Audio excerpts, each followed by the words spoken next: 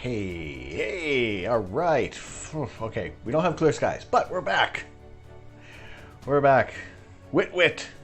How you doing, man? Good to see you. Got me tabbed? No worries, dude. Appreciate that very much. Lux. Good to see you in here. Good evening. Welcome in. Good to see you guys in here. We are trying some new things out. We're under cloud cover. There's nothing new about that. But yeah, the more important thing is that we're just we'll have some fun. We'll see how things go for tonight. We'll be doing a little bit of image processing on M33, and I still have to actually stack that image. So once that's stacked up, I'll get that in the Discord as well. Be looking for the next 15 minutes, watching some chess tournament. Interesting. Sounds good. No worries. That's all good. There's lots of preamble that kind of goes on before things start happening anyway. But yeah, it's good to have you in here. Good that you're paying attention. It's interesting how chess has really taken off as well. And as far as I am aware of how it's going, is that because that Netflix TV series that's had this insurgence of chess kind of coming back up. I know how to play chess, but I have no idea what like any of the moves are, like how you're supposed to plan and strategize, and how you know what's called what. I mean, obviously, yeah, you play more chess, and you're going to get used to the terminology and everything else that kind of goes along with it. But yeah, for the most part, I know that I can move my pawns this way, and the knight goes that way, and please don't kill me. I don't know what I'm doing in chess.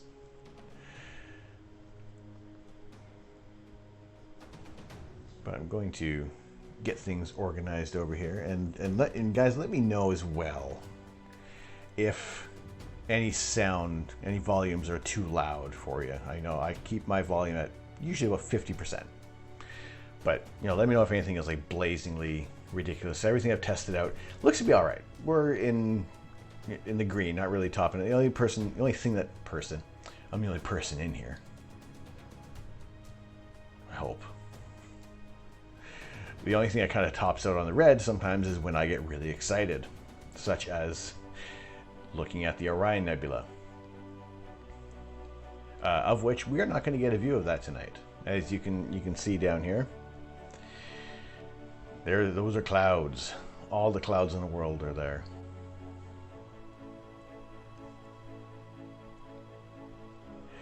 But we'll make do. It looks.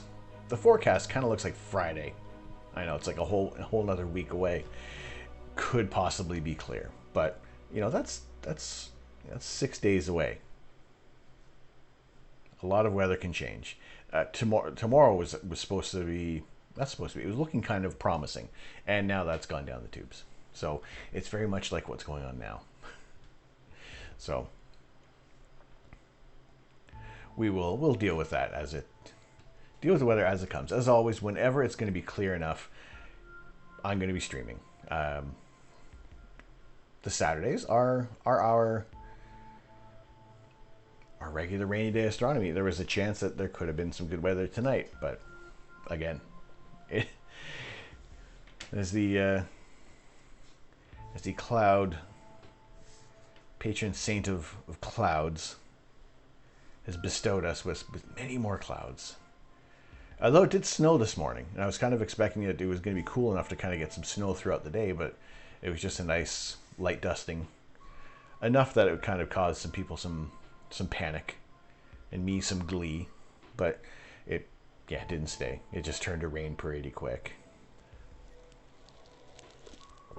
But how has the week been for everyone else? It's for me, it has been.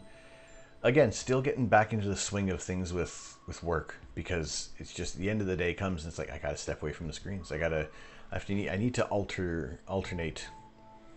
Not alternate. I need to switch up my setup somehow that offers enough time away from the screen, but then at the same time I'm still in tune with everything that's kind of in place here, because I try to keep everything as easy as possible to switch from work to streaming, because before what discouraged me in the past was that I had kind of like my work setup in, you know, just the work setup, and I had to bring everything else in, set the camera back up, but get my monitors, my computers all set up there, and you know, it was discouraging in a way, or not so much that it was discouraging. I was easily able to talk myself out of setting up. It was the same way as if the scope wasn't set up outside. I like to be able to have things ready. You know, it's sometimes I feel it's not too much to ask. Just have everything ready to go at my beck and call. You know, monitors, computer, work. That's the other thing. There's been some issues with the computer, and hopefully everything is going to stay put and just be happy. But we'll see how that goes. But yeah, I thank you guys for tuning in on a Saturday evening, Saturday afternoon, Sunday morning, wherever you guys are. I am Tom. I am the Astro Canuck. And it is my pleasure to bring you guys images of outer space with an 8-inch telescope, a fancy-ass camera that looks like a giant red soup tin, and bring you images of outer space very much like this, of the Rosette Nebula. Astro Beard, what's going on? How are you doing? Good to see you in here.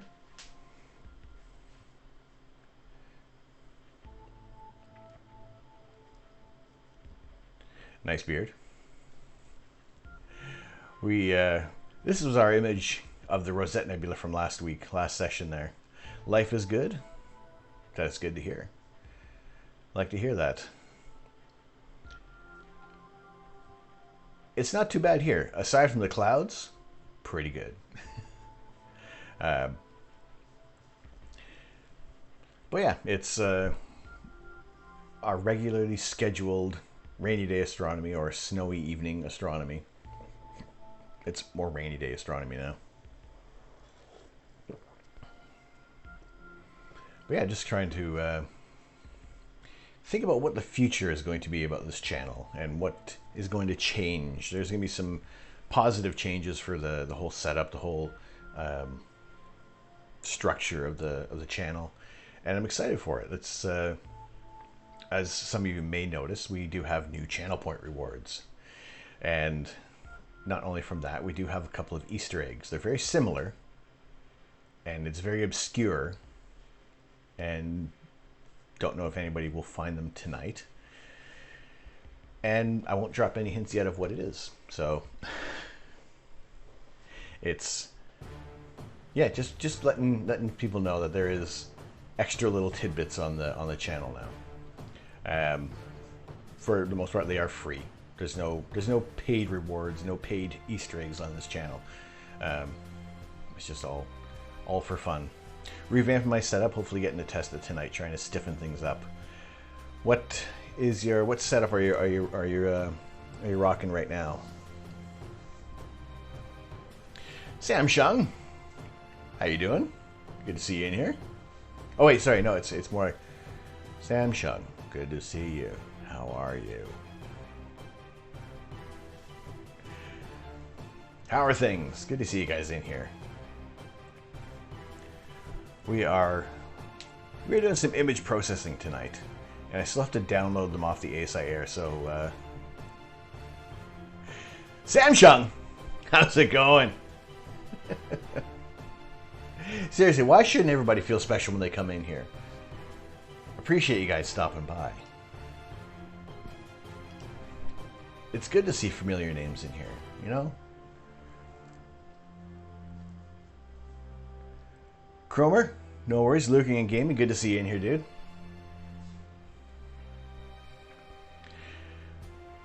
I am well. I am well. Very well. Aside from the fact that we have all the clouds in the world, it's good. Not too bad. Won't complain too much.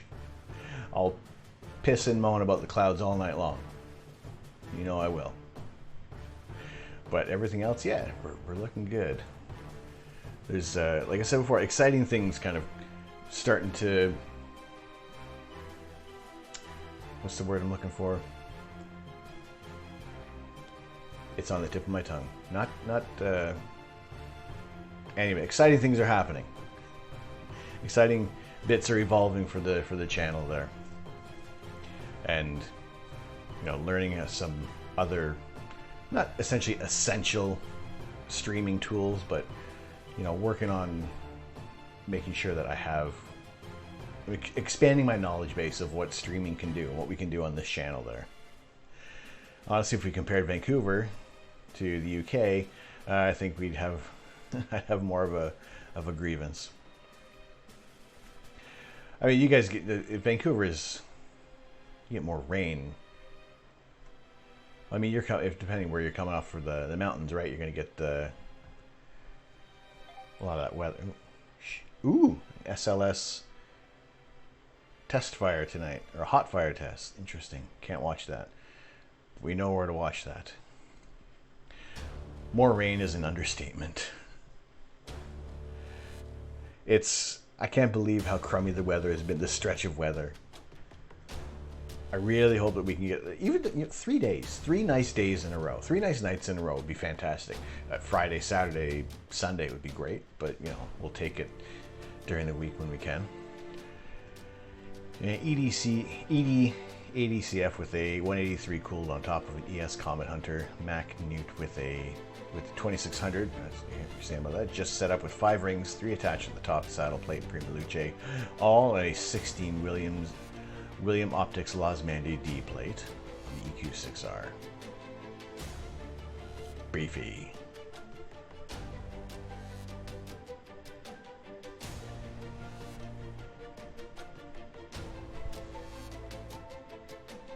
That's a good setup.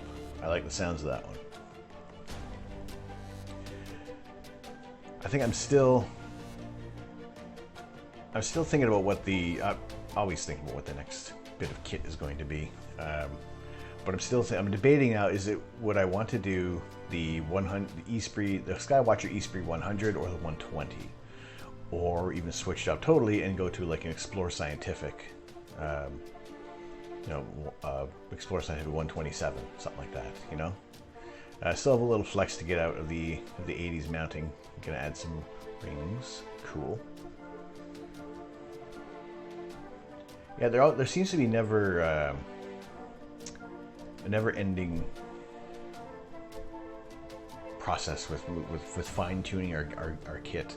There's always gonna be something that we're gonna be able to kind of tweak something a little more, try to get the most out of that there. Love my Esprit gear. Yeah, I mean, I've never heard anybody complain about it at all. Hey, Misfit Act, how you doing, man? Good to see you in here. Want to buy my Teleview? I've used it literally once. Bought it since I bought it a year ago. That's tough. Hang on to it. Maybe you'll get. Okay, I will buy it. I will buy it for OffuView, and then all the good weather's gonna roll in for you. Hey, Lux, good to see you back here. Always good when I'm up late enough to see you stream. So I thank you very much, Misfit. Thank you very much for popping in there. Hopefully things went well on your stream today. Yeah, sorry I didn't stick around too long on there, but I did want to pop in and say hello. But yeah, good to see things are well with you. Things are fantastic over here, but again, they could be a lot better. They could be. We could have less clouds, but we don't. So we'll complain about the clouds as often as possible. The one scope I bought and didn't use, bought used, didn't come with the clouds. Weird. That happened to me as well. Same thing with the RC8 that I have out there. That first night it came in, there was no clouds whatsoever. There's talk of clouds. There was some reports were saying that we're possibly going to have some clouds in there, and then they all buggered off. It was fantastic. It was tremendous to see, that obviously we all know of the new kit curse that comes along with buying any gear. I figure if you buy your gear when it's cloudy out, can't get much worse. I mean, you can't get any cloudier. Don't know. Fog, still. But there have been times when, yeah, just out of nowhere, you get a clear sky and think, hey, maybe it's turned, and then the next day all the clouds roll in. It's that one day of a grace period for you. So you had 2 hours on Horsehead last night, but Deep Sky Stacker can't stack them and crashes. The files are over 30 gigs. It's weird that it's crashing there. I think the curse is only on the first owner. Maybe it's kind of, although I've bought a car and sold that same car and had to pay taxes on it twice, or at least taxes have to be paid on. The person who bought it had to pay taxes. Like, it's already been taxed. I don't get it. So it keeps, Deep Sky Stacker keeps crashing. Is it all your files? It's a 30 gig file set that you have.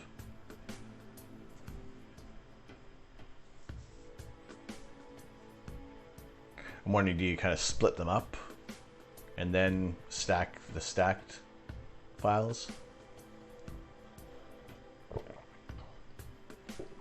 If that, I don't know if it's too much of a strain, or if it's... Are you on the... Lux, are you on the latest version of Deep Sky Stacker? What are we on right now?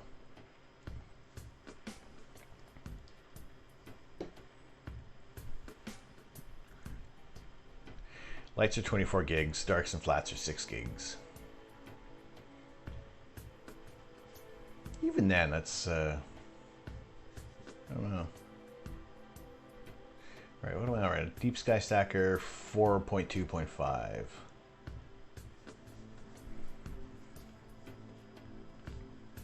We'll see. We'll get in that,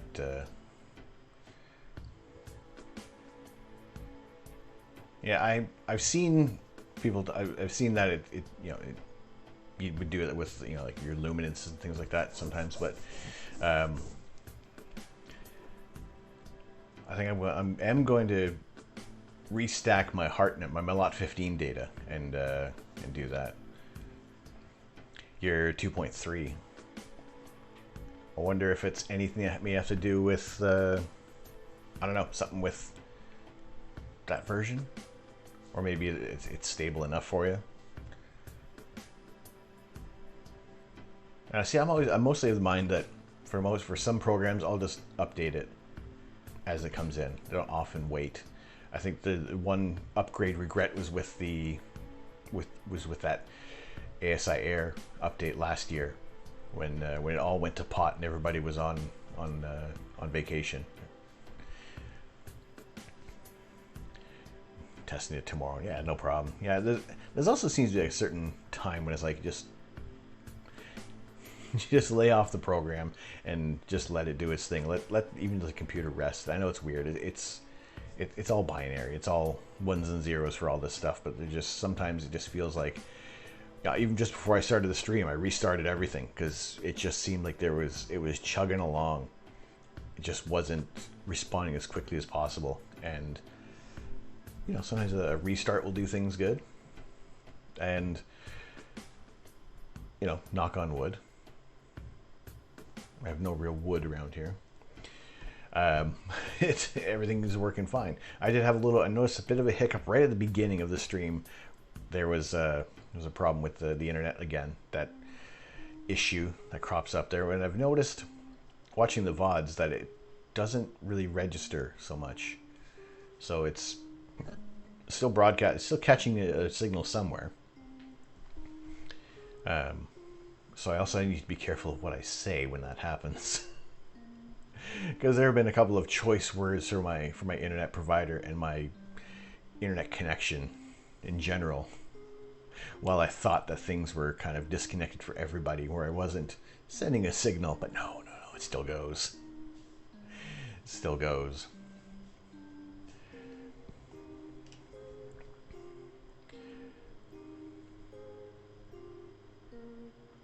But yeah, we'll be having a look at... I got Deep Sky Stacker open now, so that's the first step. the next step would be actually to download my files off of the ASI Air, which shouldn't be, which I think I already have that kind of queued up already. Copy that. Clouds for at least 2 weeks are forecasted. I'm pretty much the same way. It's a bummer. And not that I'm running out of ideas of what to do, but it's just give us a break. A break in the clouds. That's all we want. Maybe just a couple hours. Just enough. Just to get a little more time with the night sky. Because these clouds are just, they're on repeats. They're just reruns. It's the same stuff rolling in all the time. Maybe if the clouds came with the different colors. Not green, but any other colors. Might be a little interesting there.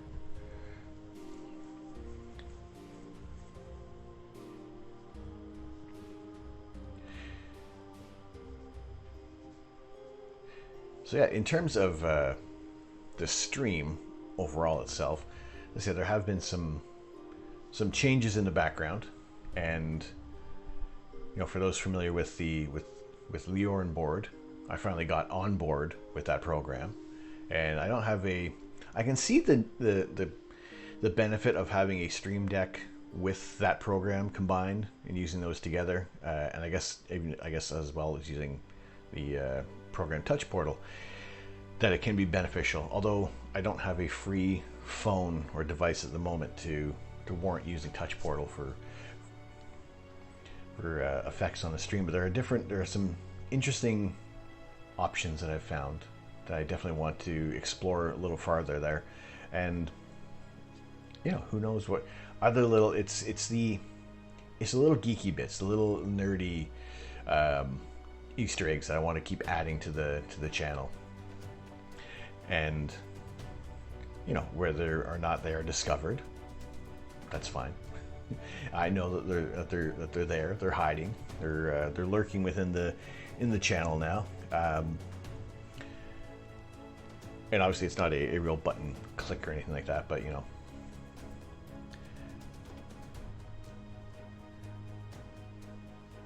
some glitch just happened, and I sent something to Discord right now. What's occurring?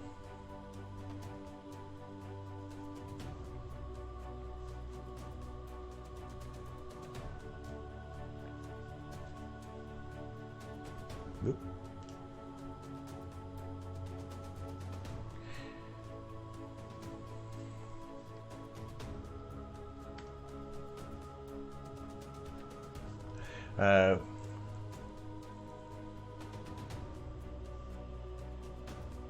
Using the ATEM Mini from Blackmagic, not a Stream Deck, but I like the external controls for the cams. Never heard of that one. To be fair, it's not that I've been like, you know, ignorant-ish towards all the peripherals for things like that. But yeah, it's just already jumping into the Leorn board program. I know there's more that you can do. There's other things that you can work on there. 4-input capture card that does stills, etc. Interesting.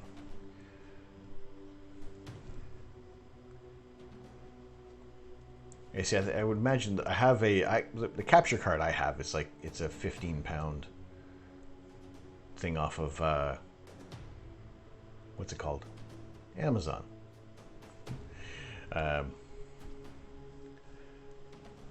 You know, it's worked out. I mean, it's worked out really well. I mean, we have this. I mean, I'm doing 720 or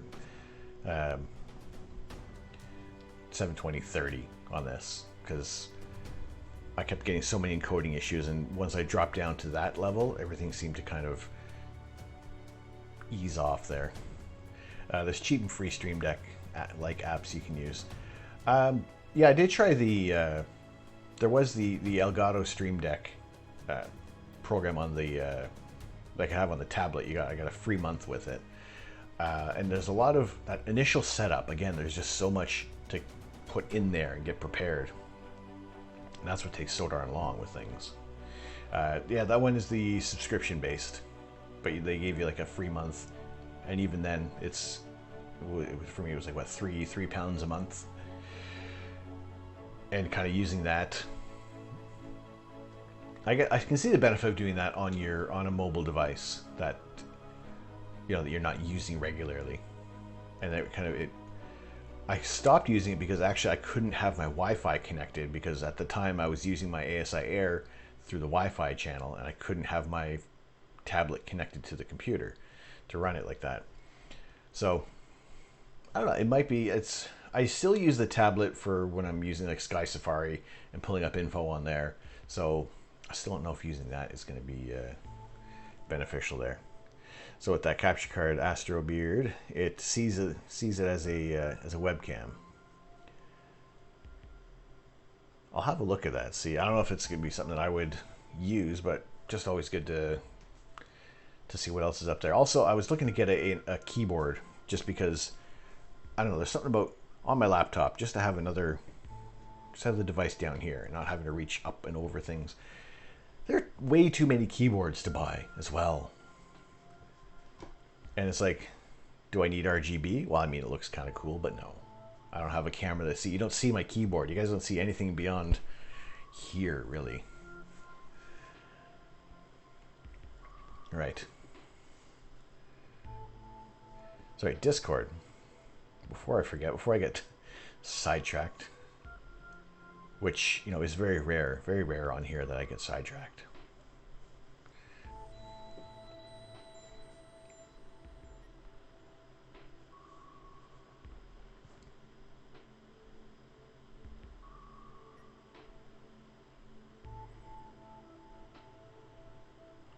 Beep. There we go.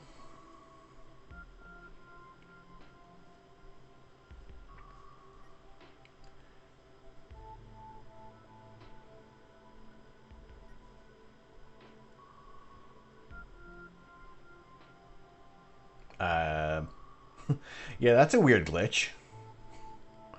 79,000? What the heck happened there?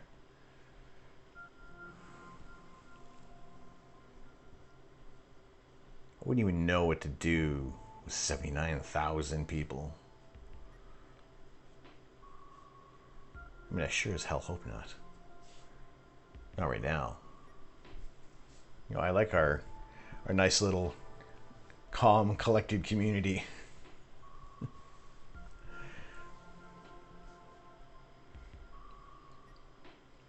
Yeah, that is a weird glitch. That's saved on Discord there, so yeah. You know what? Half an hour in, we had 79,000 people looking at the night sky with us. It was great. 83. I'm not being view botted, am I?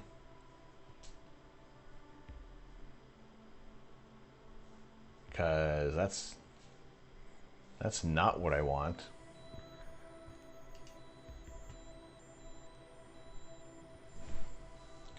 I mean, I'm seeing 10 viewers in chat on here. Just a glitch. Okay. I mean, there's... All right. We had a friend of of the channel, Game for Paul Rowe. There was a weird incident that occurred on his stream, and there was a bot in his channel. We were all watching there, and it just seemed weird that there was these messages being repeated, and it didn't see it for some reason. It didn't twig at first. Then we noticed, yeah, there was a lot of there's somebody in there as a view bot, and it ended up that it was handled very well. I think it's important that if anybody does get something like that happening in the channel, is to be just be calm about things. And it ended up that the person actually stopped using the bot and chatted with us, and it was just he was playing G4. He was playing Beat Saber. We were just kind of a few of us in here. We've seen Putsy in the channel. We've seen Mojo Jojo in here, and a few others. And they were just when you're playing Beat Saber, you can spam a bomb code and it'll throw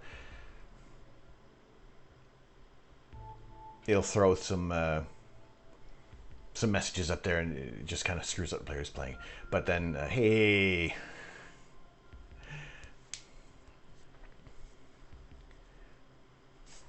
You found one of the channel rewards. Channel point rewards. You need to debayer because you didn't save your image correctly. There we go. See, this is what happens when you use low quality optics. You know, you get the chromatic aberration. It doesn't line up quite well.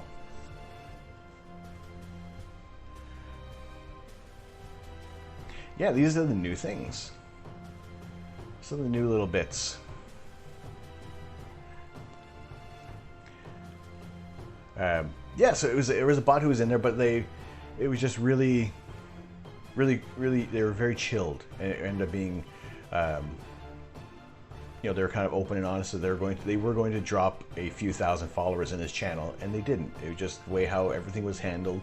Nobody was rude about things.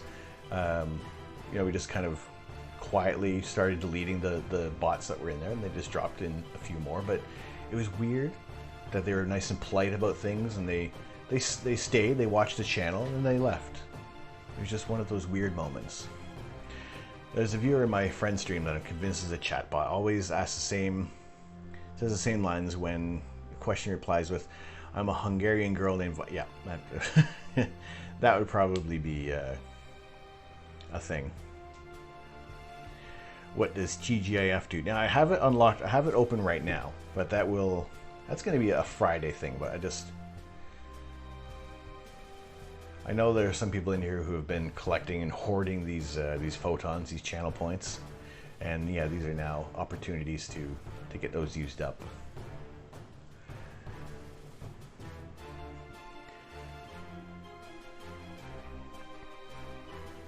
And this is just like this is just the first round of channel points I'm doing on here, and there'll be other little things. I already have a few more ideas of what I want to do, but I kind of ran out of time before I had to start the stream. So yeah, well, more improvements. And also I've noticed a lot that you can hear me swallowing. You hear me like just kind of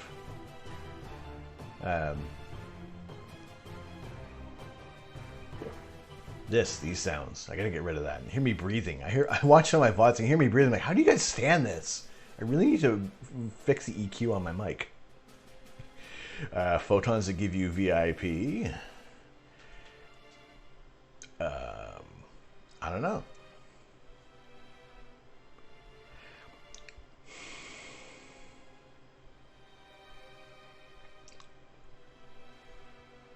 I don't know.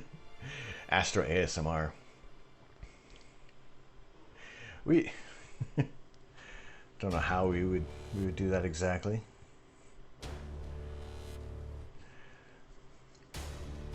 But yeah, just little changes to the site. Already glad to see that they're working. That also I'm glad to see that those worked and they've turned off and everything's back to normal.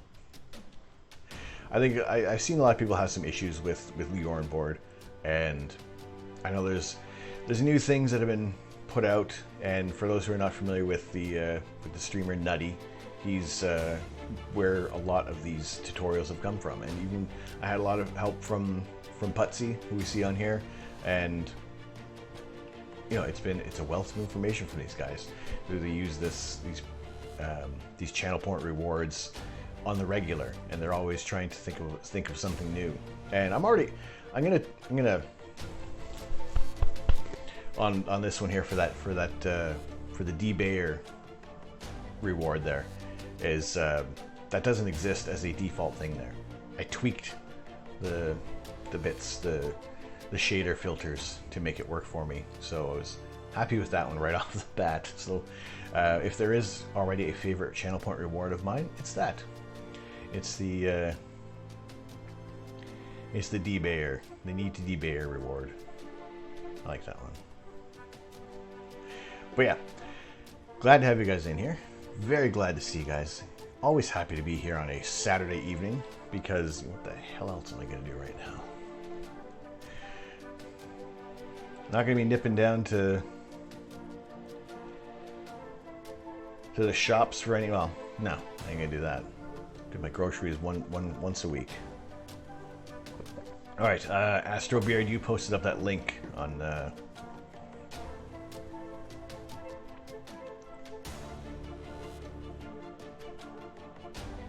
Oh, okay. Nope, never seen this one.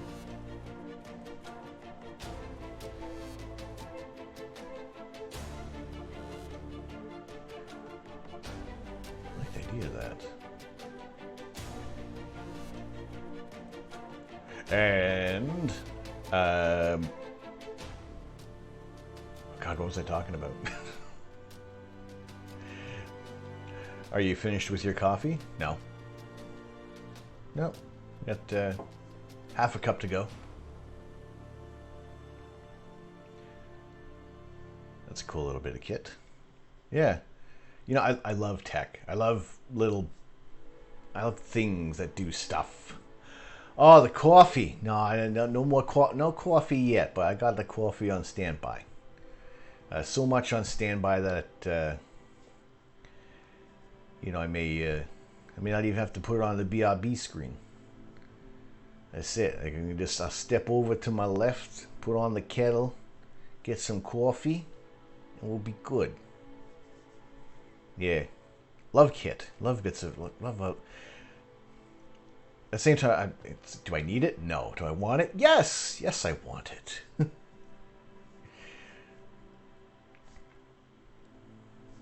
Keep an eye out on that. Like I'm listening to my Long Island friend. Hey, I'm talking here. That's what we're gonna do. We're gonna look at the stars. Although I think I'm kind of mixing up some accents here. Also, the first channel point reward. I apologize. Oxford. Welcome in. Sorry. I was excited about the channel point. Thanks for that reward. Glad you like it.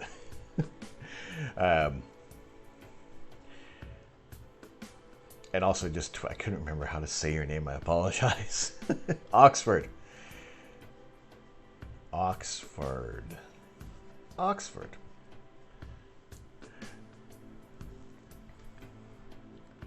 So you can do switch, you can do fades and everything. So it's more of not having to worry about everything else in here. It's just, I see the idea of that controller there. Yeah, I can see also in the way how people say you don't need a Stream Deck. It's just a want. It's just one of those things that it's not going to make you any better of a streamer. Although if it does give you more confidence in some way, then I think that's great. You know, to be able to just not worry about fiddling around with other buttons. Whatever's going to make life, you know, it's the same way of, do I need an automatic go-to system that I can control for my telescope that I can control from the warmth of my kitchen? I say warmth because it is freezing. Stream Deck is if you have multiple shots, and there are some people they have like 3 screens. They have their opening screen, their gaming screen, and then their to-do screen. You know, I don't have that many scenes. I do have more. There's other things that we can do here. You got 4. I like the idea of what you can do with a green screen, but at the same time, there's so many people have a green. I don't fault anybody who has a green screen at all. No.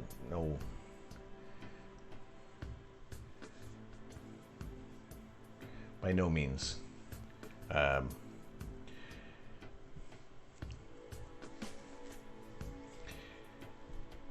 see with the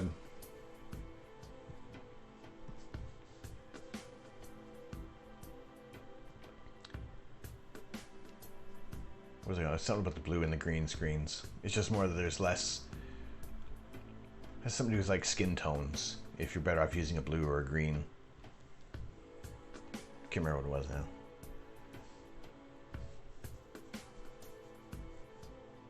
No, it escaped me. It'll come back. I'll have my thought on the green screens. But yeah. Also, I mean, I would like to be able to jazz up my background as well. But I'm in tight quarters, so there's not a lot that I can do. I mean, we had our Christmas decorations at Christmas. That was all right.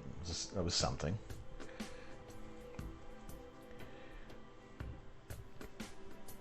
Yes, I've clipped on. Yes, I have my mic. Nobody's complained about it now. Astrobot.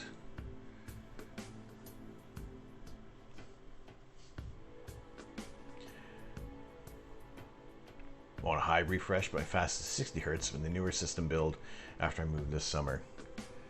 I don't know what my refresh rate is on here. I'm gonna say it's 60 hertz. I don't think it's... I don't know if it's 144. Where do I see that? Anyway. When you go 144 or 240, you never go back. I mean, there's got to be a limit of what looks good and what starts to look like that soap opera effect. You know, what is it, that was it True Motion or True Sense or something like that? I remember I watched Doctor Strange halfway through the movie before I was able to figure out how to turn that feature off, and it took me right out of the film. It just, everything looked way too smooth.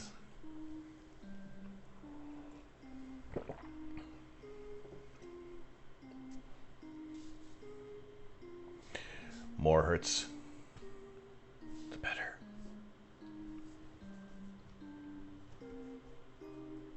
I'd imagine so. Yeah,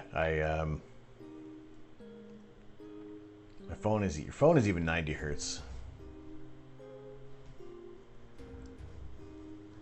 I'm thinking back to time. I used to be a lot more into the nitty-gritty aspect of things, of all the details in there. And yeah, I don't know. I feel like I've fallen out of all the really specific details. It just, here's the broad section. Does it do this? Does it do that? Great, fine. That's good. Does it look good to me? I'm happy. The specs just don't seem, the tinier specs just don't seem as important. You literally see what's happening sooner, giving you a slight advantage. Slight. But like, what if you're garbage at games like me? I don't think that slight is going to do me any better. That's why I would not play Apex. I tried it. No. Nope. So give me a fun and easygoing platformer, and I'm a happy chappy.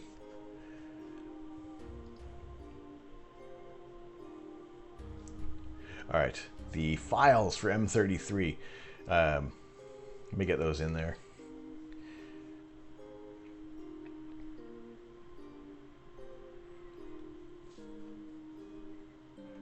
So you notice, you have that. You notice it. Also, there's my interface for Leorn board on here. It is really tiny on my screen. My laptop screen is it's high resolution. It's high, but I figured that was a problem. I moved it over to my other monitor, and it's no bigger. The screen is no bigger, and it's blurrier. So I thought that, the other monitor is 1920 by 1080. And this other monitor on this laptop is a 4K monitor. So it does a massive difference when programs go over from one monitor to the other, and they shrink down. But yeah, some of them, they don't even change size, which is ridiculous. Yeah, and I was looking initially at 4K monitors for a second monitor. Those are expensive. Those are way too expensive. That's like a filter wheel and an HA filter. That's important telescope kit that we need here.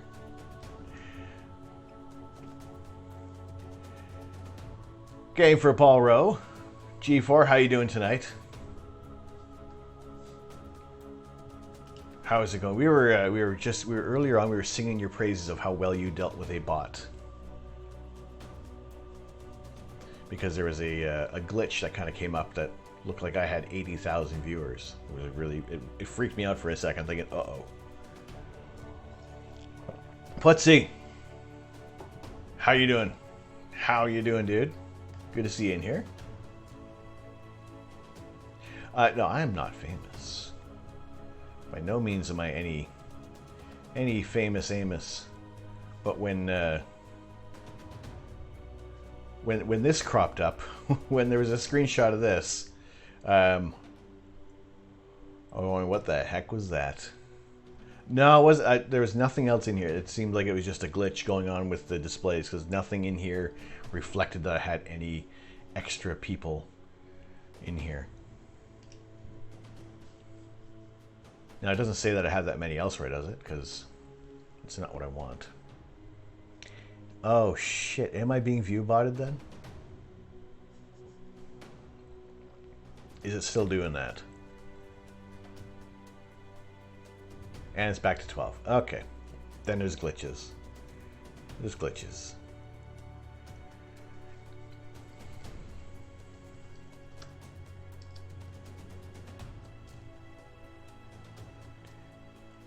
Well, I can't say that... well,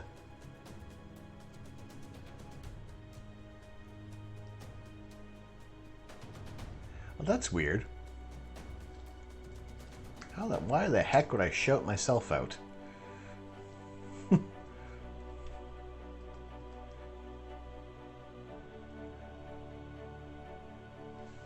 Yeah. That is Game for Paul Rowe. We have been on his channel. He is the crown prince of Beat Saber, and trying out some bits with his screen name there. That's weird that it defaulted to my channel. Why? You are unshout-outable. That's crazy. I mean, it worked for Putsy.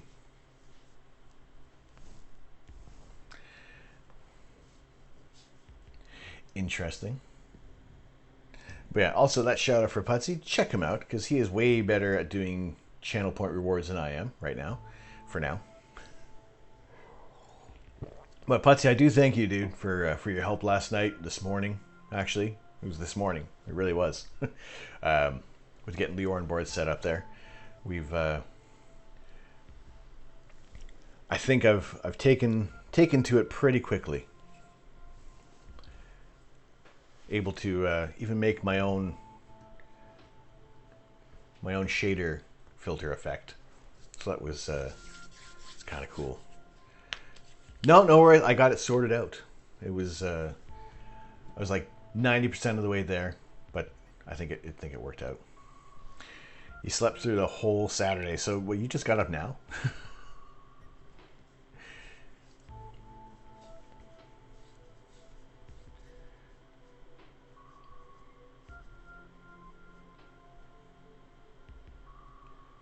By the way, need to ask Trevor to collab on stream. I don't know. I'm pretty sure that Astro Backyard is a little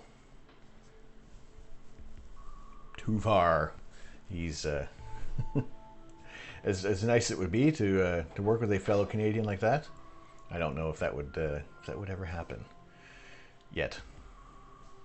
Anyway, but yeah, we've had rough conversations with Tim, the Astro Addict from Germany, looking to do another collab in the future. I think it'd be good if we could actually have 2 clear nights together, and we could actually do some live astro imaging from his area in Germany, and me here in the east of England. I think that'd be a bit of a new task to do a dual live, I guess, a star party.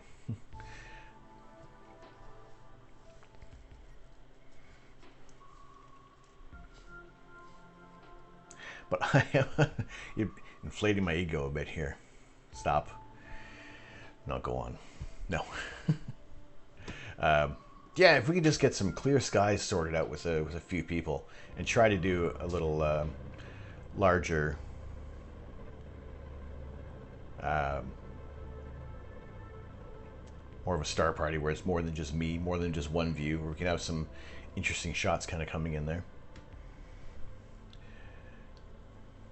Yeah, and the only thing I need to know is, in terms of channel point rewards, is to make how they queue, how we can have things that don't overlap. I think a couple things overlap right now,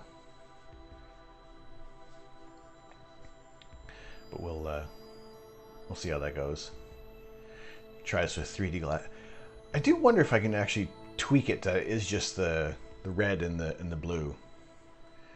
Yeah, no, see, that's what happens with low quality optics. You get that crappy chromatic aberration.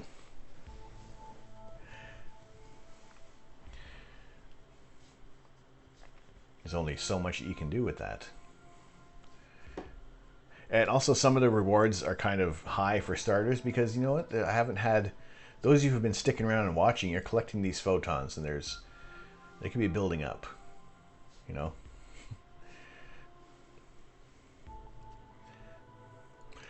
Yeah, I get those with my photos and my Viltrox lens. Oh. Is it one of those things where it can be fixed up by just using a certain focal length? Nobody's tried the TGIF. Who has? No, I don't know if I can. No idea. Every star will die, including our own sun, and eventually all that will be left is a sparse soup of particles and radiation. Even the energy of that soup will be sapped away over time by the expansion of the universe, leaving everything just a fraction of a degree above absolute zero.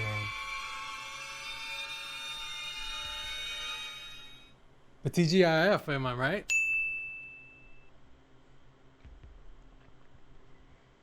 Was the audio all right with that?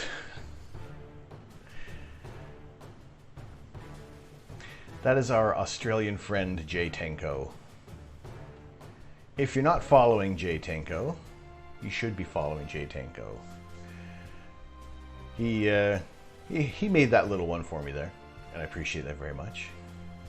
That was part of his sub Sunday giveaways. But it's a Saturday. I know it's a Saturday, but I'm gonna have it unlocked for the next week, and then it's only gonna be available on Fridays. No, Jay Tenko is he's more of a variety streamer. He plays games, he plays chess.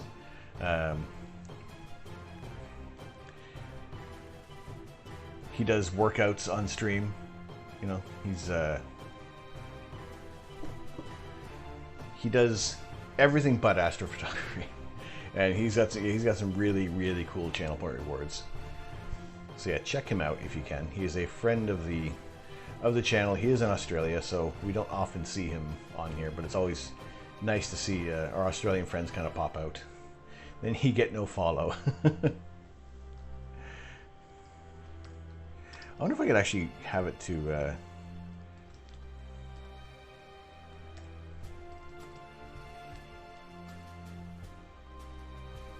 Right, there's this...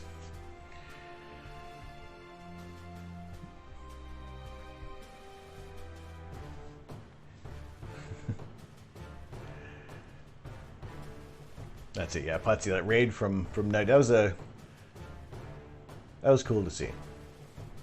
Oh, there we go. Yeah, as long as I don't do the @ it should do it. There's G4. There's Game for Paul Rowe. Check him out as well. I said the Crown Prince of Beat Saber. That's what I've dubbed him as. Whether or not he likes it, tough noogies. That's what I'm calling you right now.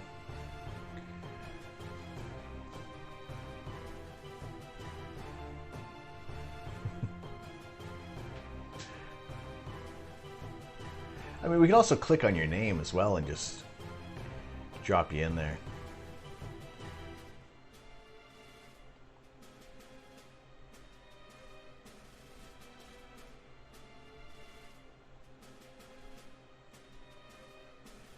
There we go.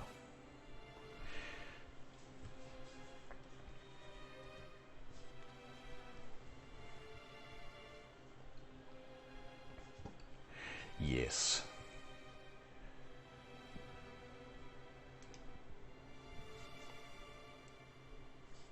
So let's see. I was going to do something.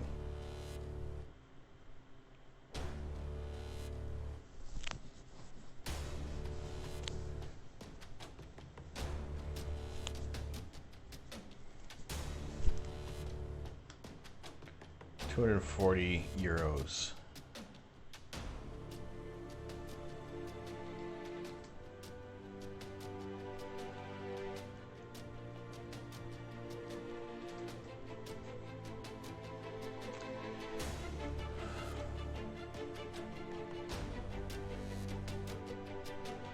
It's a good question. I mean, was it €240? I don't know, I can see it for £179. What's the exchange rate on that?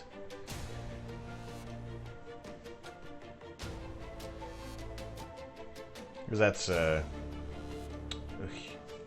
that one there, right?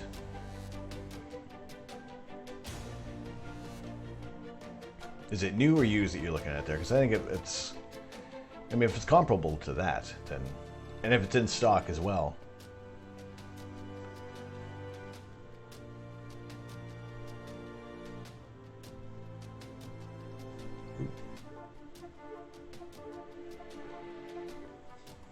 No more mystery for G4. But we can see that it's in brackets there.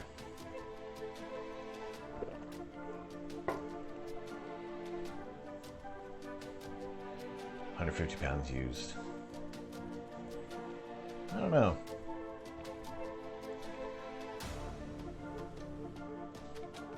I have to see more of what that one can do. Putsy, off to the market. No worries, dude. We will... You message anyway while you're driving and lurking anyway, so it's all good. It's all good. Enjoy the market. Did they give out any free samples at the market? I don't know, or did they? Did any vendors kind of here sample this? Can you get any cheap durian to send to Jay? That might work.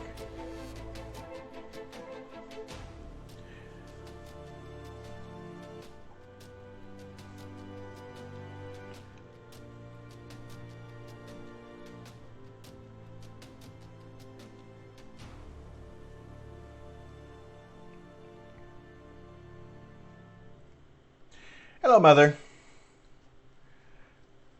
Bubba Zelnik, how you doing?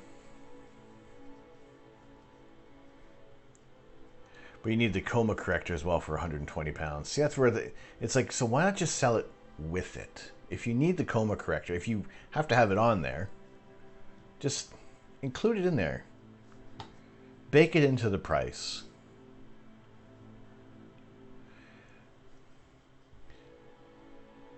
My spaghetti sauce that I made tonight. Yeah, it was good. It turned out well. It was a little iffy at first, but we got there. So adorable. Hi, Pookie. How are you? Thanks for popping on by. Seriously, that emote is like, it looks like you.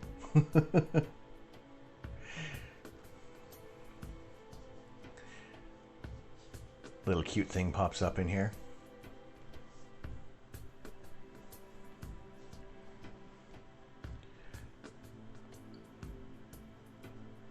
I like the fact that it's cheaper to purchase the separate parts. They don't need as much.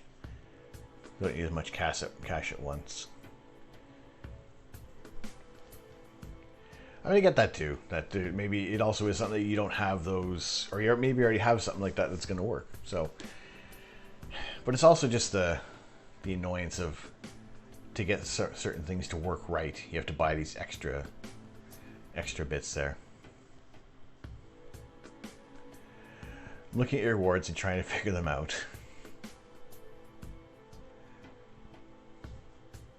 I'll try it. Pick one.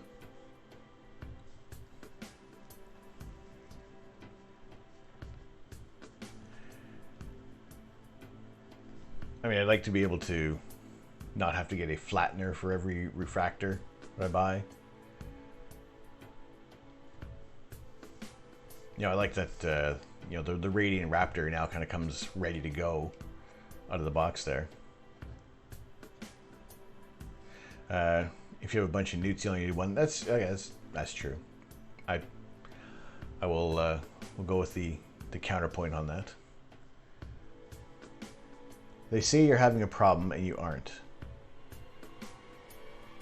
Every star will die, including our own sun, and eventually all that will be left is a sparse soup of particles and radiation. Even the energy of that soup will be sapped away over time by the expansion of the universe, leaving everything just a fraction of a degree above absolute zero.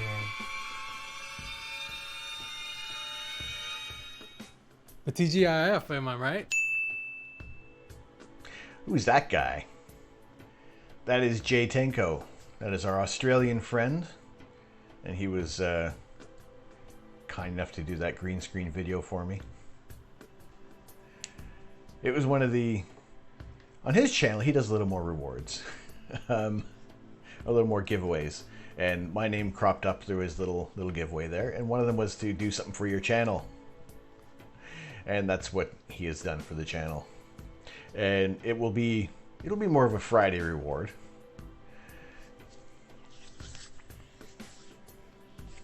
But for now, I just wanted to have it on there. Welcome, because his whole career depends on this next important message.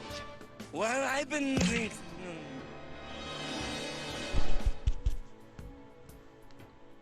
We're good.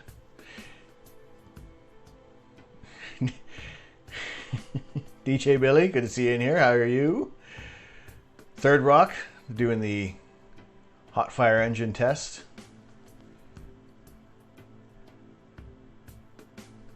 Is that for? Can we watch it on here, or is it just the space flight, NASA space flight there?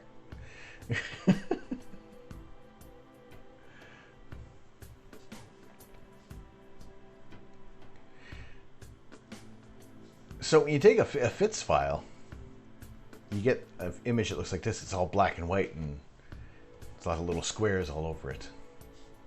And then you debayer, and you have a nice color image. NASA's YouTube. All right.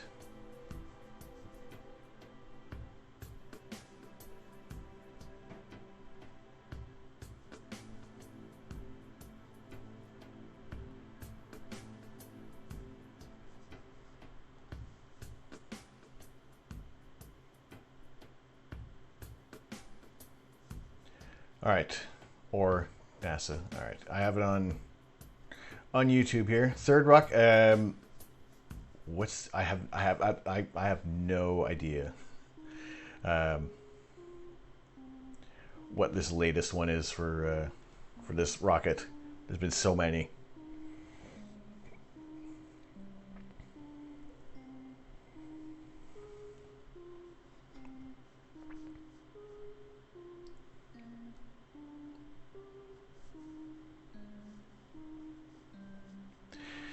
Hotfire is the 8th and final test of the Green Run series to ensure the core stage of the SLS is ready to launch the Artemis missions to the moon. Cool. So what is it, 2 minutes till they fire this one off?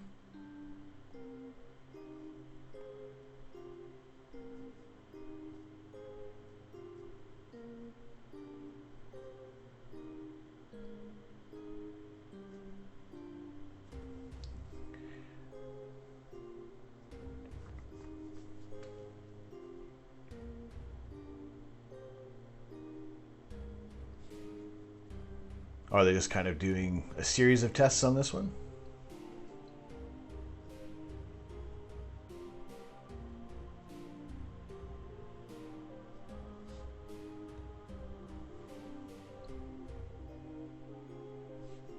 Here, maybe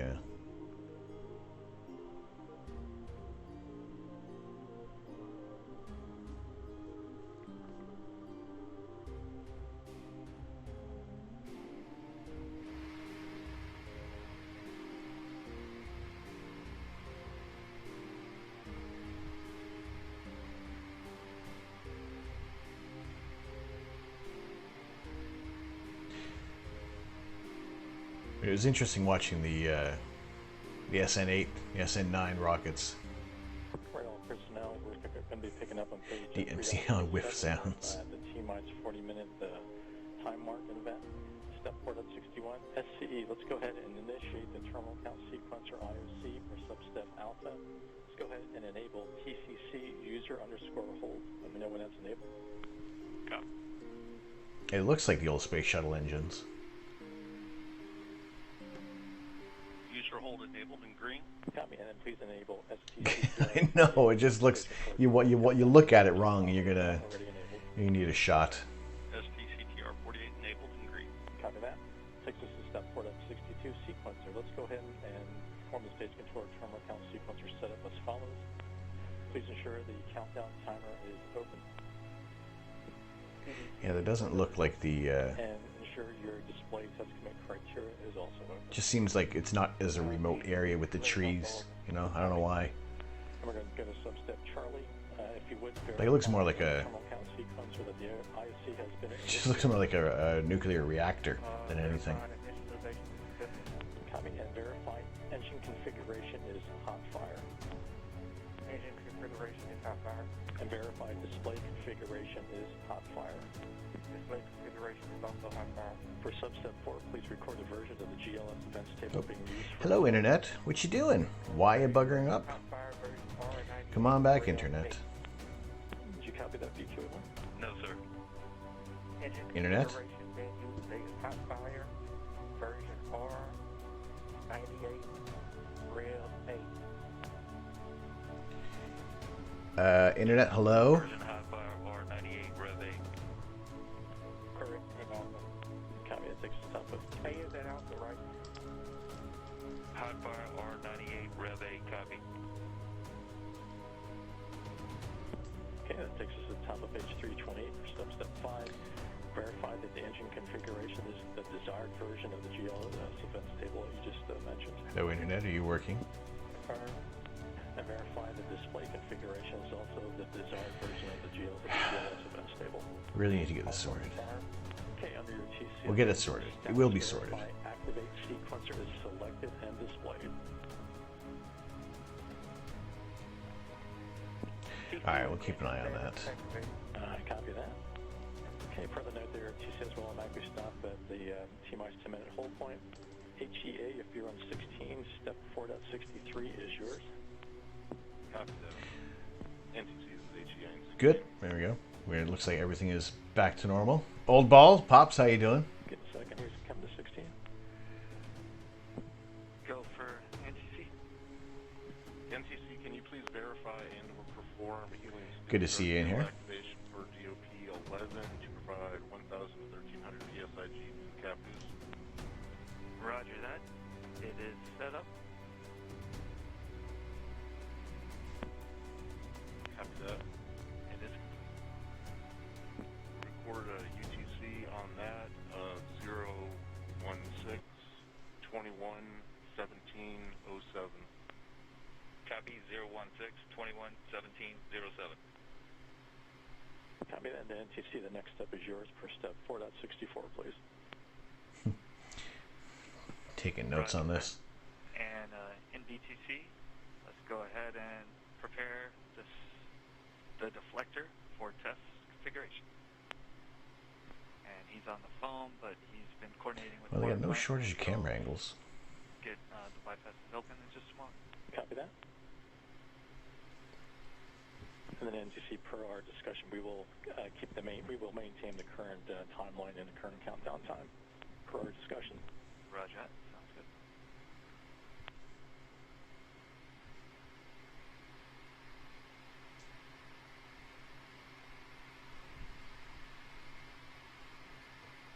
It's always also funny watching the chats go by. Ever playing? Yes.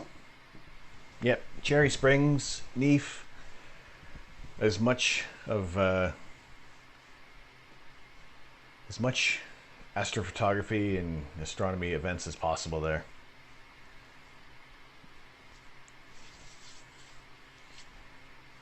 We definitely want to check that out for sure.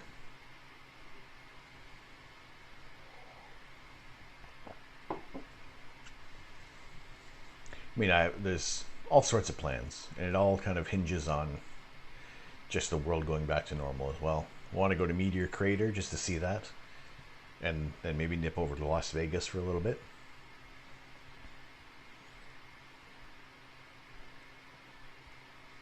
You see one day you're moving to Pennsylvania. Cool, cool.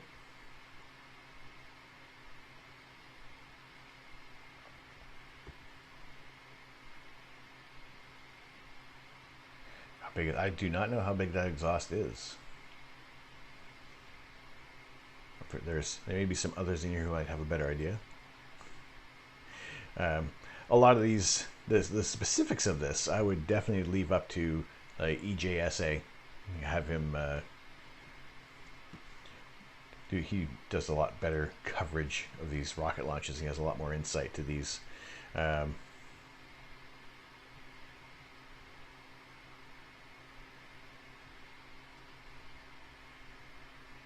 moment you realize a tent is 2 stories tall.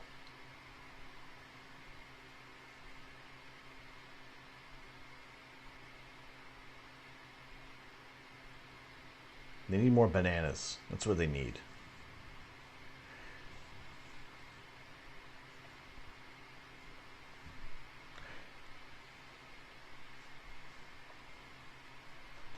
My off center again. What's up with this?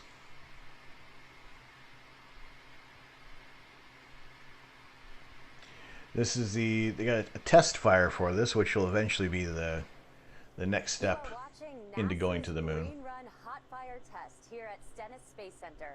The teams are in a hold, but we are still well within our window for today's test still, and I am lucky to have Alex here with me. We've heard a lot of conversations from the control room over the past few minutes. I heard hot fire a lot. I heard water a few times. You're the expert. What were you hearing? So the test conductor instructed everyone to go back into our terminal countdown sequence. And so at this point, we are about 30 minutes away from the hot fire according to the terminal countdown sequence. Some of the other things they're kind of talking about, they're turning on the water deflectors, right, for the engine test. So there's certain configurations that we need to put each thing on the stand or thing on the ground in a certain configuration for that. So it looks like they're saying about 30 minutes until the launch, so maybe we'll keep an eye on that and pop back afterwards. Inside the engine section. And like we said, turning on those water deflectors, retracting some of the stands around those. NASA's 37,000 viewers, and every SpaceX launch is like 100,000. Well, also at the same time, SpaceX kind of makes it a lot more Hollywood than NASA. Test conductor is basically relaying information to individuals working. Although I would imagine that the friendly competition can. I mean, this amount of viewers watching, waiting for a rocket just to test fire. It's not going anywhere, but just to see the thing test fire is incredible to see that many people tuning into this. You know, so knowing that there is that that inquisitiveness for space exploration and wanting to know what's the next step going to be. So I think that, yeah, SpaceX does a good job at making it a little more glamorous than NASA does. And that's it. Just to see fire pop out the end of an engine. That's all that's going on right now.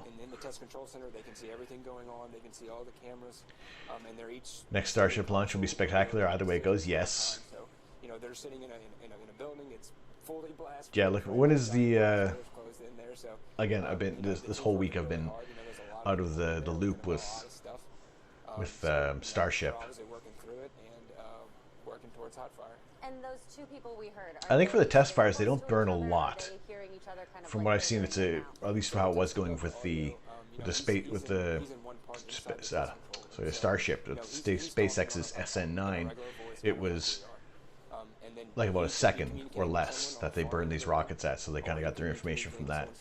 I don't know if they do a full or a half tank on, or even just a little bit of fuel that kind of goes in there. Absolutely, you know that there's a ton of people who play a part in the actual test of a rocket. But yeah, I don't know, from what I've seen for the test launch, the test fires, they don't last that long. Two-way channels, so that the correct people can be heard at the correct time. So I guess it doesn't take up that much. It's obviously planned as far as, you know, communication, working through issues, and then now that we're in our that much resource.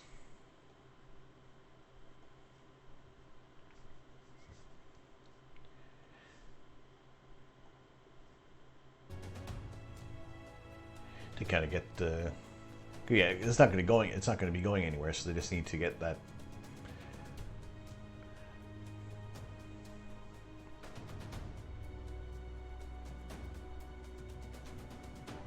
Kind of expensive, yeah. The Artemis team. How do I say this? Small team compared to SpaceX.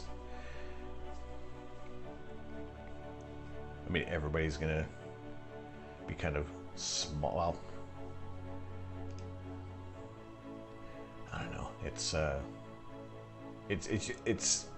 the fact it's just a test. Like, they don't even really need to show this, but the fact that people are interested in watching it, that they're doing this, is tremendous as well. That we're, you know, we wouldn't, you know, it's like for, because it's you know, it's becoming more frequent that we're seeing more launches happening, but nobody's gonna care if you're firing up a new Lexus and just turning the engine off and on really quick. If you're to use cars to compare, Artemis is a smart car and SpaceX is a Mercedes.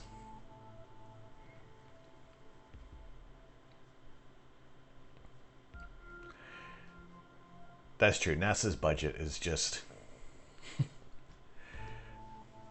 know, it's, they have a fair amount of money that goes into this, but yeah, it's just not as much as they should have. But we'll see there.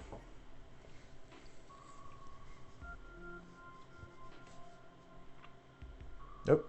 Hey, look at that popped up there. Astro beard. Sweet. Well, hopefully you get the sky's going to clear up there for you.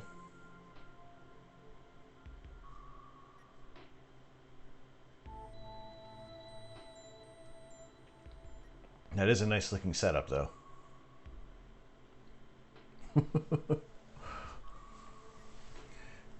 That's it, making a telescope looking like some serious hardware.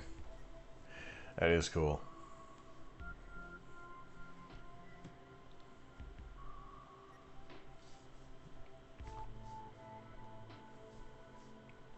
Hopefully, yeah. Hopefully you get some clear skies tonight. How are ours looking? Crappy, I would assume.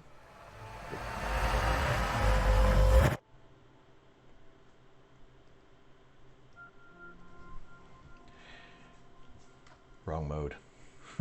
All that dramatic transition for clouds.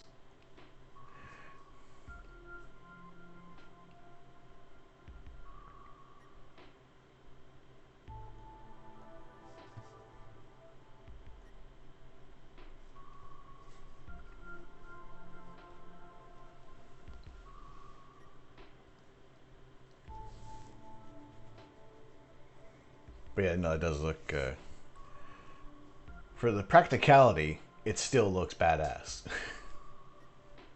Sometimes when people do things that are meant to be more practical for the equipment there, it's just like it looks clunky and, you know, a little clumsy at times, but you've made that one look fit to purpose and pretty much just ready to take down the moon.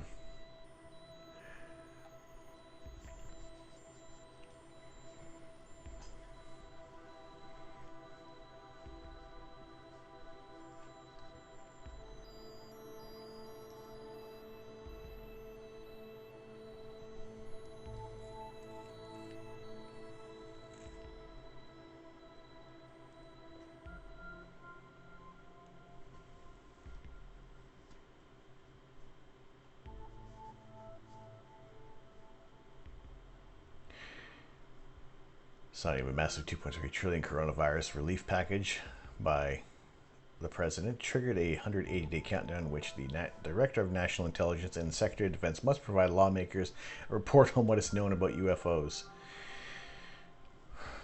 Right.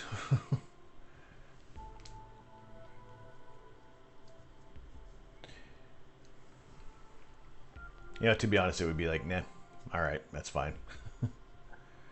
If there are confirmed UFOs, it's All right. Cool. We know we're not alone. Great. Let's release the Black Widow movie. That'll be more astonishing.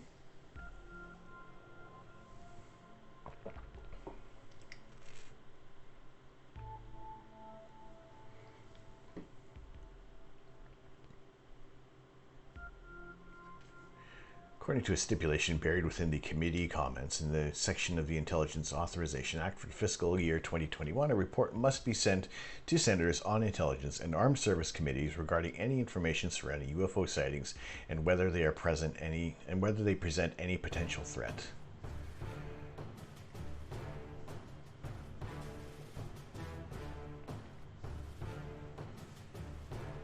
So I think Econ Greg also kind of had a good point about, it's no there's for UFOs, he does anything that kind of crops up on his images that he doesn't know what it is, but it could be a satellite, it can be a bird kind of whipping by pretty quickly, but then it just becomes an identified flying object. Kind of I think that term UFO always incites that idea of aliens, and really it is just you didn't know what that object was.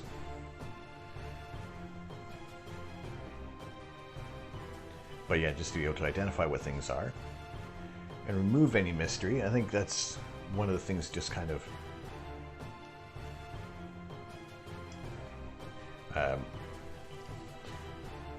I guess wanting to have that mystery, that science fiction romanticism of aliens being around us.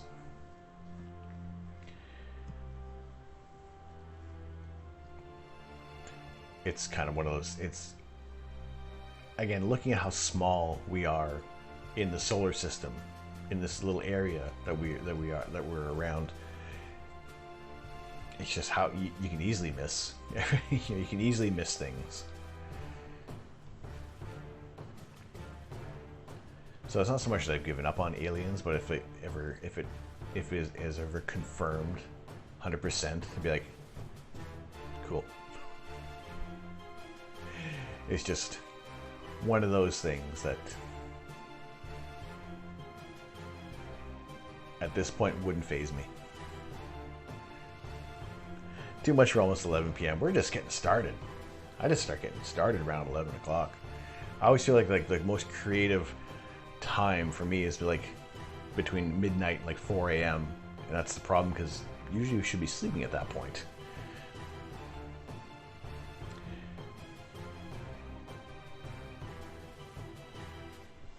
More of a visual guy. I like visuals too as well. I mean, and also just take the Coles notes on things. Just the TLDR. Here's what we want to see for any information kind of given out there.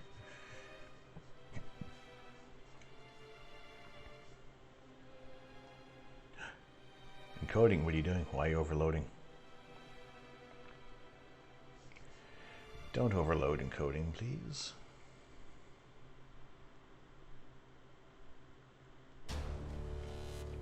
Right, so the kind of challenge-ish that I was going to put forth to myself was to see what kind of details we can get out of these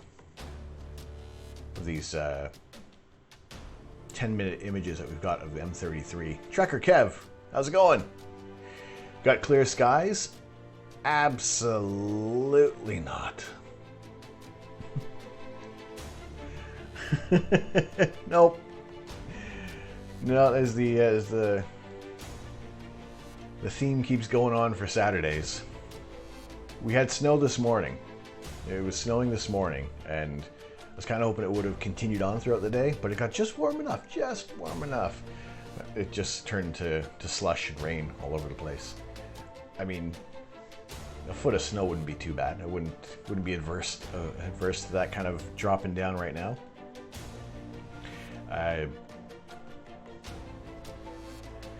Yeah, I could go for some clear skies, but it's not in the cards right now.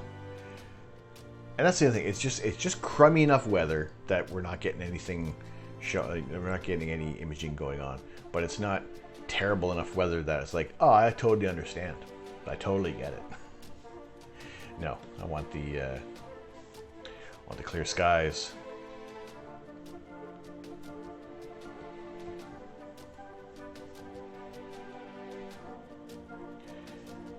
So yeah, I've had M33 sitting here in the copied state for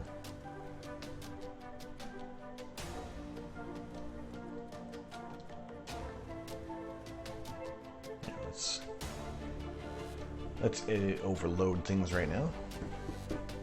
And it's downloaded. You got that.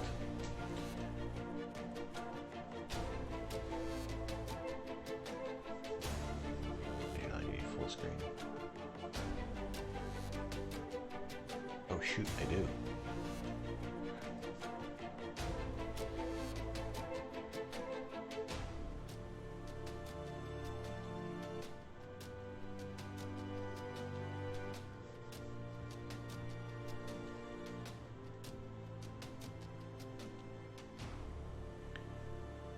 It's Astro.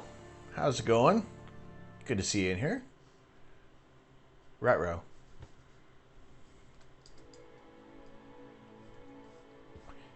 My deep sky stacker has gone away. I need to get it back.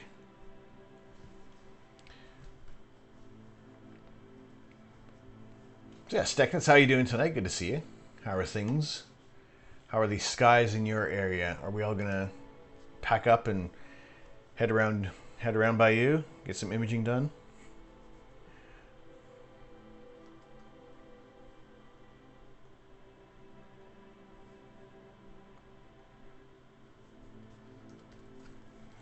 Now just getting, let's open Deep Sky Stacker again.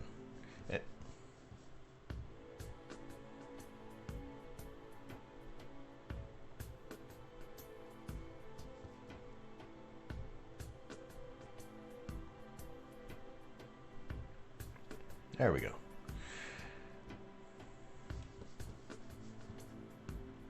That was worrisome.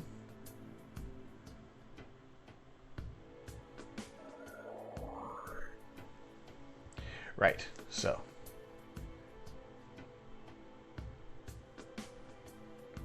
An alien skit video done to provoke politicians that made a huge roundabout in my town. Alright, we'll check that out in a second there. And, uh-oh.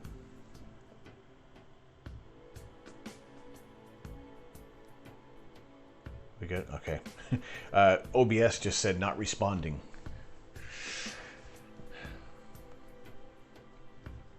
Of course. Right, so we get our FITS files of M33.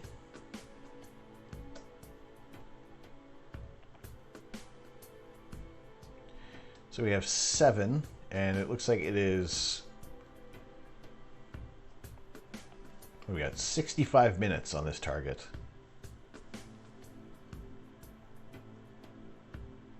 And it is only the light frames that we have on here, so it's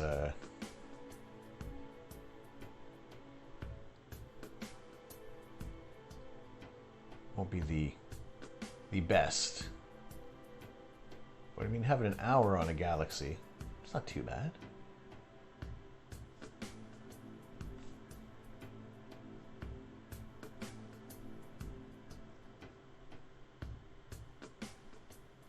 Now, whether or not, it depends on what the sky conditions are for these images there. And this is, these are all, okay, that one looks terrible. That one looks way off. Maybe we'll get rid of that one. Or not. We'll pile it up. It really only is the galaxy in the middle that we want to see there. So we will use, not that one.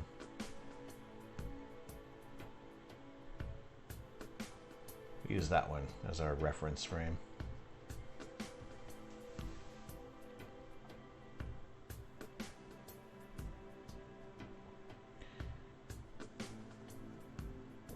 stack them all.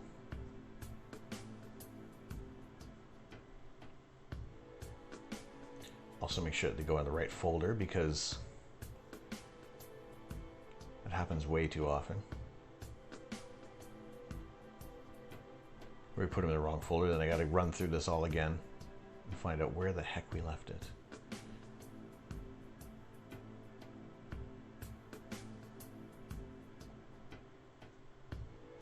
All right, we'll let that one run through, and afterwards I will drop the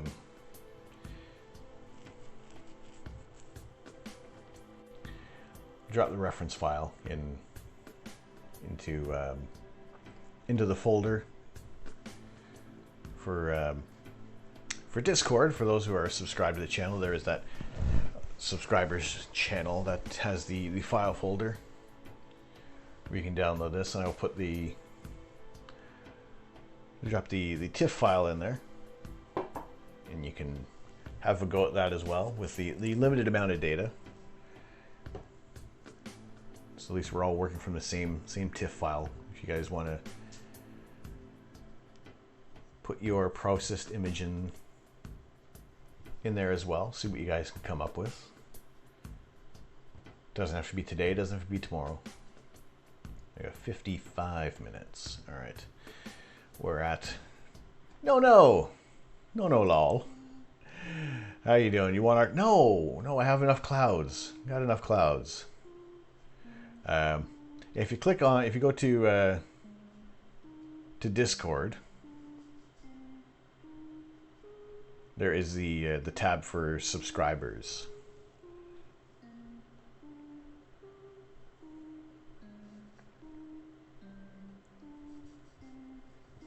And I will drop that in the folder right now. And that way. Let's give him a warm welcome because his whole career depends on this next important message. Well, I've been thinking.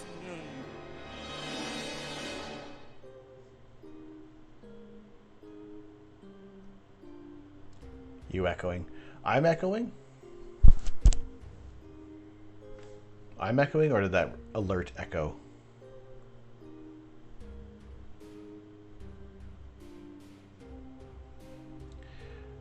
Weather forecast is getting worse. No.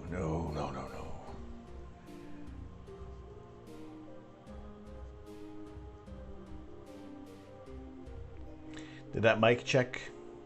Did that one echo?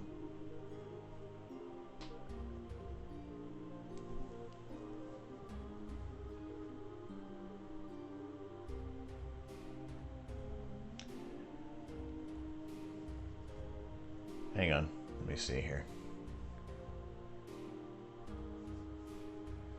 For the file on Discord.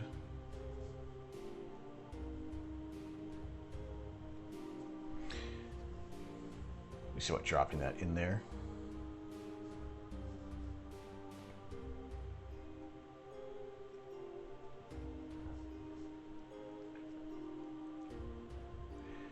Had a clear skies at lunchtime. The biggest tease of clear skies is when it's like 4 o'clock, nice and clear, and then you start hitting civil dark, and all these clouds roll in, unannounced, uninvited. I don't like those teases during the day. It'd be good if I had like a solar scope.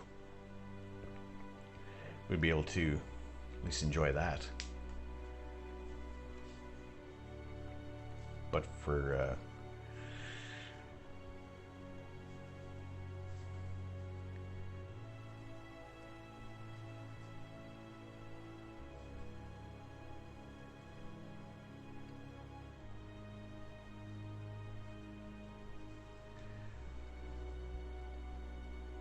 I mean, I don't mind when it does it the other way. When it's cloudy all day, then they clear out. Solar scope is a good option. They're expensive though. It costs. They're quite a fair chunk of change for the solar scope. Although rightfully so, you get some incredible images of the sun with them. But I mean, it's just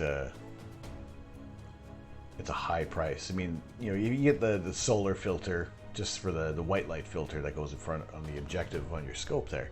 At least that's a start to get looking at the sun, but you're just looking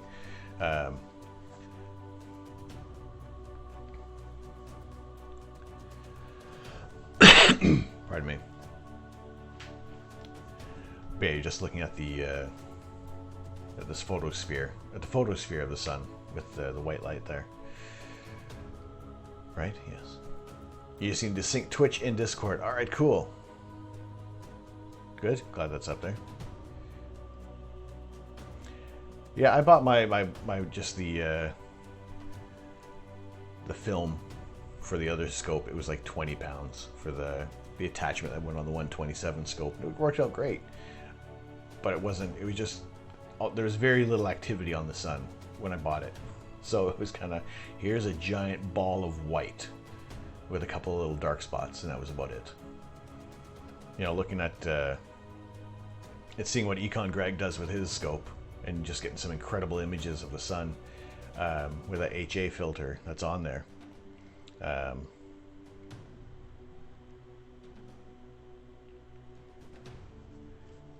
You know, you're able to get a good look at things there. All right, let me drop this file in here.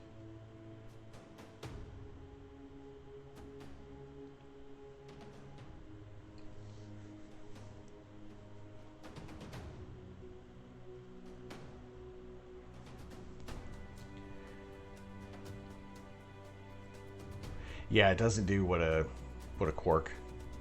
It's just enough of a filter to look at the sun and not burn your face off. Not don't boil your retinas. At the same time, it was cool to look at the sun through the scope in that kind of detail.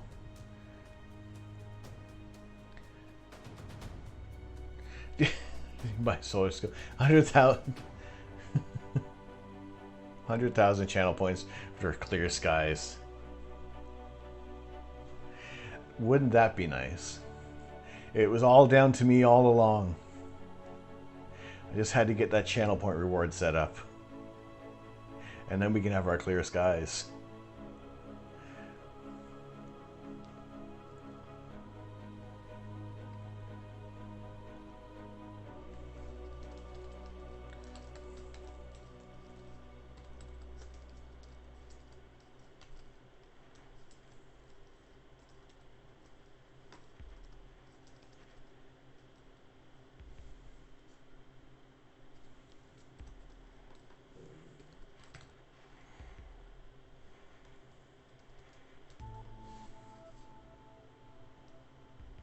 There we go. Personal forecasting.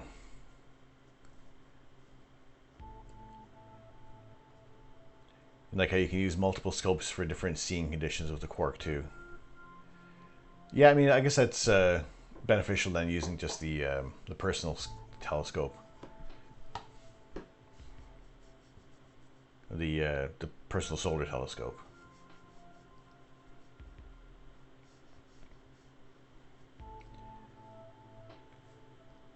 I mean, yeah, if we could just have your very own personal telescope with as many attachments as possible.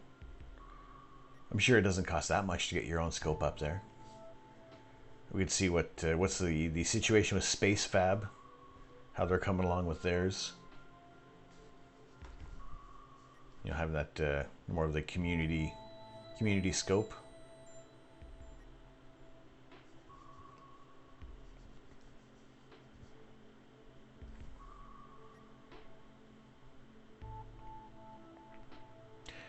Why not launch 2? Yeah, why not?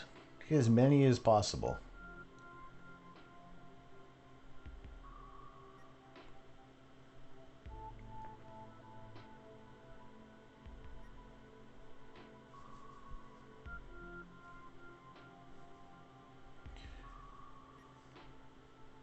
All right, that file is uploaded into the folder, which is on Discord for those who are subscribed. I'll be putting more files in there as well of data, just to play around with and see what can be done with them.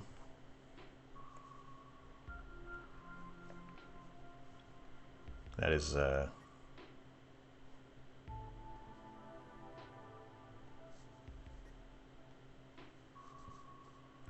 That's this page over here.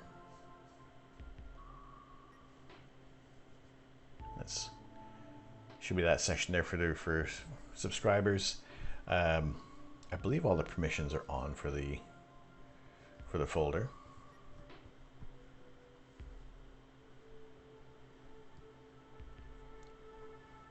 Your local observatory is raising money to buy a larger scope for asteroid searching. That's cool. Yeah, if you guys have a link, drop that in Discord. Don't know who else may be interested in kind of helping out science in some way, shape, or form. If they have any campaign kind of going on there. Oh, they already raised it. Oh, sorry, I read that wrong. So oh, excellent. Well, that's even better. Even better that you guys got the funds for that. So that's cool to see that it's worked out then.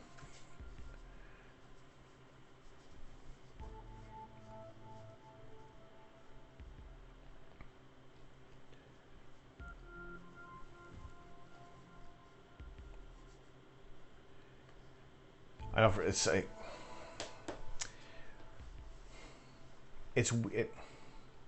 just thinking about certain things, certain fundraisers always go much better than others. And it is weird that sometimes I feel that science, a lot of the time, takes a back seat with things. You know, even just in the form of education, where if there's programs being cut, it's science. Which is unfortunate because there's so many interesting things that go on in the sciences. It's just weird. It's disheartening sometimes that it is kind of felt as a peripheral subject to be taught.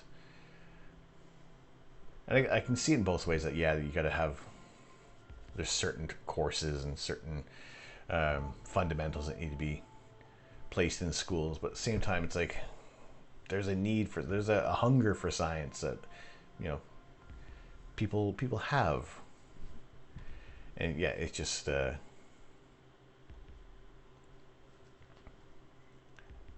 little hard to take in sometimes. They raised it for something else, but they had plenty left over for a new scope. That's even better. That's really cool. That they just surpassed that goal. That's fantastic. That is really cool.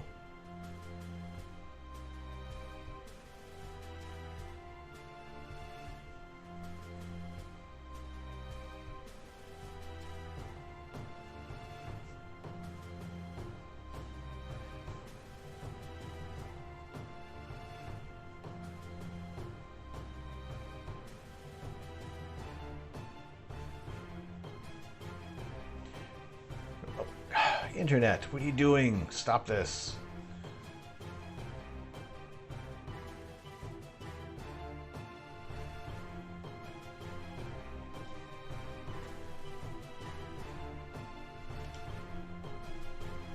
Are you working now, Internet?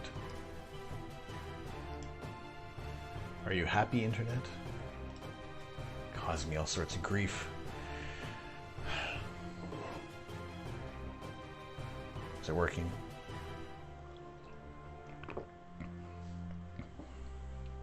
Right, so what I'm going to try to do is a fairly quick run through of, and I say fairly quick, and we know how that's turned out in the past with the processing on this there. Should do a GoFundMe for a Rasa 11. Go for it. You never know. I mean, as long as you put in the right information. I mean, not so much the right information, just it's not just, I want a Rasa, because it's cool. But I mean, like, look at what a good proposal looks like, you know, and maybe if you support your statement, your want of the scope, you never know where it could go. Even if you kind of get maybe a quarter or a half, you know, that's find a rich wife. It's another possibility. Yeah, you never know where you can go with it. Whether or not, you never know what's gonna take off. What's gonna be like the next big news story of this Kickstarter or this fundraiser went viral because of, I don't know, what the reason was, why it it caught so much traction.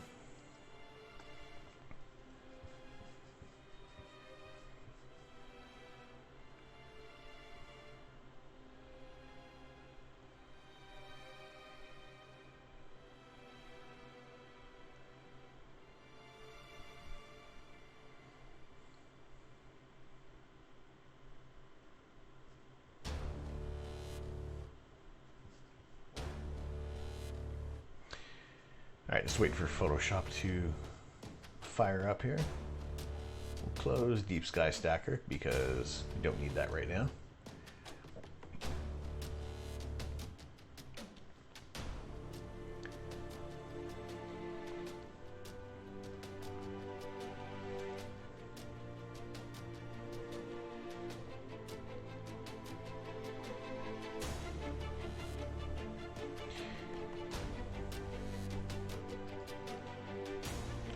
Alright, so down here is the object that we're looking at. This is the Triangulum Galaxy we're seeing down here in Stellarium.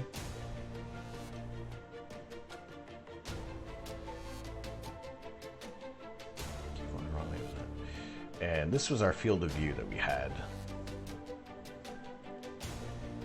That we had fairly regularly with this target. It was always, just seemed it was always available. Oh, hey, let's turn that. What was that one still doing on there? Hello. There we go. I gotta sort out a new. We'll sort out a new goal there eventually.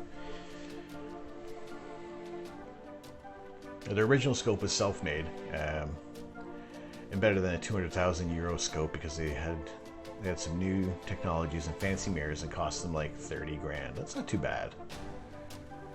I mean, if they got along that, that far with what they did there, I think that's pretty cool.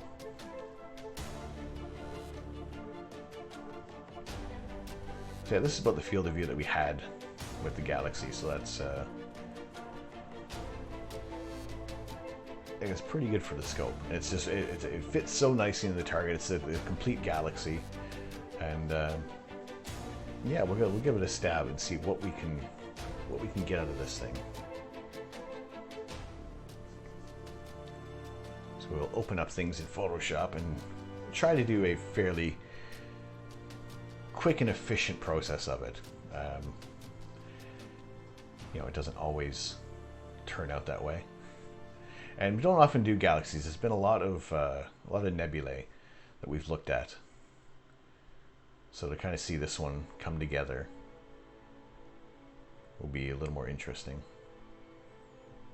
And especially because I've never done any processing on this galaxy before. So, like I said before, each nebula is going to have its own little sort of nuances where you're going to try to tweak the little details. There isn't going to be like a one-click does it all for your shots there. M33 is kind of low contrast and low color, so not a lot of dust. So I don't like it, but it's still very interesting. It's what I like about what's come out from these is the nebulosity that we're seeing in here. We've been shooting it with narrowband, so it's not.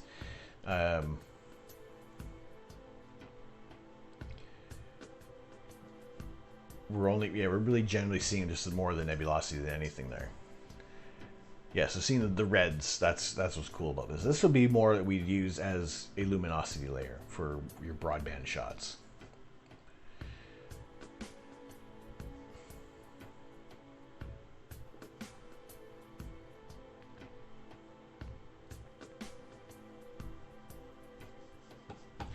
All right, so let's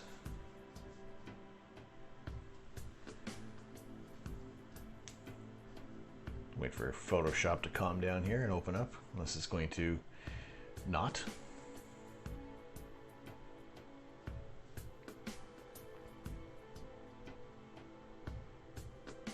There we go.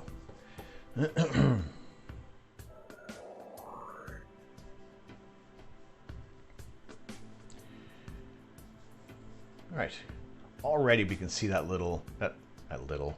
large area of nebulosity.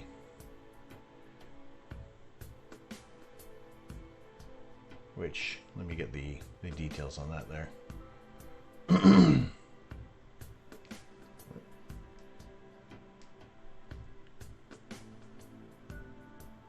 What? Why are you making noise? So that, what we're already seeing right now,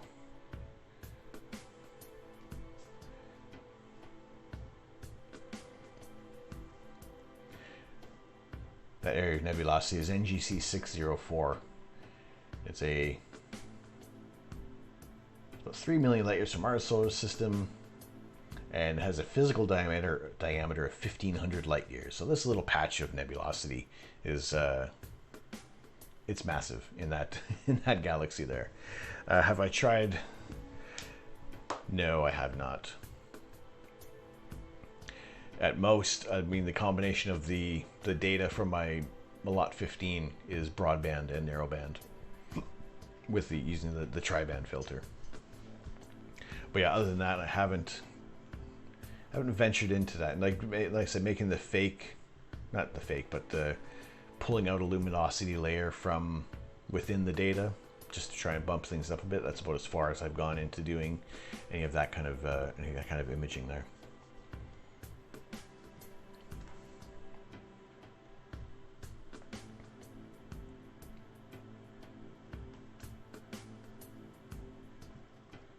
So I'll try to keep this as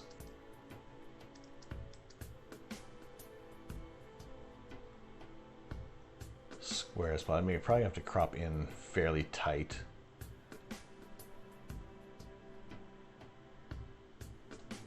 Whoop, what? Excuse me. Why are you doing? There we go. Have I tried Lightroom after Photoshop? No, I haven't. I haven't really gone multi-layered with a lot of things. You know, short of doing Photoshop and then denoise and then kind of touching it up afterwards with whatever Instagram or Adobe Spark has for their adjustment layers on there. Try to bump that up. I mean, I should. I have Lightroom. It's just sitting there. It's just kind of, you know, it's proverbially collecting dust. Or it's collecting the proverbial dust.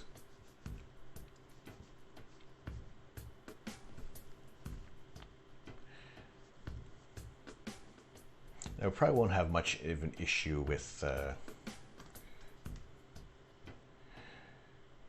the vignetting on here, because we already kind of cropped in fairly tight. We can actually, at least it's nice we can pull in the data a little bit on the 32-bit option. And that's really about as much as we can do. I mean, I can give it a shot to see if we want to have things evened out around the galaxy.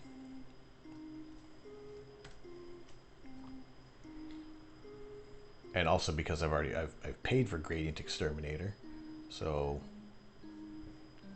why not?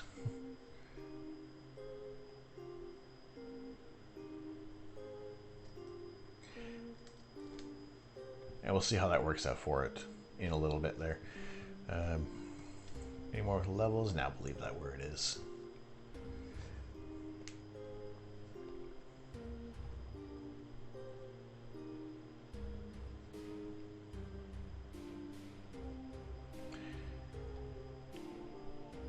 So again, as always, exposure and gamma is going to leave it in the kind of that same state, like same visual state as what we had it before we had moved over from 32 to 16-bit. Everything else kind of mucks about. You can probably do some adjustments in those areas, but at the same time, just dropping it in with the exposure and gamma setting on there leaves it just as well as the others. I mean, I've done it, I've tried it in the other versions before, and it just hasn't turned out that well. In fact, it kind of falls apart a lot quicker than usual.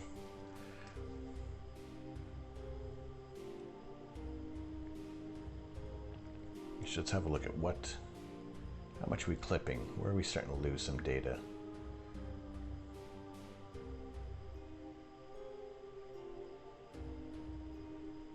So we got like you can see just this is what the black areas in the lighter greens are what we'd be clipping there.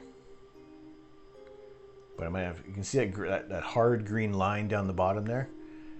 That's probably what's causing that little outcrop on the histogram there. So don't worry about that too much. I will just bring it up to the data.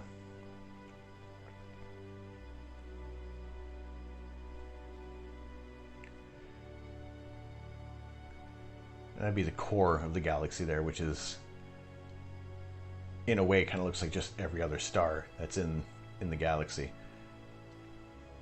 So at least that means that we could have a good chance of getting a decent gradient coming out of there. Don't you duplicate the layer? Yeah. I could leave it as a base on there. And then there's also another way, instead of doing the levels that way, is if you do them as layer adjustments, at least then you're not destroying the data below that.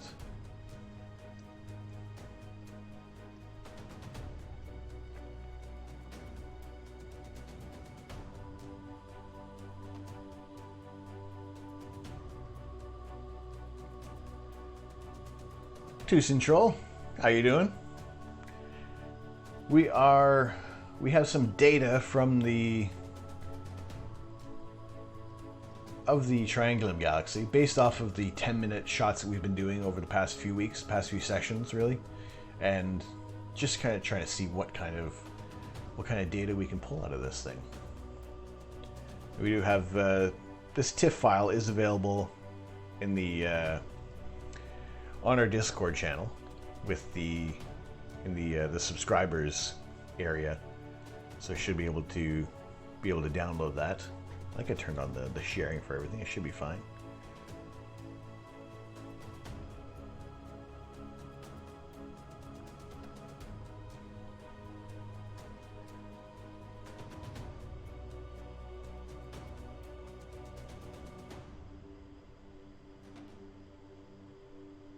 Not shared. Uh-oh. If I put that in there and nobody can get into it.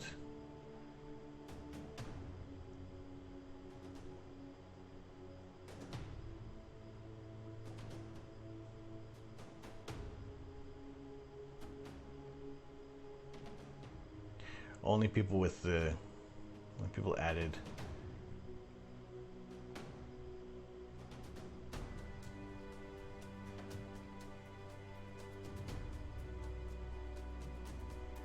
There we go. Refresh and try that now.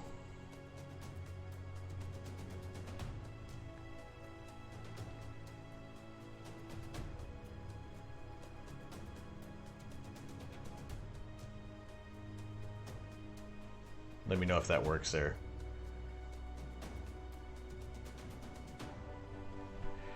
I'm looking at, I mean, we'll see how that turns out in a little bit there. And before, for the curves, what I had used was try the arc sign on there, and actually that looks a little better. Let's go 100 on this one. Let's see what we get out of there. And again, I'm actually not doing any destructive changes on this yet. So it is all just through the adjustment layers, which, you know, at least if anything kind of mucks up, you can go back. You can just delete those layers and try again. You're still left with that original image that you kind of started off with a little bit of the permanent adjustments on there. But it's, you know, still at a point where you're able to get some details through there.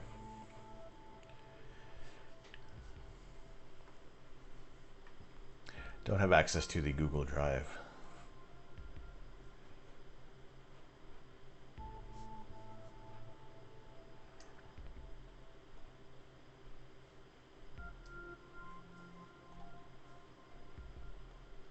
Hang on, let me try this again.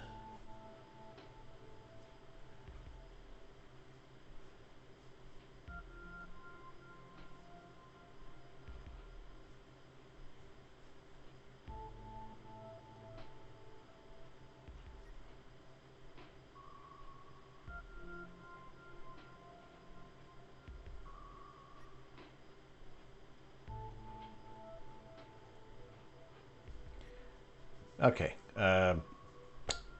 try it again.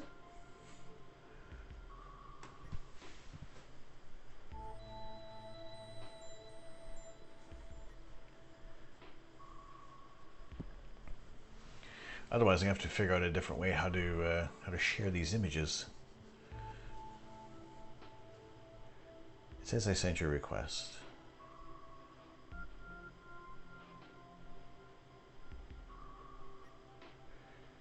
And is that the email that ends with at@gmail.com?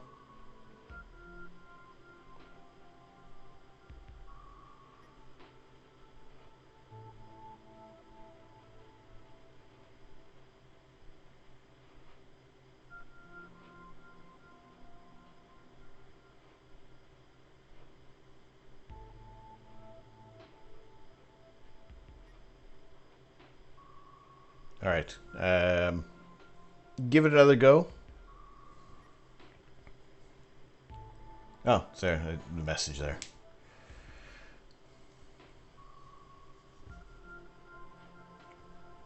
See if that'll work. If not, I will adjust the permissions.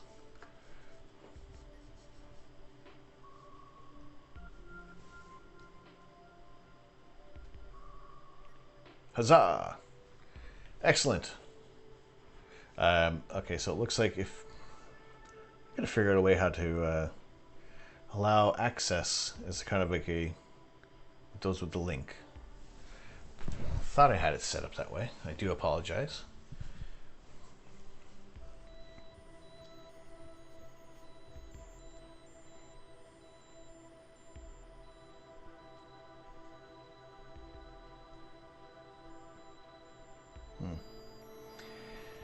Don't know if I like how this looks already. The image is a TIFF file. I think it's 90 megabytes.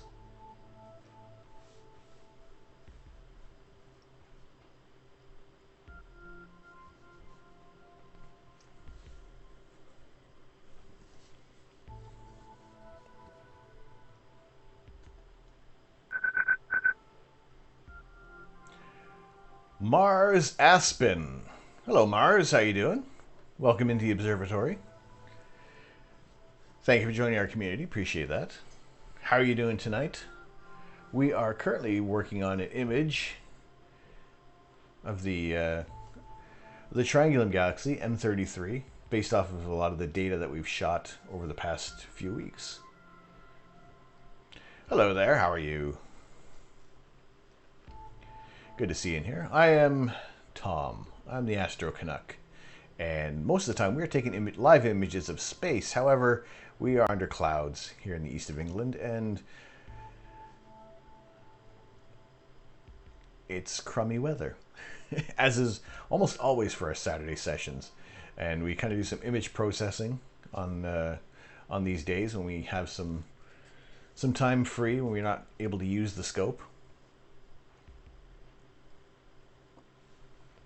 And then, yeah, kind of look at see what kind of data we can pull out of these images there. Your single raw is 90 megabytes. What camera are you using?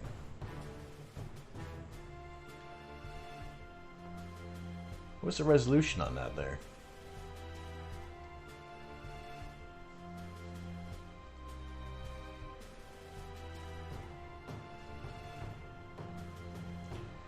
I think I'm going to go take a step back on here.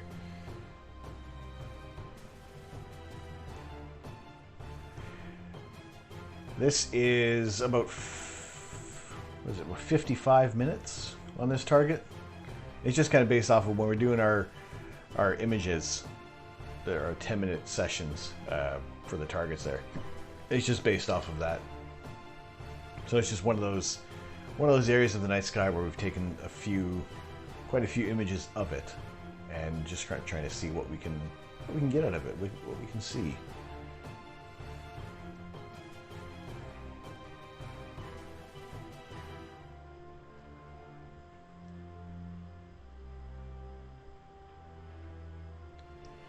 Look at this. I don't know. That is a massive. There's a massive sensor size, the resolution on there.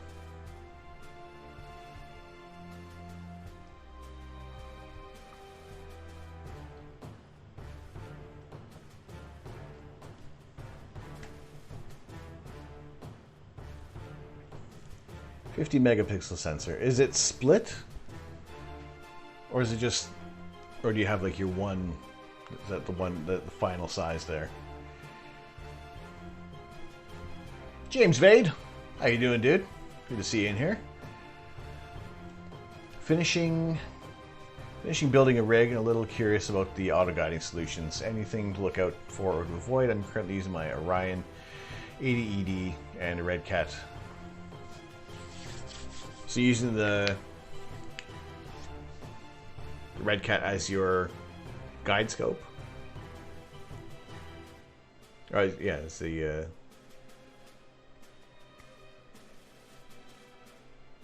that's your phone. What phone are you? What phone is that? I know you said your phone was like at 90 hertz and everything like that. Which phone are you using? That you're able to, you got 50 megapixel images coming out of there. That's incredible. Auto guiding solutions. Huawei P40 Pro. Interesting. I'll look that up. See what the deuce they're doing with that one there.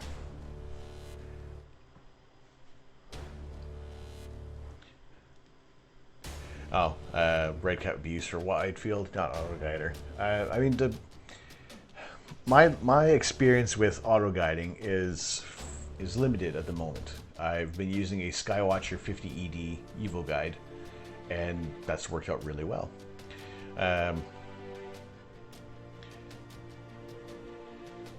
The guide camera that I'm using is the ASI 120mm Mini, and that's, for me, again, it's worked out really well.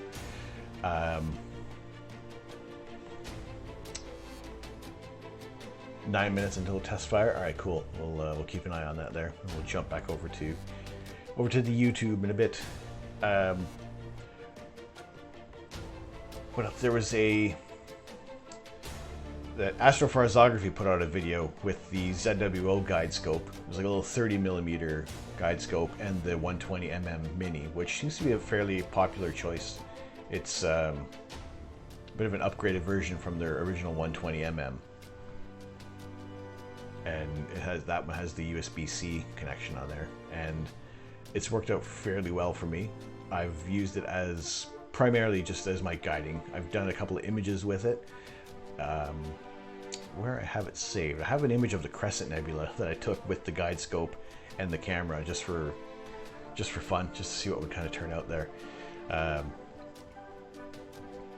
But that's my limited experience with the 50ED Evo guide and the 120mm Mini. Checking out, I said with Astrophotography, he's done a review on the ZWO guide scope and that same camera. Who else has done some stuff? Astro Addict, Astro Stace. Checking out their YouTube channels. They have some reviews on a couple of different cameras and guide scopes, I believe.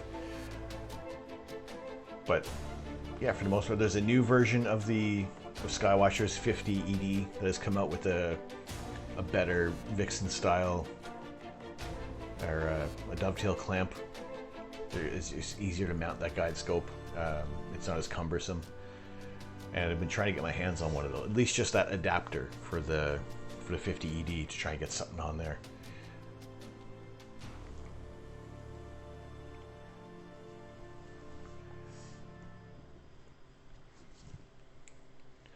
The 120 pixels are a bit large for the short little guide scopes most use.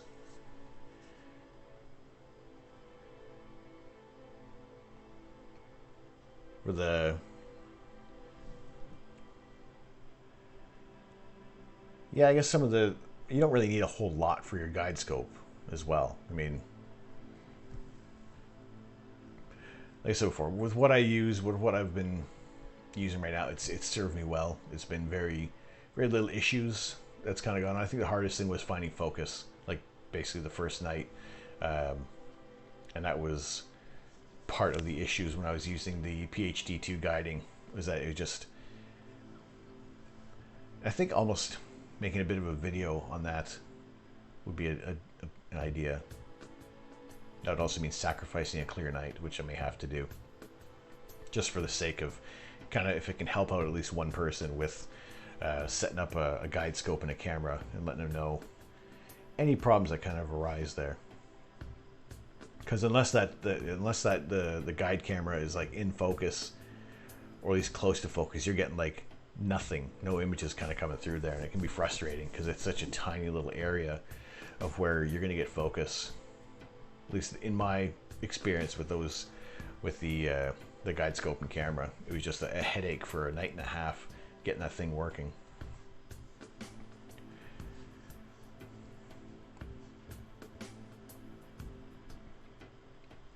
And to be honest, I'm trying to think back to my my experience with the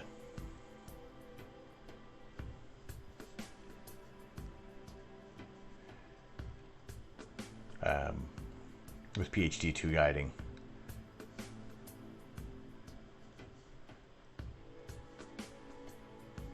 Was God, I can't remember exactly how it was. I think it's one of the things I should have been maybe recording what I was doing. Let's see what this test fire is going to look like. I think it's is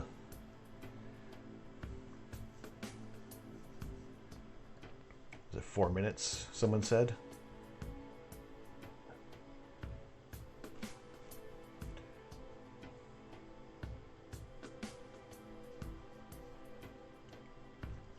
Alright, let me put volume up on here. That 1 minute 40 hold will be the last little bit before we do start up the engine, so it's very exciting. You're getting excited. Yeah, I can hear absolutely. everyone around us getting excited. This is great. And what we're going to make sure we do is we have to make sure we're all being You're safe clear to, here. reset that whenever you get ready. We are at 1 minute and 30 seconds in the whole timer. Okay, if you're in the band, go ahead and reset MPS 17, please. So we're going to go ahead and take a step back. We're going to put our ear protection on. So we'll be moving into internal power. And again, putting our ear protection on, listening in And if from this here on test out, is and about as quick as the this major milestone on America's the SN9. to the moon with Artemis. You're gonna see that chat go crazy with just, oh, that was terrible, that was sucked, that was stupid. Resume and count on mark. 3, 2, 1, mark. But again, it's a test. They don't have to televise, or they don't have to broadcast these things. But there's that Sequencer is counting. the curiosity with it.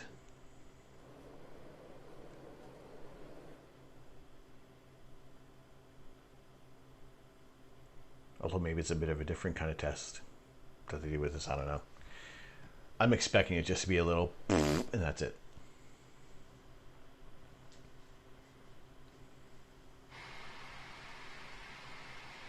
Coming up on T-minus 4 minutes on my mark.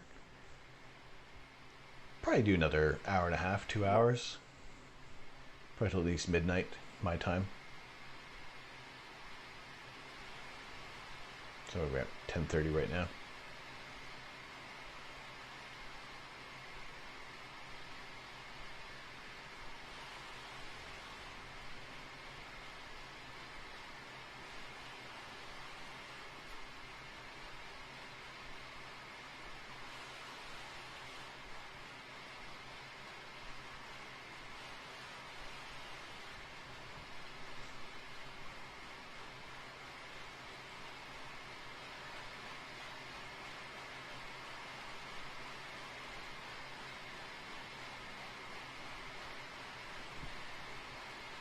I did hear about them all dumping the water on there. It works as also a dampener, so it doesn't just rip the whole launch pad apart. And T-minus 3 minutes on my mark. 3 minutes. All right. Mark. Okay, we'll keep it on here. I don't know how. The processing of M33. We'll go through that kind of quickly there. Astrophotography. How you doing, man? Good to see you in here. We're clouded out right now, and unawares to me at the moment, there's a test firing going on, so we're going to have a peek at that and see how that goes.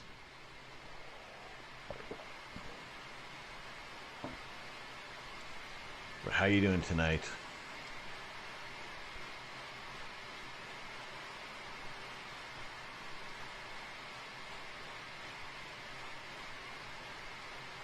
Coming up in T-minus 2 minutes on my mark.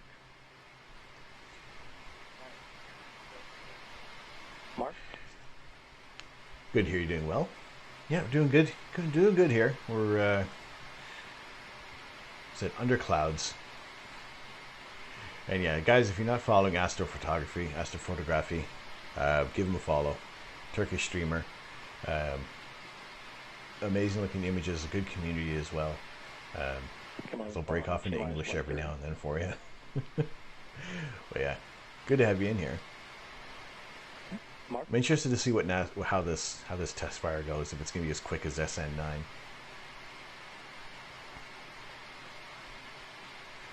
Or if they have something more planned. Like way off center here.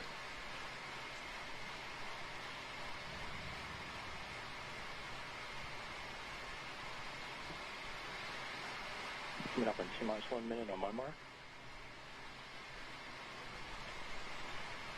Mark. All right, rolling through that edit, perfect. I'm going to try, like I said before, I'm going to try to, with the edit of M33, to try and roll through this one as quickly and efficiently as possible. Just to All personnel report that you're ready to go. PEA. Go. AEA. HEA. Go. REA. Go. NTC. We're to go.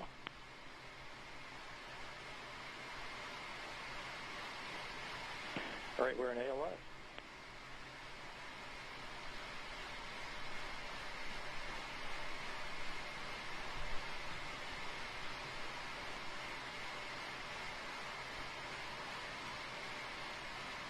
There we go. So way down the bottom there is the.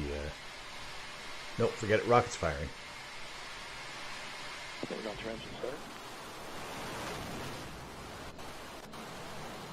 And we're into plus count. Engine start. We're into plus count. Call for south speed. Continue to monitor your system. And grass is in control. Yeah. Yeah, not a burp at all. Look at that. It's still firing. No, you know, there's goosebumps.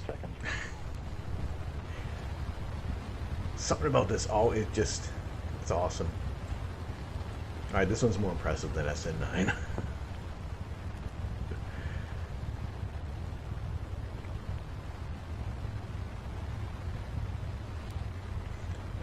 DDRA, we did get an MCF on engine 4.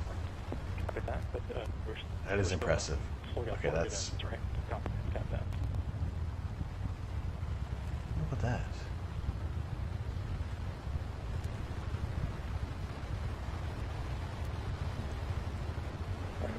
It passes through 60 seconds. Foam party next door. Get into our first gimbal profile. Gotcha. Yes, NASA. I miss seeing the sparks. Yeah, all personnel. Shutdown. Looks like let's all go to page 656. Awesome. All right, that was a lot more impressive than how the firing for SN9 looked. That one didn't disappoint.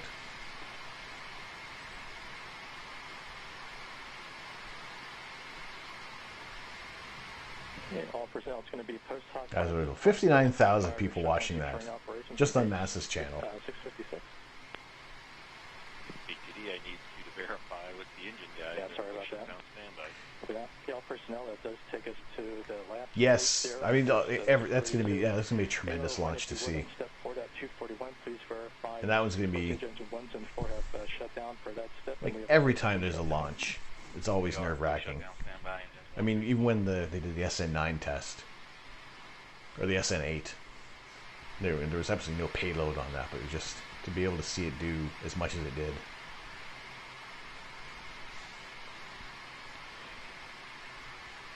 Yeah, 58,000 out of 7.6 billion.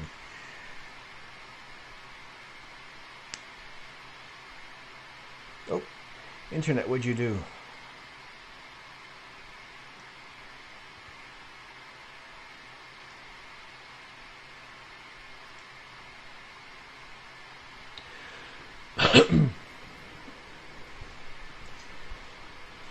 Oh, that's cool though. That is. We just saw the core stage of SLS fire up. Of course, we also heard some test conductor come in, so we want to go straight to Alex. Alex, can you please describe to us, first of all, what we saw and then what we heard?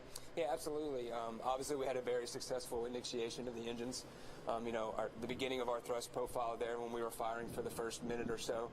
You know, we obviously are getting some really good data coming through. You know, but like we said earlier, you know, this is a test. You know, we have test commit criteria and we have certain boundaries that we have to keep all the operations under. So, you know, we really are trying to make sure that, you know, everything's operating properly and safely. So, you know, the test team was kind of seeing some data that they might not like. And so obviously, you know, our engines were shut down ahead of the 8-minute scheduled time frame. But we do have a lot of good data to go look at. And hopefully, you know, we can move on from here and maybe get, you know, see what's going to go on further. So I was looking at your face. Okay, so they shut it down early. I didn't catch any of that before. That was incredible. We saw the cloud forming. We both saw rainbows just forming right over our side. Just how did it feel in those first few seconds? Yeah, it's amazing. You know, it never really gets old. That feeling that you get, you know, in your chest, or you know, seeing, you know, just how powerful those rockets are when they're testing. So. I wonder if those F's in chat are people just not quite understanding exactly what was going on, or if they're just trolling. And get ready for launch. And you told us, you know, over 8 minutes we might have had tons and tons, terabytes worth of data, but we already have data just from right now. What are they going to do with that right away? Was that supposed to be an 8-minute long test? You know, they say? We have teams that are going to go and break down that data. And kind of see what we're seeing in our profiles, right? And so, I mean, that all goes into the, you know, the profile. I try not to pay attention to. I think the funniest comment I saw was someone said, "Oh no, my marshmallow." About, you know, over the span of our green run testing, we have roughly 800 terabytes of data, and that's a lot of data. You know, we're talking about it's hard to grasp how much data that is. So, you know, we'll obviously take the time. I'm hearing too many numbers out of there. Can't confirm what's and then what. Obviously, have a path forward from there. And I know it happened really fast, but can you tell us what YouTube we're talking about that we could hear from the test conductor in that audio? Right, so after we did engine initiation, you know, they're kind of going through and monitoring everything, right? So obviously once we are actually firing the engines, we have to look at, you know, all of our engine readings when that comes to temperatures, you know, how they're reacting, how they're moving, all that stuff.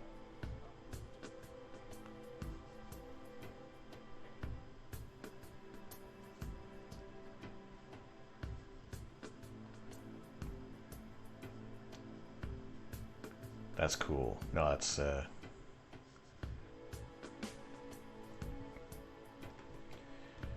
good to see that there's so many people interested in that, and just the test fire. Like, it's not even a lot. You know, there would be, I would just say there probably have to be easily more than double of the viewers who are on there for an actual launch. But no, it's really cool to see that that going on there, and that so many people are interested in just watching a rocket do a test fire.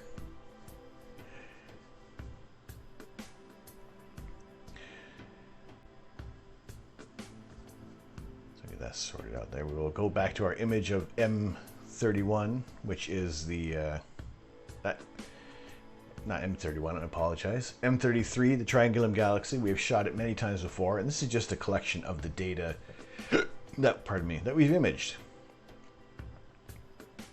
And it's not really a purpose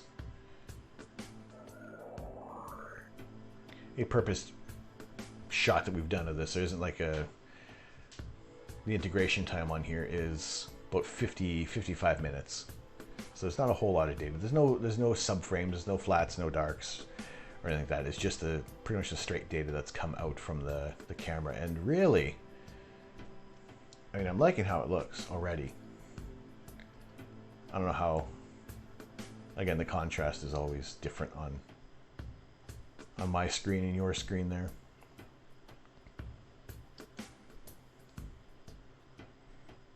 So do a little bit more teasing out of there, and with luck seeing that they were a few minutes away from getting their final image there, I feel like I should get something together, PDQ on this.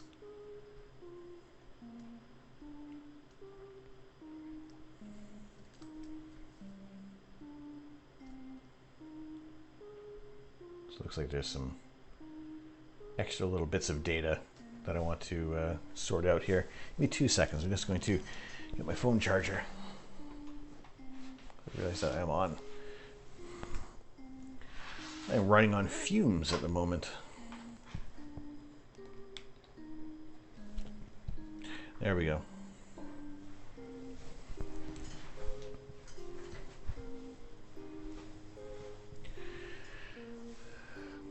You know, I am. However, it's been so long since I've used PixInsight that I gotta go through the whole thing all over again. So using Photoshop is kind of what I've been doing at the moment, and that's mainly because I've been using Photoshop for like over 20 years. So a few of the plugins. I mean, I used my 45-day trial of PixInsight before, and I loved how it turned out. I mean, just the color that I got out of my rosette from PixInsight was way better than what I've gotten out of Photoshop. So for just like that image alone was worth it. Yeah, just the way how the budgets are going, money has gone towards other bits of astrophotography gear, and you know, I know that PixInsight is definitely worth the money, but it's also just the time that's got to be invested in it as well. And if I can kind of jump into this, it's, you know, fairly cold and get it going there, you know, just try to make the most of the things. Especially when you have a mono camera, PixInsight becomes super useful. Yeah, I could imagine. So, I mean, Photoshop, we have to do a whole lot to bend it to our will to process an astrophoto in Photoshop, whereas PixInsight, that's what it was designed for.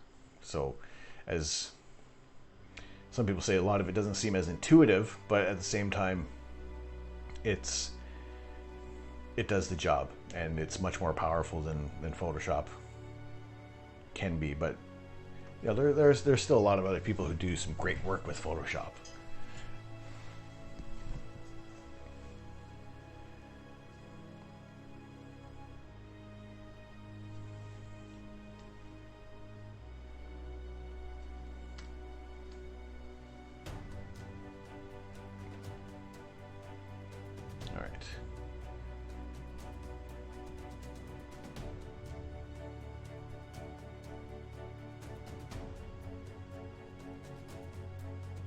Everything is really jittery at the moment. It's not moving as smooth.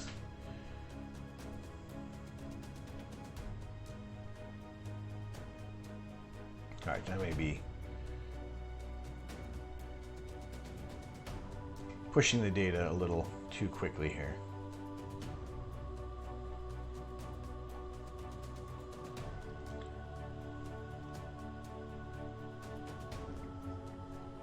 But you know, for images that we just kind of shot off the off the cuff here, almost, I'm seeing some incredible detail in this galaxy, and definitely, you know, we see this little bit of nebulosity here. Actually, I can rotate this image now.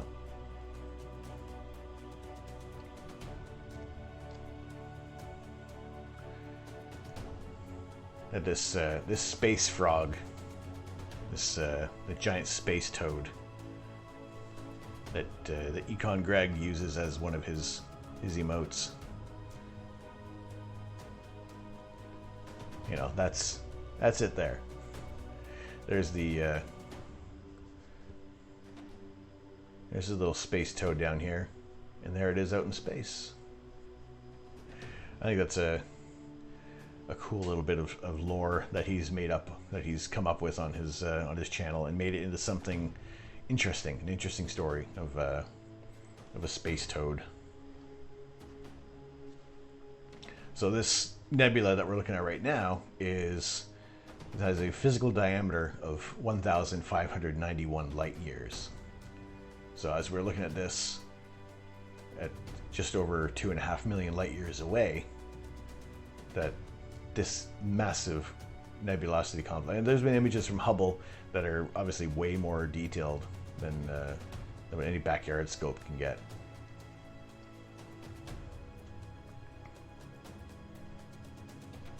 But I do think it's cool seeing that one there. All right, let's go back a step. We'll rotate that again.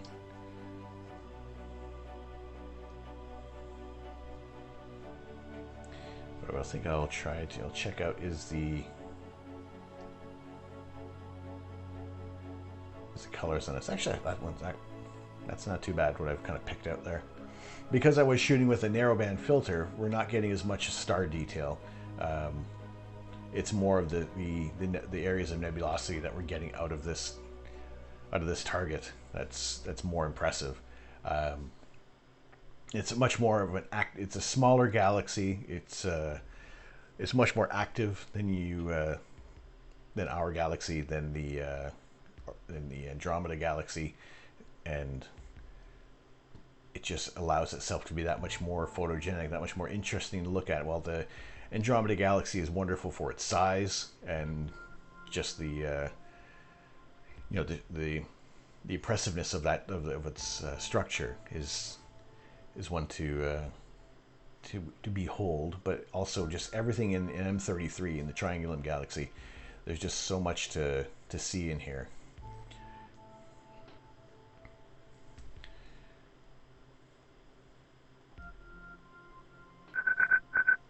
We'll see how our small cat studio. How are you doing? Welcome into the observatory. Thank you for the follow. Thanks for joining our community. How are you doing tonight?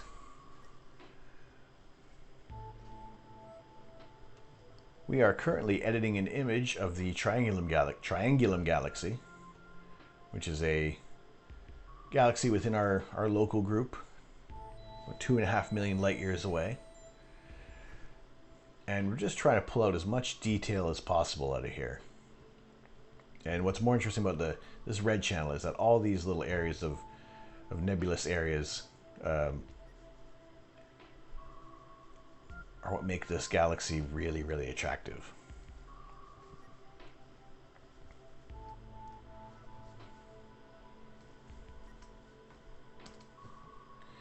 So what we will do is we'll do a bit of a luminance layer for this.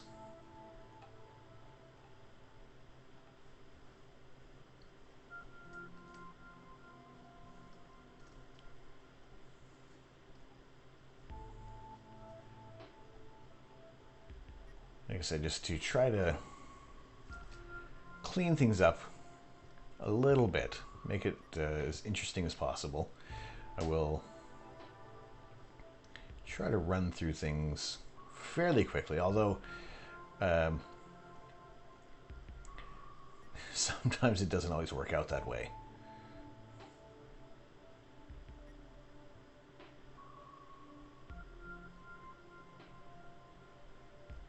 And generally with the noise reduction, I don't want to do it too much on this, but just enough that we're able to smooth things out a tiny little bit. Make sure we label that as our red layer, because we're going to do that for all three of the individual RGB channels for this.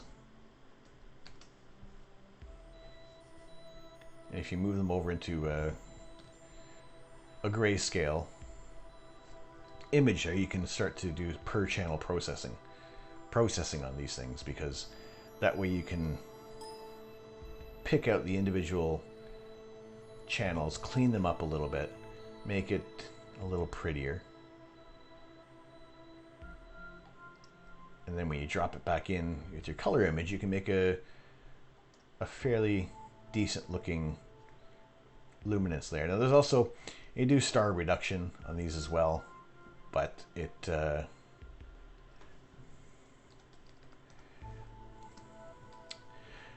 I'm lazy with that sometimes, and I really should. I have another process that will reduce the stars.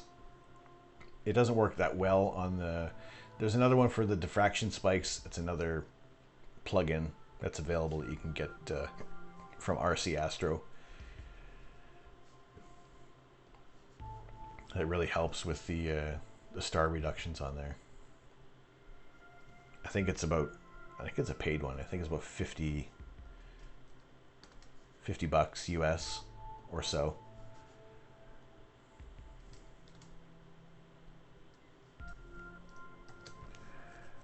But we're just running through this one.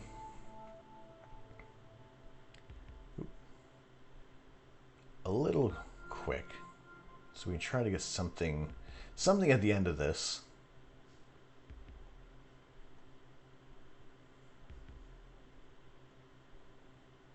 We need to run a little more noise reduction in the blue channel. But again, so we have our red, green, and blue layers all separate now that we've done a little bit of processing on.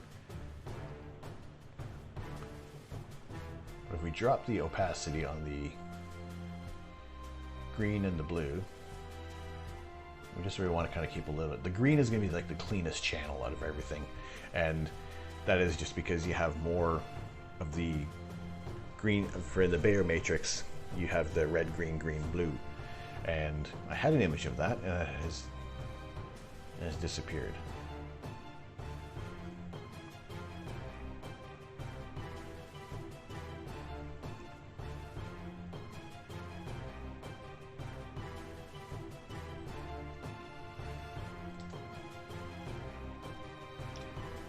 Good to see some more people joining in on the Discord as well. It's still working on making that a more active and interesting place to be.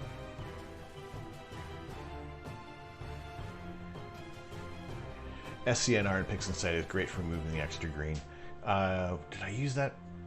I must have used that at one point. Like, it's been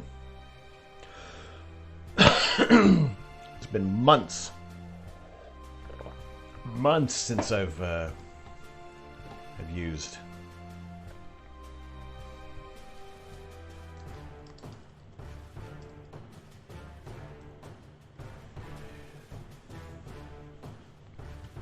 Pixinsight, and for the life of me I can't remember exactly everything that we did on there, but yeah, we'll see. I would like to get Pixinsight again and take the time, take a few days off and just go back through all the basics of the program there. Hey Putsy, good to see you back, dude. We watched a test launch of, or not a test launch, a test fire of the Artemis rocket that will be going up to the moon. Now we're working on the Galaxy G4. Time for you to beat Saber. I'll be fairly good. Oh wait, hold on. If you haven't left yet.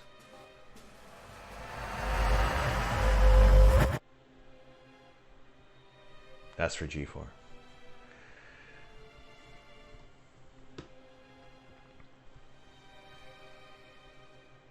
Back to the warp.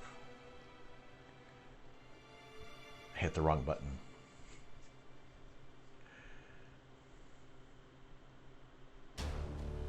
Seven-second delay.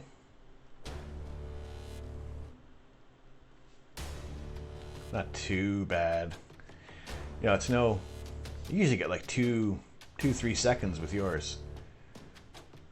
Maybe give it a refresh. It also could be just my system in general, with all the baloney that happens sometimes.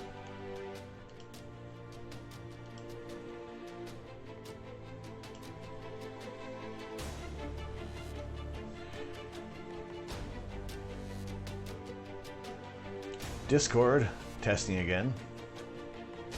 How's your time delay on that one?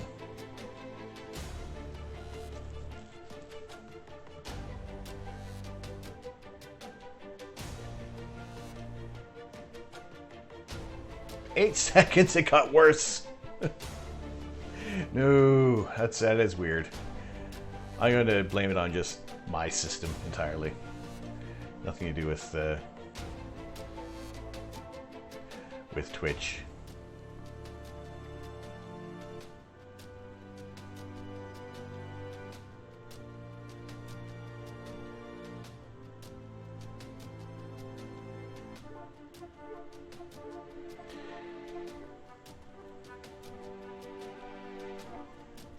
All right, where in Discord is Discord? The Big Zinc, how are you doing? Shoot, it is cloudy. It is cloudy, unfortunately.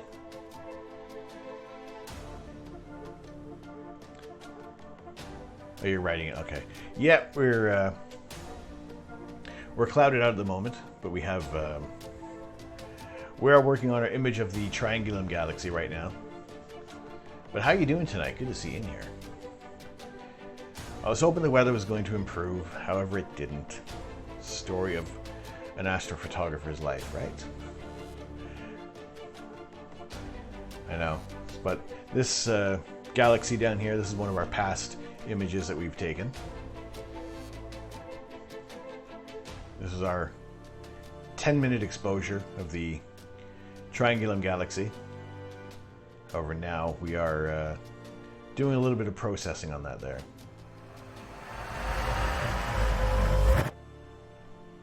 And we are kind of approaching a almost finished version of things here.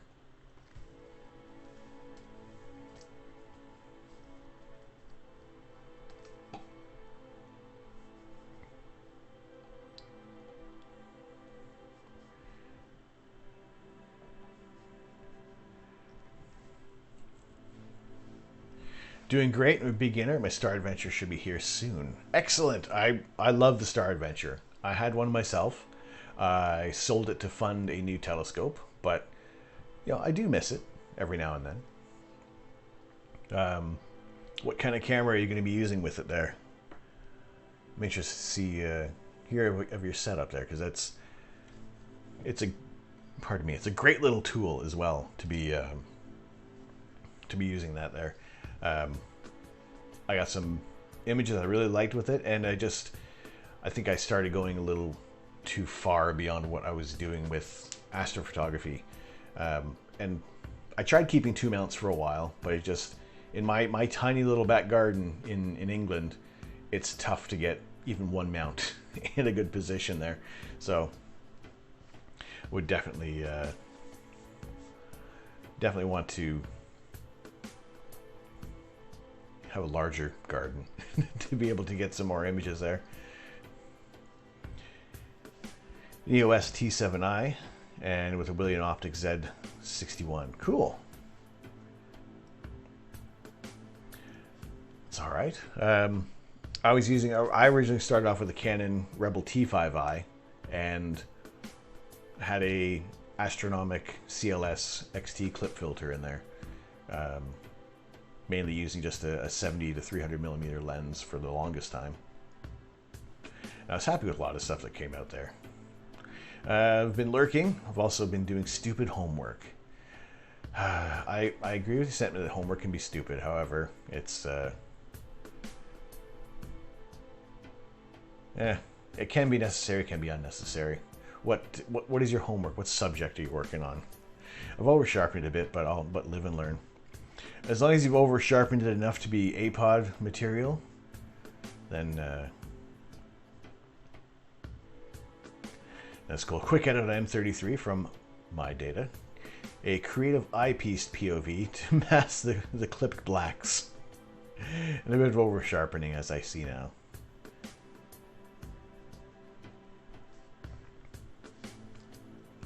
Where's my OBS? Hello, Internet.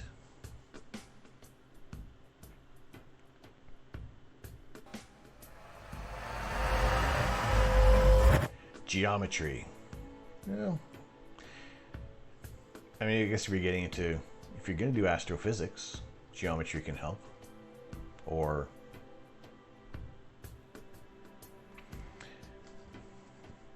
not. I'm trying to remember the last time I had like math homework. That was like back in high school. That was like a few years ago now. But I found I enjoyed learning more out of high school, out of in between university, and then I started getting a better appreciation for doing research outside of school. Don't spill your Coke all over you. Wait, your Coca-Cola, you mean, right? Anyway, sorry, Lux. That's cool. I get the clicking, but you know what? The reds that you pulled out in the data there, that's cool.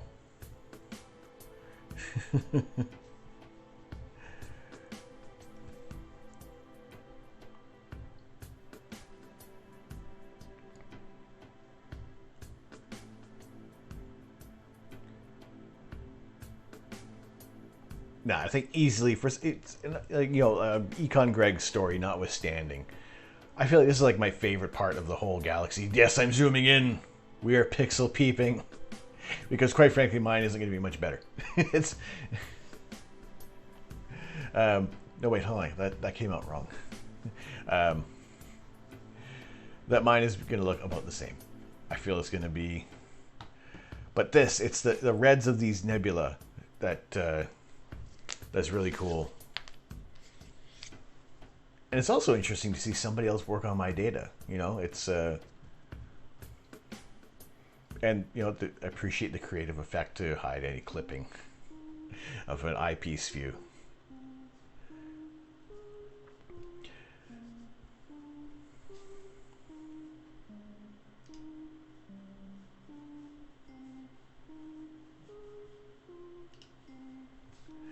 No, that is cool. No, BRB, no worries. I may end up having to BRB actually myself for to empty the coffee pot and to refill the coffee pot. I think I actually may have to do that.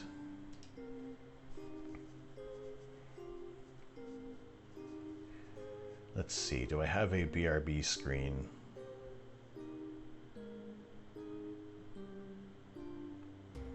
I do.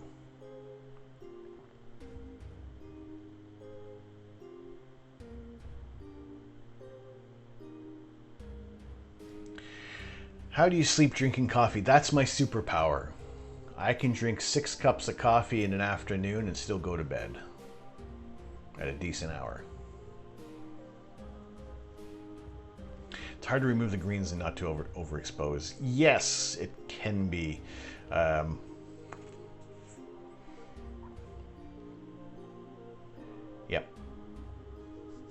Yep.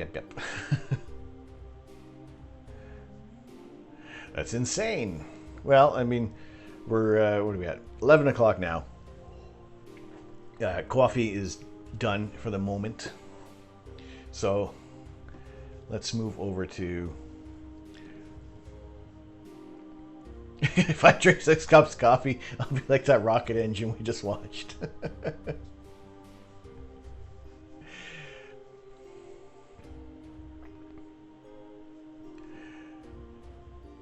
Maybe. All right, 2 seconds. I'm going to switch over. No, that is a cool process on that there. I like seeing that. Thank you for jumping in on the data there and doing your giving your own take on that there. So yeah, give me like 2.5 minutes here. 3 tops. Drop frames, 2,300 frames. Holy sh! What happened? That's when I had that big drop. All right. No, excellent. You know, I would. Yeah, for the short amount of time that you did that in there, that looks really cool. All right. Ah, of course it does that. Man.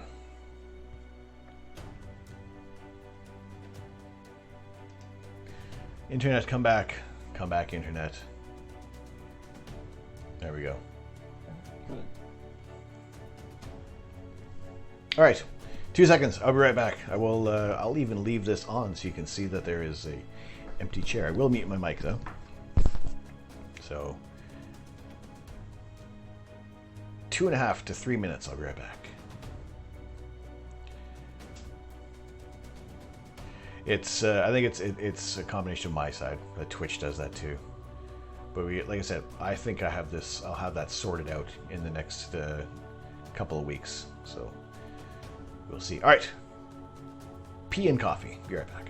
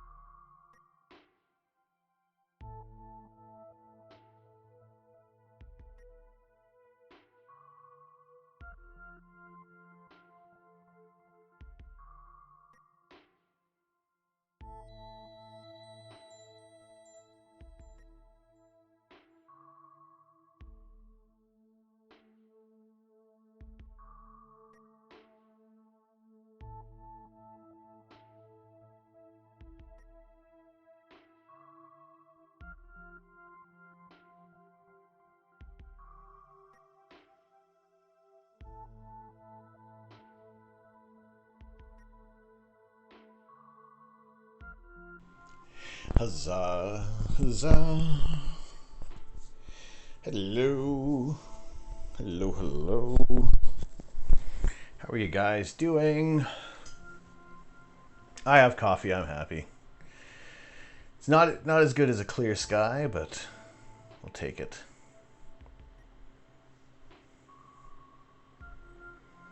There we go. We are back. We are back. We are imaging.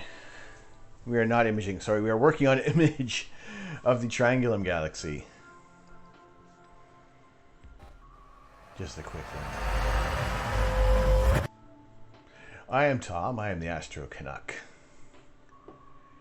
We are doing some image processing tonight when we don't have clear skies, and just kind of talking about astronomy, astrophotography, science, movies, favorite recipes, who is the best Smurf, all sorts of topics that kind of crop up. There we go. We got fuel. We're good. So a few changes for those who were kind of new to the channel, and notice that there are channel point rewards. Those of you who've been building up your channel points, your photons, over the past few months now, I have started getting some redemptions together, and there's even a couple of Easter eggs hidden on the channel. And yeah, I'm not going to reveal exactly what they are, and it is pretty obscure. So if anyone does discover it, that'll be pretty incredible. If you figure out what the code is there, we will see what happens. But there's at least two Easter eggs so far on the channel. They're kind of similar at the moment, but there will be more. And I'll try to figure out some other clues to kind of have you guys unlock them.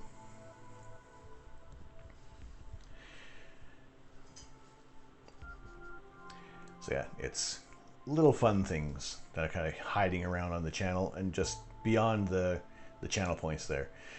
Also, to be fair, any of my Easter egg stuff, it's going to be all free. There's all these free ways to access them. It's not gonna. There's no paywall behind that. You're bad at puzzles and stuff. I have no other clues to give other than I said code.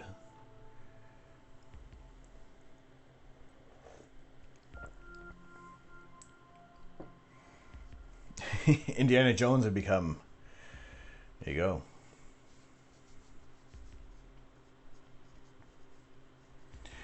So yes, back to the Triangulum Galaxy. Let's see if we can. We're at 11 o'clock. Can I have a finished image by midnight? We'll see how that. No.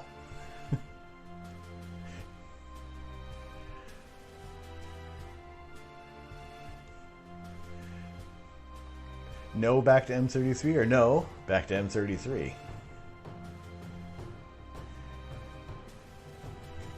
We need to solve this puzzle first. Okay, I will be... There is one person, and if he remembers it, knows the general idea of what the Easter egg is. And it is up to Putsy if he wants to divulge that at all. If he's still kind of kicking around on the channel at all. He's your only hope for getting any kind of clue on here. And even then, it's very specific to unlock.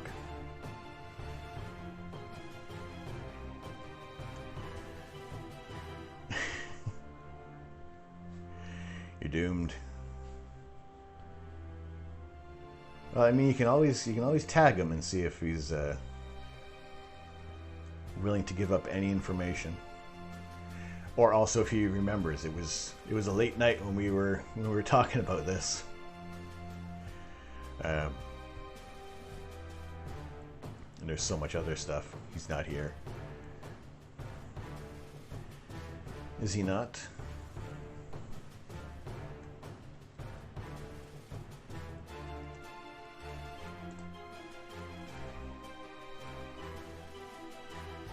We'll see. for now, over to M33.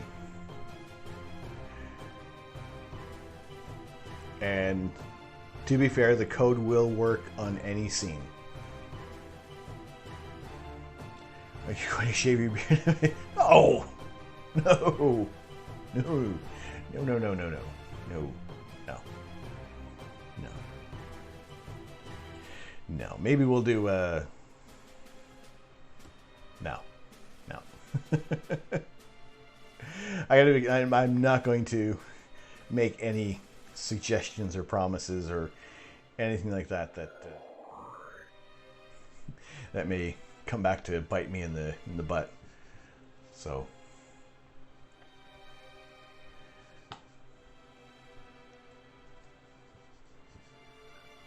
let's see, can we do a little bit of better color? I can still see a green tint on this.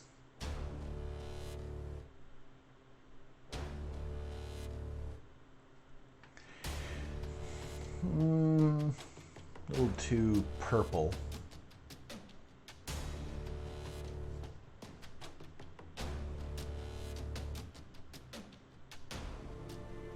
Way too green.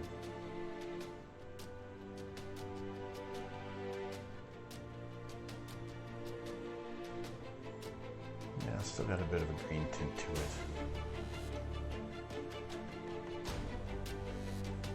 That's a little better.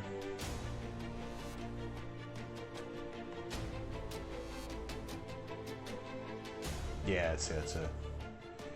We'll stick with that. It's still a little greeny. Backstory I was long. No worries. No. No, lol.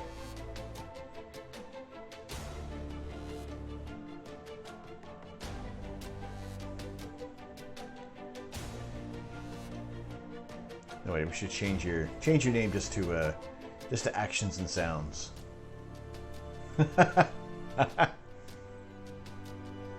Nah, that's creepy. Forget it. I'll just keep calling you No.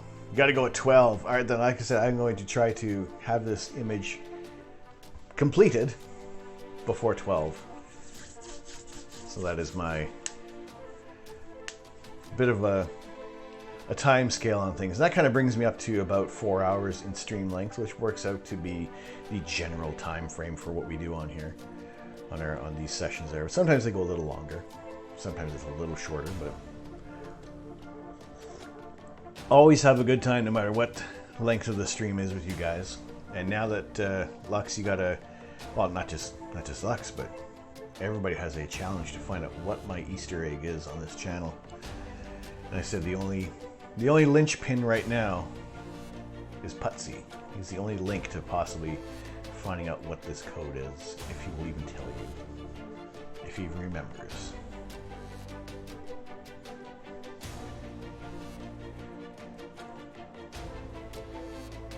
You're considering streaming. What would you want to be streaming?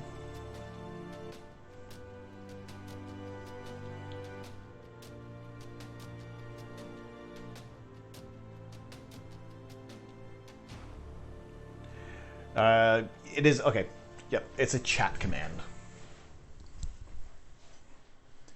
And that's it. But there's two. So if you find one, you don't know if you'll find the other. Like I said, yeah, chat command is about the most free thing that that I could do. It's something fun. Think about doing Fortnite or Minecraft. Interesting. I mean, a lot of people do that, and I would say if you are going to do that, you need to almost add like a bit of a hook. Yeah.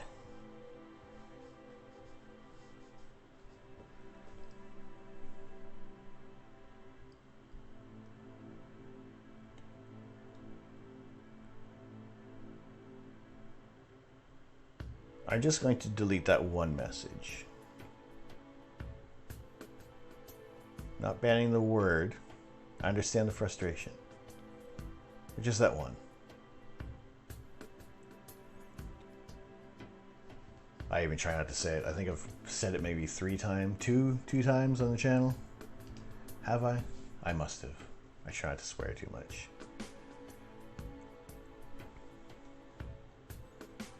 And that was not the code either. that one's...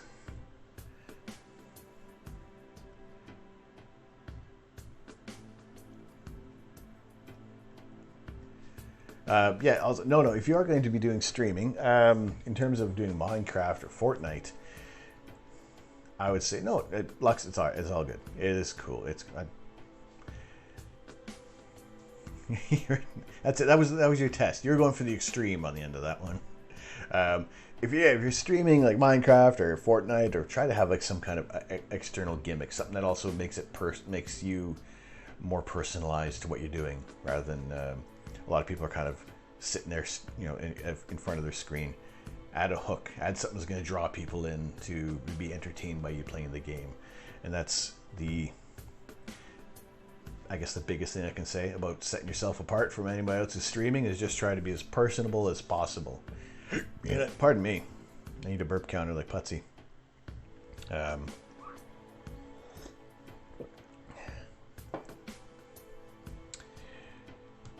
is just to not be so engrossed in the game and so engrossed in everything else that it takes away from interacting with anybody who's on the chat there.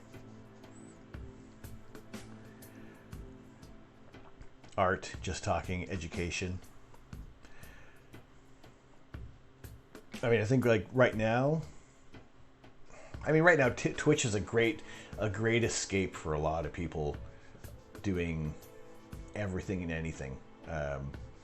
People are just going to be hungry to want to see something interesting, want to see something new.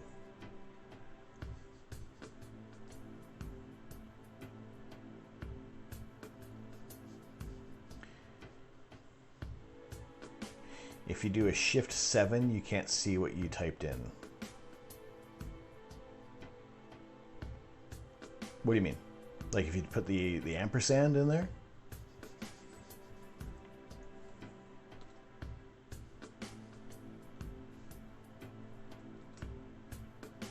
There we go.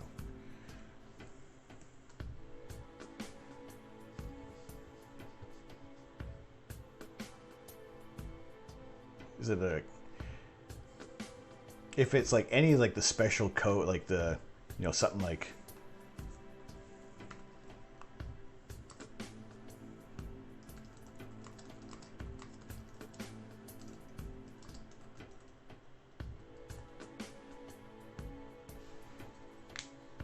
something like beyond that, I don't know. If you shift 7 space and then type, the thing you typed won't show up for you. I don't believe it.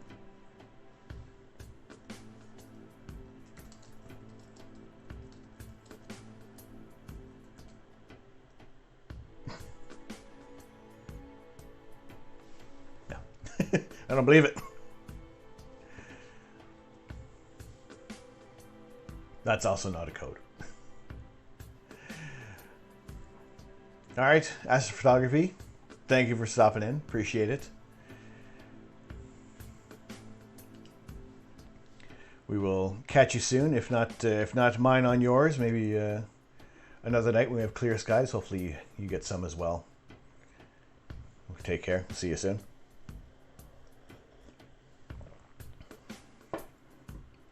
I am always up for trying to do some sort of joint stream. I think it's bringing some more skies, and that's hard to coordinate clear skies, but yeah, we'll talk soon. Space vampires. That's why we do. That's why we use lenses and not mirrors all the time. Although the really big telescopes are mirrors, so they're not picking up the distant space vampires.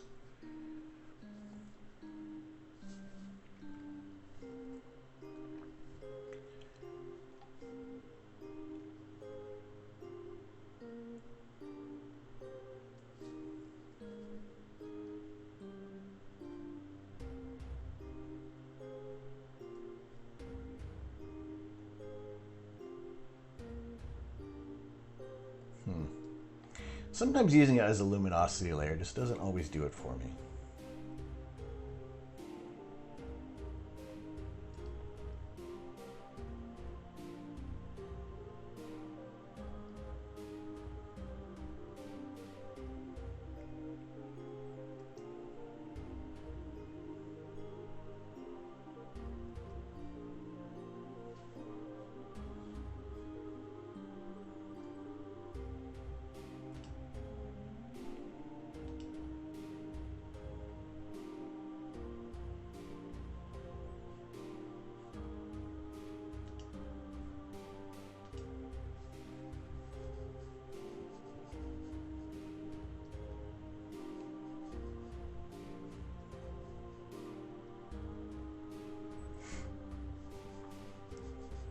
Yeah, I still get that. Well, also, the fact of the you get a lot of green from this filter anyway, and I've had better color balance using a broadband filter on the Galaxy.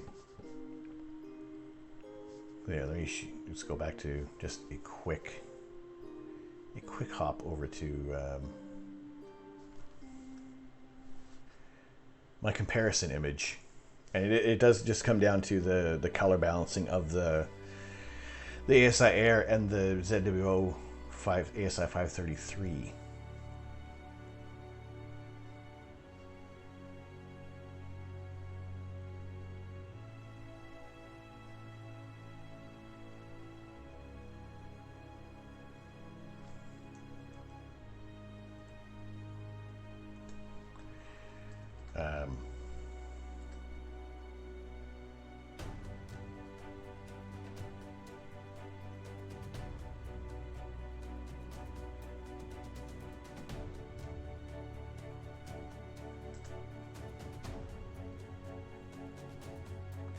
There's the filter that we use normally with the tri-band filter, and then that is the same camera, same scope, same everything with that, but just using a broadband filter.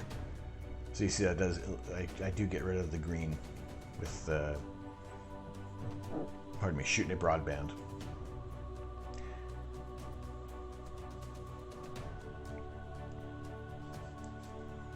So at least, I mean, I'm seeing it on again, this monitor, it's looking kind of bluish green. And then this monitor, it's looking not too bad. The perfect brand loyalty customer was ZWO. Well, it's a little beyond loyalty. It's that no other camera is going to work with that with their ASI Air, other than DSLR cameras will work with it as well. There is the Stellar Mate that will work with other cameras.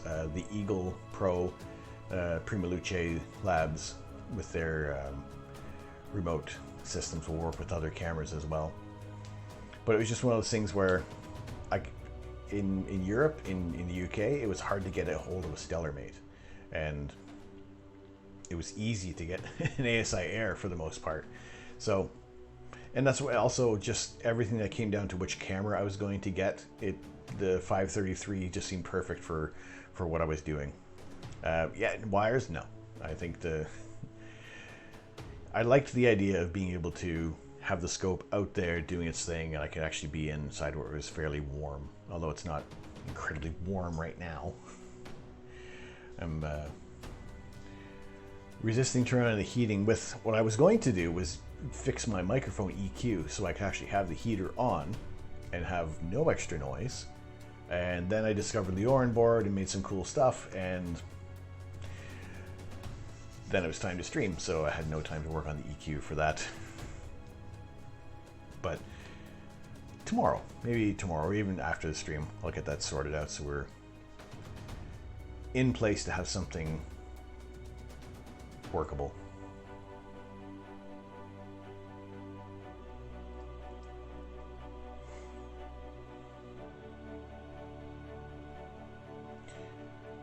All right, luminosity.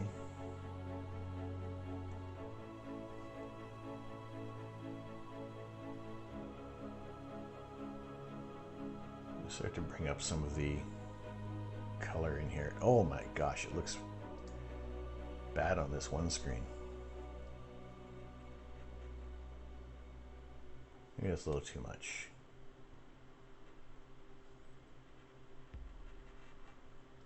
All right, we'll do like a general kind of saturation. But then maybe just the reds.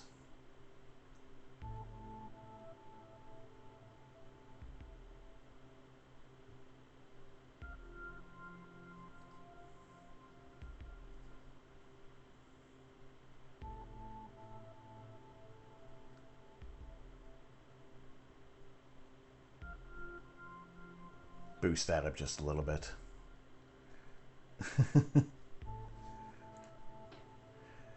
Now you're red.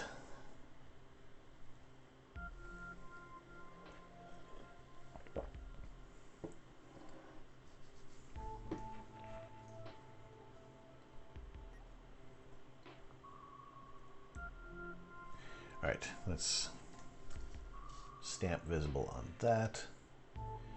And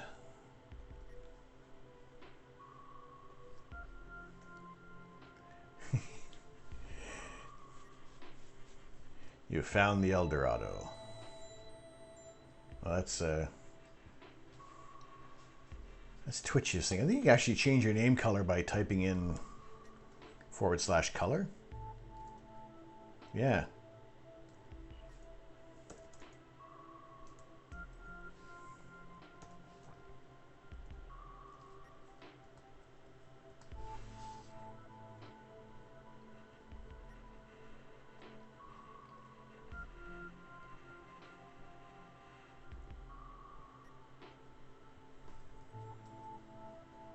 Oh, mine is already, I'm already red. It's interesting. You change it to purple, but on my mobile phone, where I have the control to easily time out, ban, mute people on here, it's gray. Interesting. It doesn't show up purple on the phone.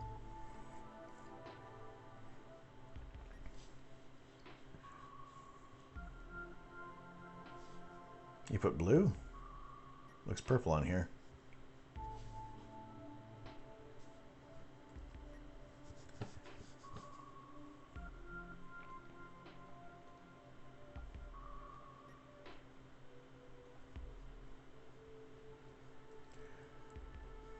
Yeah, it's blue on the lower chat there. In the chat window, it looks purple.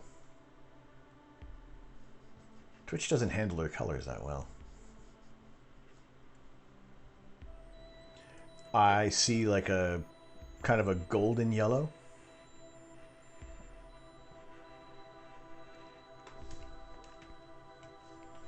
Looks like that.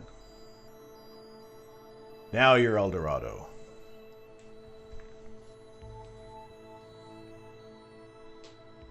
Oh, internet, why you do that?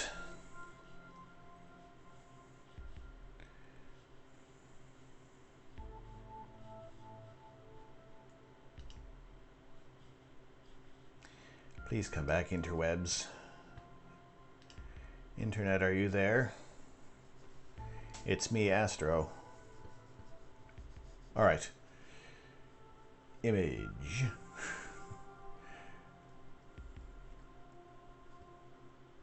All right, how much more? We can't really do much more on the levels. It's already starting to bow out there.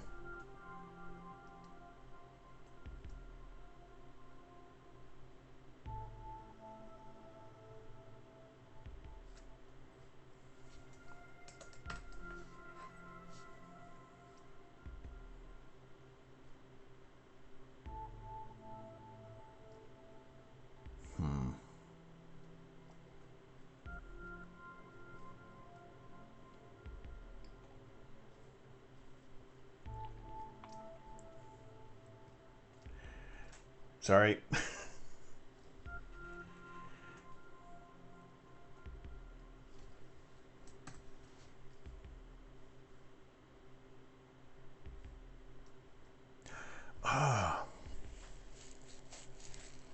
Internet, you are causing me all sorts of grief right now.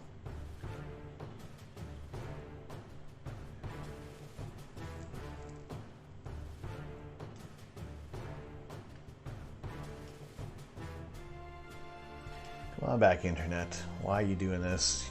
You're pushing my schedule ahead much faster than I want it to.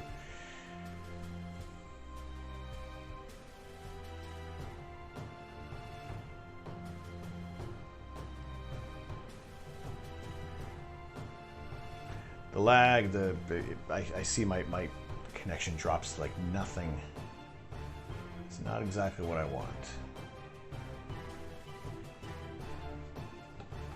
All right.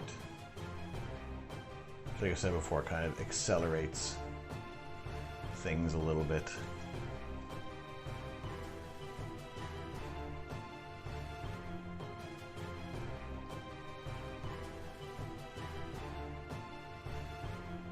All right, let's see what happens with this.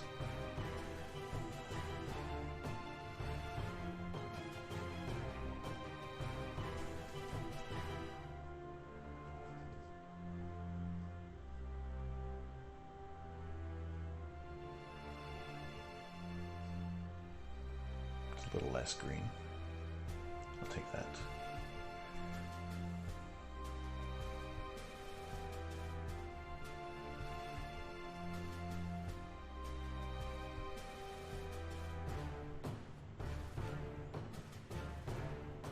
All right, 2 more quick processes on here, and then I will say that it's pretty much going to be a final-ish image.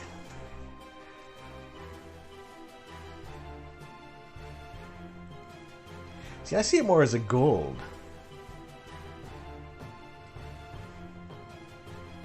At least on here.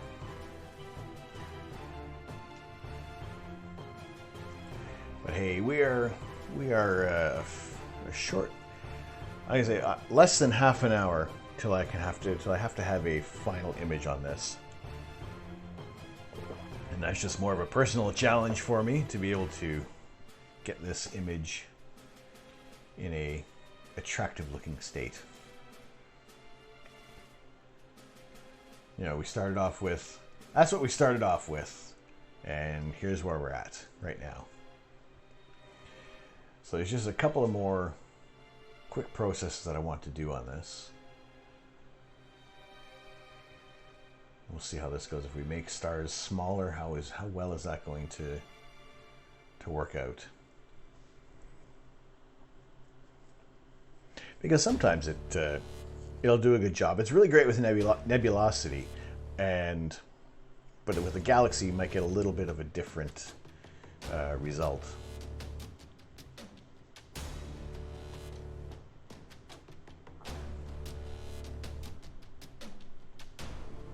That's just not too bad. It's kind of toned down a bit of the pixels there.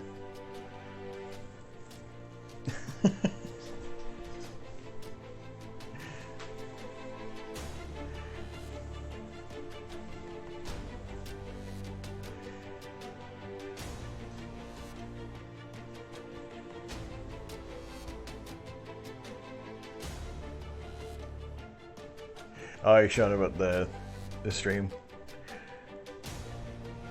You sure the nice things that Nutty was saying about you as well?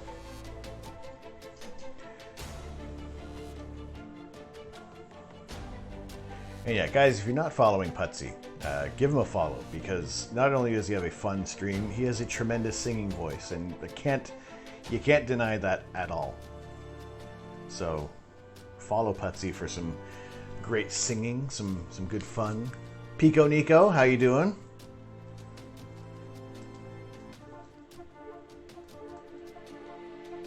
And follow Pico Nico as well. Let's follow everybody. All the nice things to fuel the ego. You just want to do a CS:GO stream. Intense stuff on those, especially. Have you found any like really cool loot on there? Like any really rare items? I've never played it. Never played CS:GO, but I see a lot of people doing that. I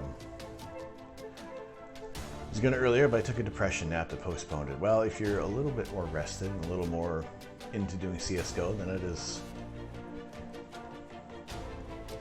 it's a good thing to be jumping in on that and having some fun when you can.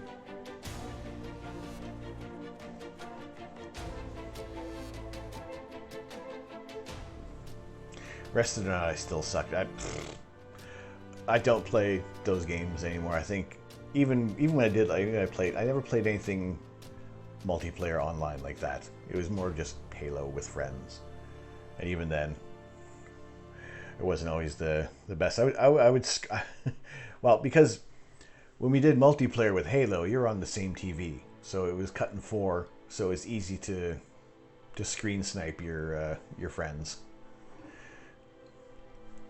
Before the days of having LAN parties and just being able to play online,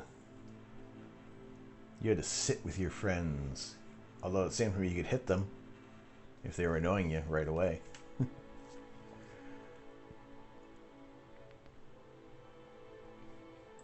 Alright, what I was going to do...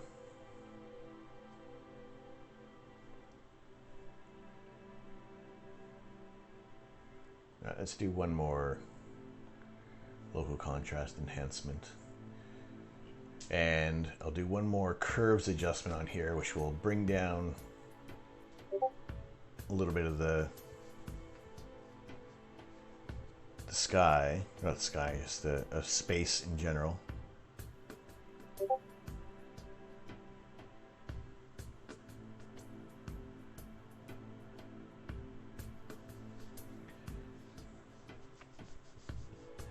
And that made it very, very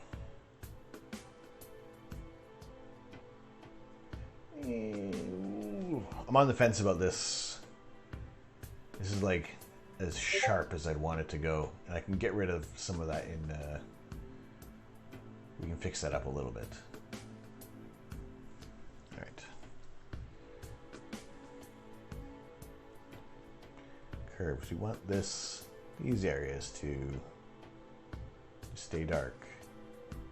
We want to bring up some of the other bits.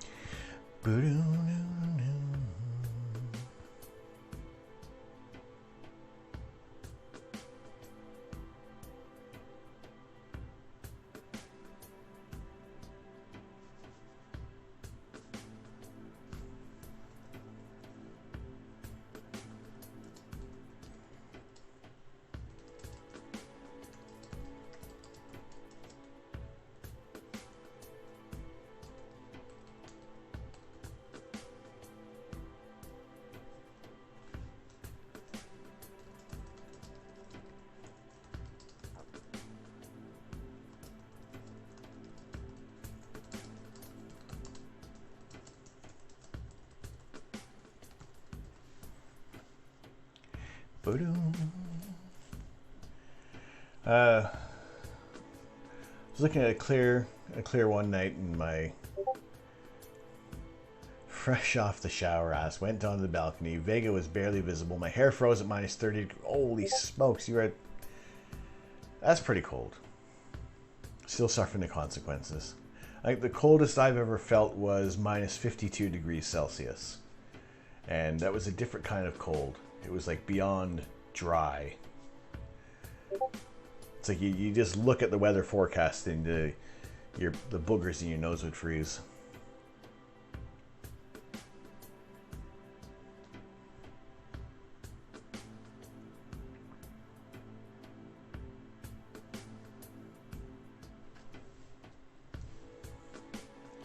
I would say anything below minus 20 is pain.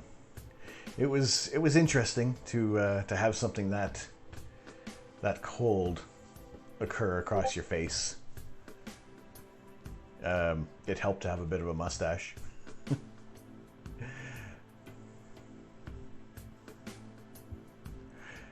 No worries, no worries. Even just the lurks, I appreciate you guys kind of hanging around there. It's all good. Kenny, how you doing there? We are just kind of trying to wrap up the. I got 20 minutes left in my bit of a personal challenge to get a workable image of the Triangulum galaxy, and we had one on the Discord. We've had Astro. We've had Lux post their processing of it as well. So that was interesting to see there. You went grocery shopping and your nose hair froze. Looked like 2 snowballs on your nose.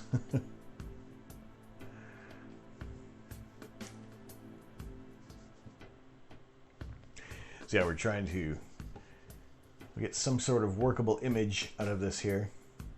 And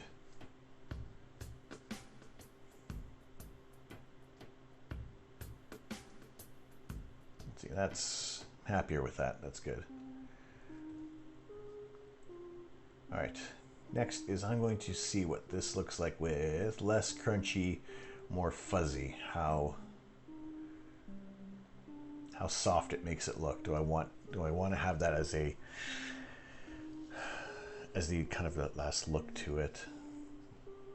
It's actually not that bad. Sometimes running less crunchy, more fuzzy does a bit of a disservice, but it looks fairly interesting.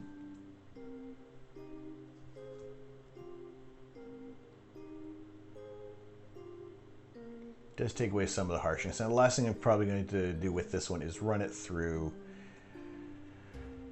denoise AI, which is, that's just a flattened image there. So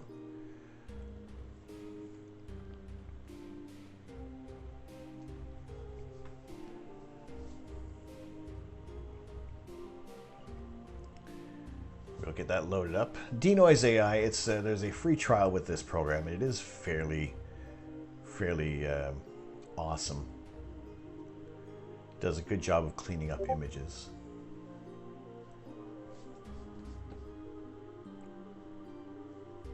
Hey, P. Scully, do I want to become famous? Yes, I do. Yes, I most certainly doodly do.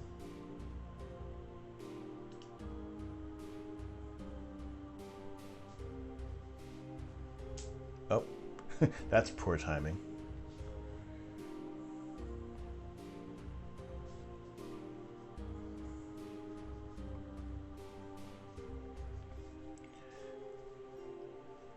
Everyone wants to become banned. That's it. There was one. I was modding in Putsy's stream, and someone thought they were going to be, it would be clever and do a message that looked like that, but it was really just kind of trying to be nice to Putsy's channel, and I banned them right away. I didn't even finish reading the message. They were just trying to be cute and funny with that, and I was like, well.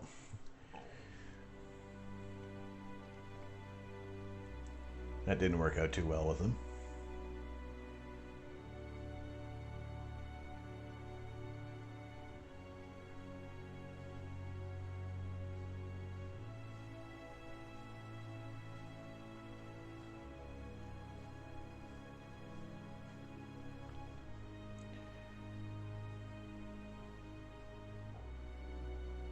Interesting setting choices that this has made.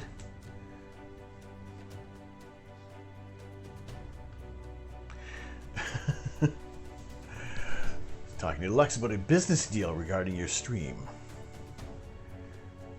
You guys gonna buy it for $5?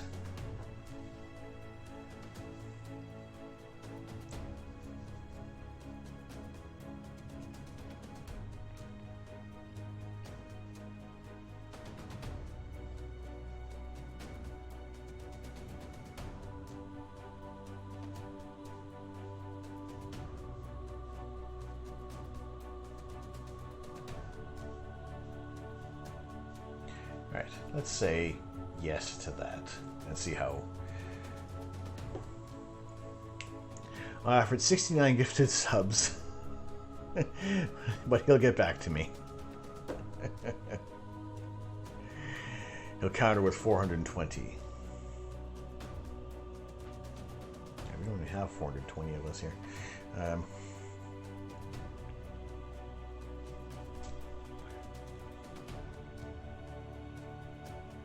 Alright, I do not like this giant red pixel here.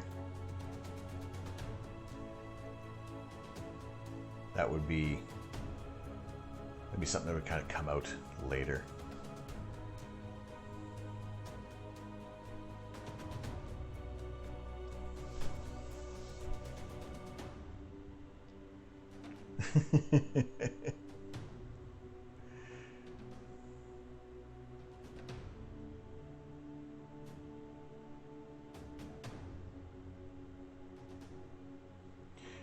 I always try out different blending modes just to see if something interesting might come out there.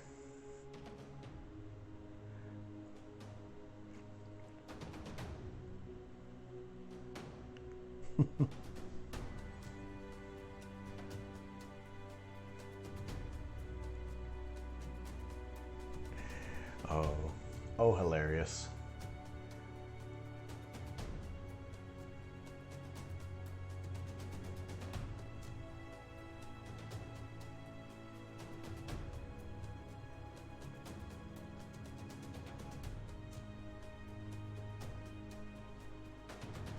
Alright, try something different. Do a little, add this luminous layer as a linear burn. I like how it's kind of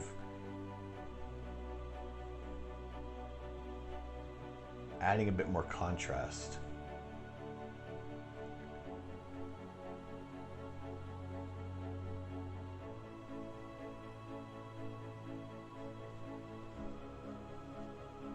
I'm liking it. Hopefully it looks a little better on your screens there. Just going to set up my rig. Any suggestions on targets tonight? What's your general geographic location? I mean, right now, at least for me, the target that I kind of have, the Heart and Soul Nebula are always a good target. For me, they're still readily available for the most of the night. And that's just me. You're in Colorado, so you have pretty good skies in Colorado, don't you?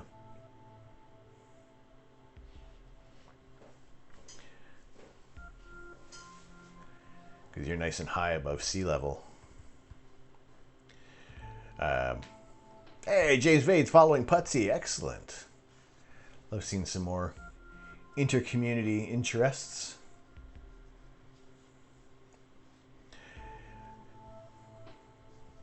Yeah, they're good. You were too modest. You're too modest there, Kenny. Yeah, I would say Heart and Soul is a good one. What kind of focal length are we dealing with? The Leo triplet's always a nice one, or as Fraser Kane says, the meh cluster.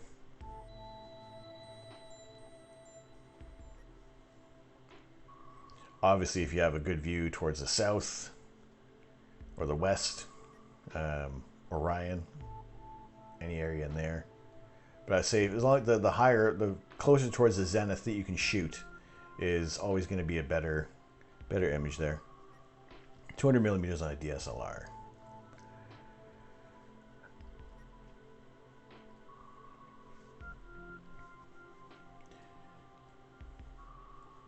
Yeah, so I would say, if you can, or even the Flaming Star Nebula would be a nice one.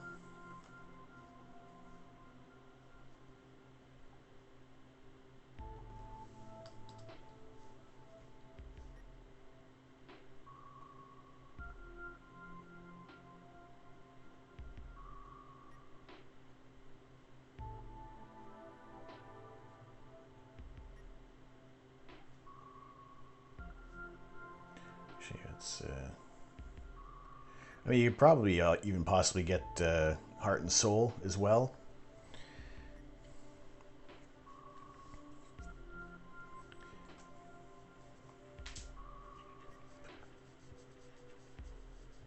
So let me switch over to Stellaria there for a quick second for this image. But yes, something like that with the. I mean, I haven't adjusted the orientation of the camera, but Heart and Soul, this is at about 250 millimeters, so you can probably get a little wider than that.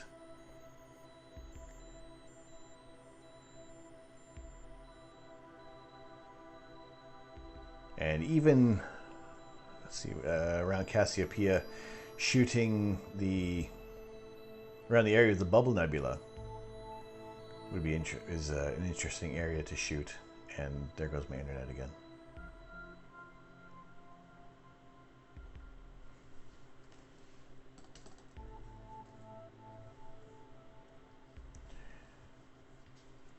Yeah, if you're able to kind of get around the Bubble Nebula, then you can get like the Lobster Claw Nebula in there as well. You got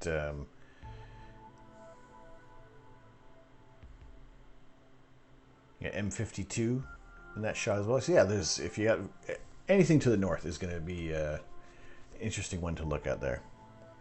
Your browser encountered an error while decoding the video. Error 3000. Not just one error, not just 10 errors. We have 3,000 errors.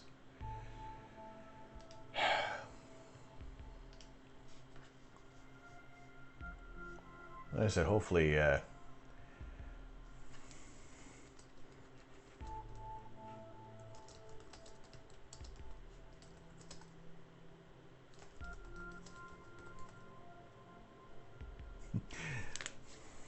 hopefully I can have that sorted out.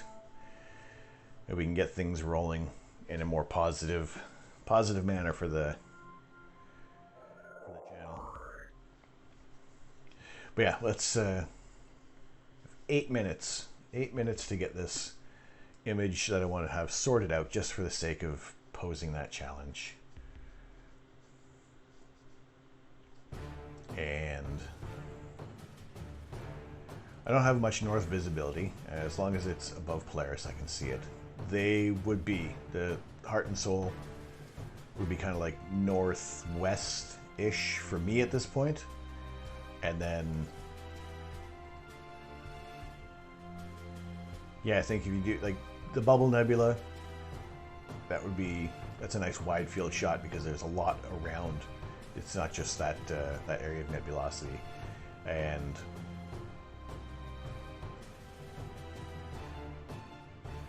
yeah, that whole area of Cassiopeia is interesting to look at as well. Yeah, anything you can kind of have that's kind of like up towards the zenith, close to Polaris, depending on where, you know, geographically where you are, it just it stays in that area of the night sky for that much longer, and that's just, you know, the rotation of the Earth and just the, you know, a giant sphere. This is the way how the Earth rotates a little faster around the equator. You weigh a little less around the equator than you do at the poles. So it's always advantageous to try and image something. You get more time on it, and it's just also, if you're less time to, or more time before you have to do a meridian flip as well, which is, you know, I don't always like.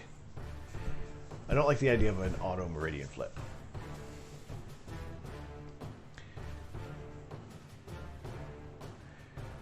Or at least just because if you're not watching the scope, bad things can happen sometimes. Right.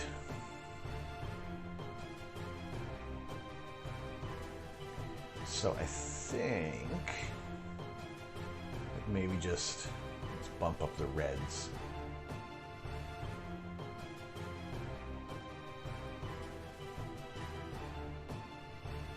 A little bit there. Make those to a lesser degree the yellows. How much is that affecting things? Not too much. Just enough to magenta. How are you doing? Takes away from something there. But yeah, just to boost up that these areas of nebulosity.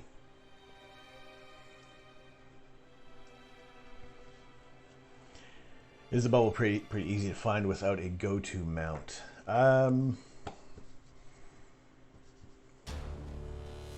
It's easier to locate M52, the star cluster, the globular cluster.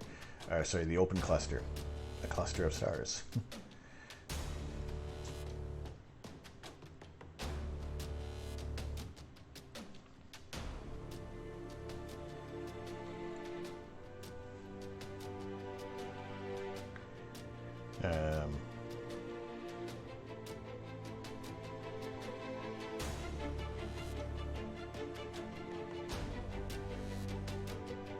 I mean, yeah, it's... I would almost have a harder time finding the Wizard Nebula over that. Let's see what time are we on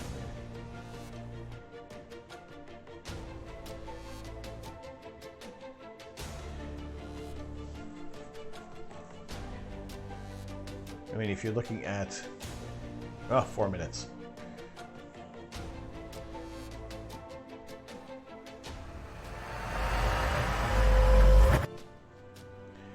If you're looking at the at Cassiopeia,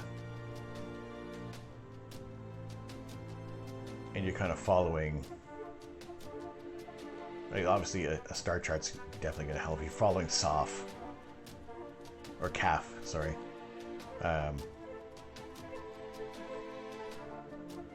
It's kind of like that next brightest orange star is kind of a good marker to locate there. And there is also that open cluster there for M52. Depending on as you're kind of guiding things around there. So yeah, without a go-to, definitely follow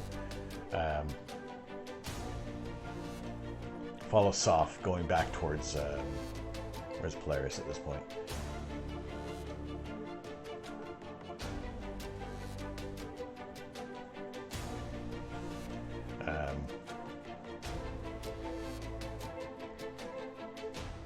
That'd be my best advice at the moment. Try and find the Bubble Nebula. All right, 2 minutes before I call this image complete.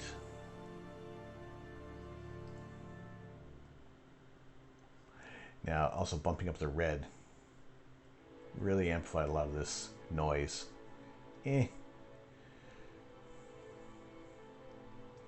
That could be fixed. No worries. Hopefully it help you pick out a target a little bit there. If not, then there's plenty to see up in there, and definitely getting wide field views is really interesting to see as well. All right, some of this red.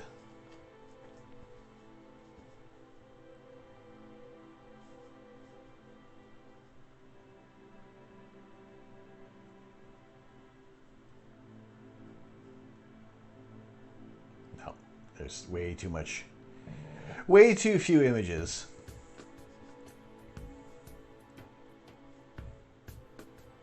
To be mucking around with that. All right. My clock, 11:59.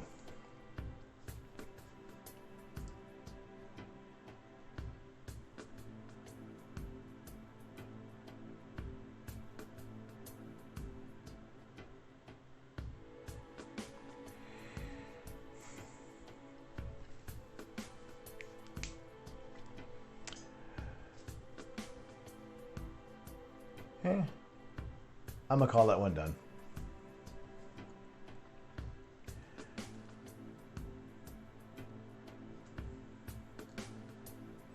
Aside from the amplified noise, I'm happy with how the core is not blown out at all. We're still at that fair size point of light on there. We got some structure. We got oops, yeah, let's really muck that up there. We got some interesting structure in the galaxy. Able to pick out those areas of nebulosity. I'm happy with that. We'll save that one down. Is it Instagram ready? No, we gotta like throw some more filters on there. I mean, it's Instagram ready in the fact of an example of what we've done on stream, but there's definitely not enough time in this integration to be able to get some real good details out of it. Ricardo Pock. Ricardo, welcome in. Welcome to the observatory. How are you doing tonight? Thank you very much for the follow. Good to see you in here.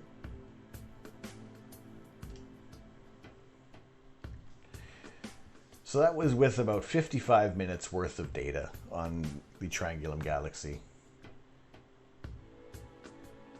You know, we started from this point, which, you know, right away looked kind of buttery smooth, but you know, there's always a bunch of noise within there, and we got to this. I'm happy with that. There's some other bits that we could do to try and accentuate it, but like I said, I made my cutoff for this image at midnight, and happy with it for what it is, for what's worth of the data. And again, like this here, I'm gonna rotate it here.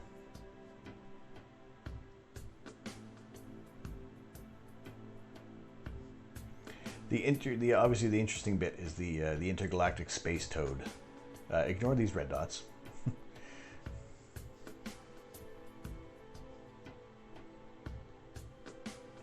that is that there. That's the space toad. Econ Greg has all the lore about this, but this is not a nebula. This is not a nebula out there. That is a giant space toad which has come to Earth, and it has no idea what to do here now. Now it's stuck, not able to get back. If only I can sleep and leave my scope to do its thing. I've done that a few times, and every time I wake up very startled, wondering, oh boy, did it work? Did it go back to the home position?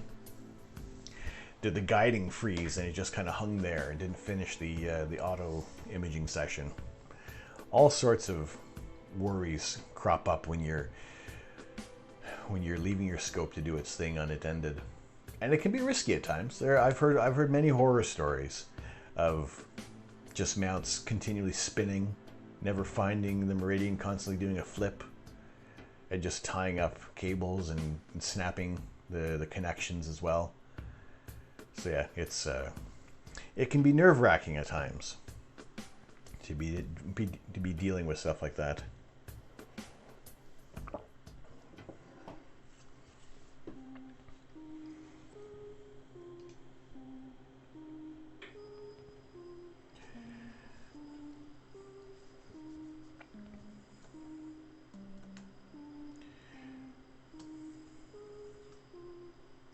There we go.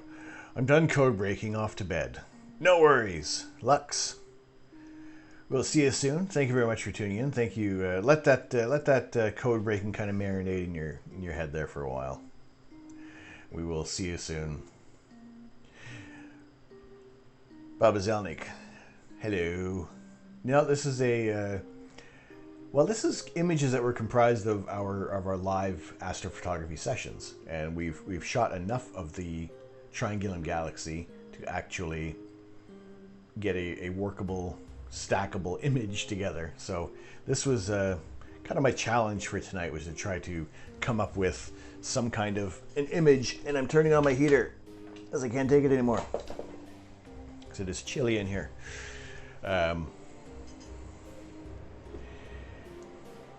With the Triangulum Galaxy, and get some workable data with this, and see what we can see, you know.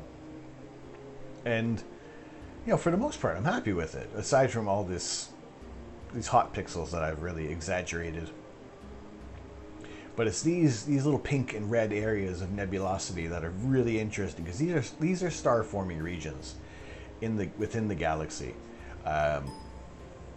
This area is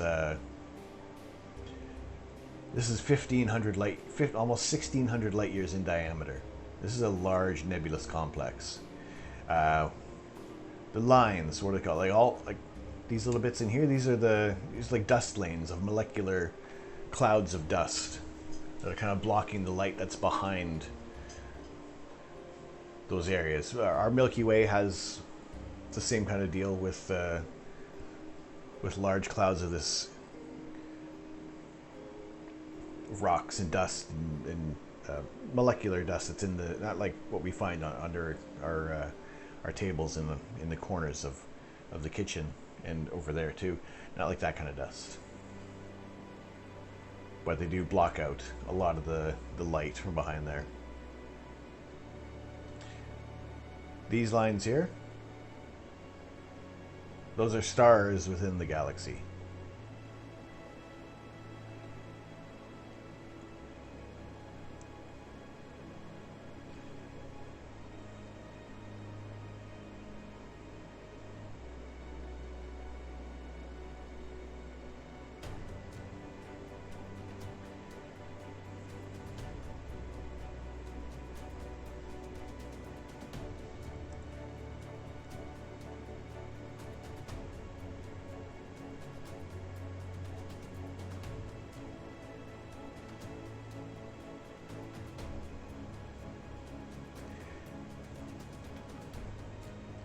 No, those stars are within the Triangulum, whereas our Big Dipper is still within our galaxy. So these stars are much farther away. This whole galaxy is about 2.5 million light years away.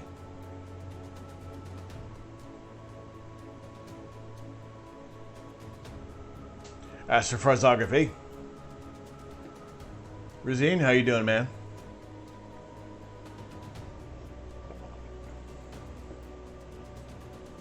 Hey, Bruce.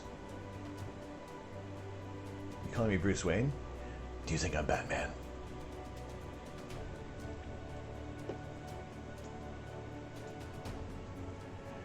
Razine, how are you doing today?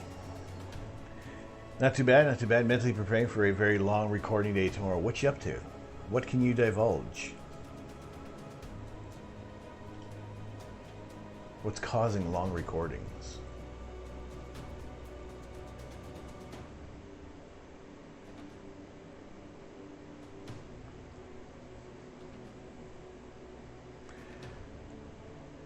Photoshop and Affinity tutorials. Alright, yep, that would be a long time.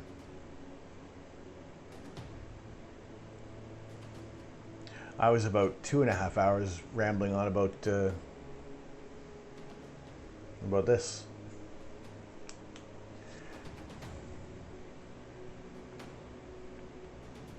I've called this one done. I said by midnight. It was my cutoff for this image there.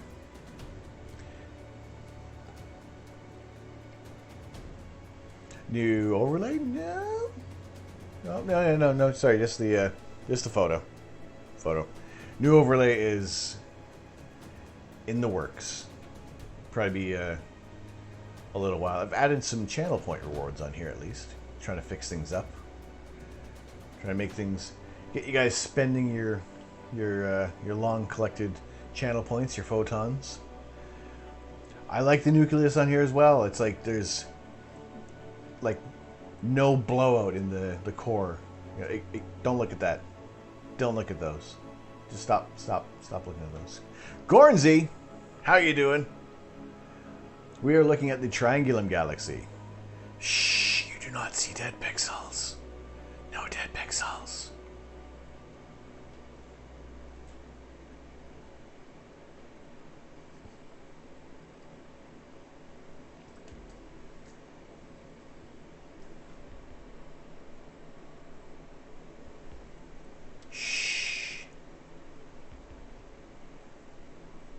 Don't look.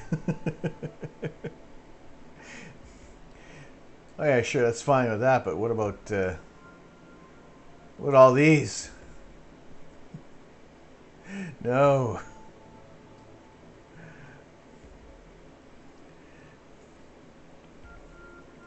But yeah, that core of the galaxy is tremendous. Like this camera, again, it's the ASI 533. It's done nothing but great things. I've very little to complain about this camera. Tiny little HA regions, that's what it is. It was really just to pump up the red to get the intergalactic space toad showing up.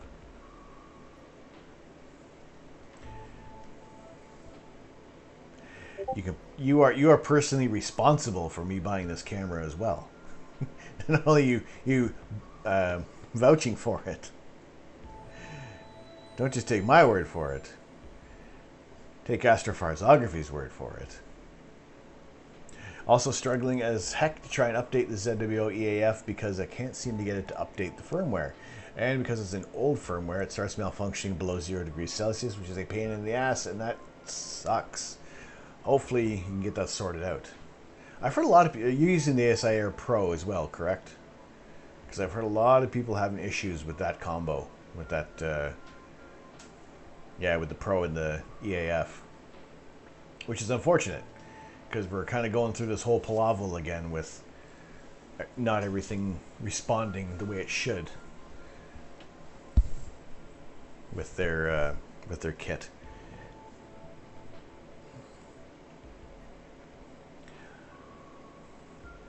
Once where the ASI Air, where the Air Pro didn't download images to the phone.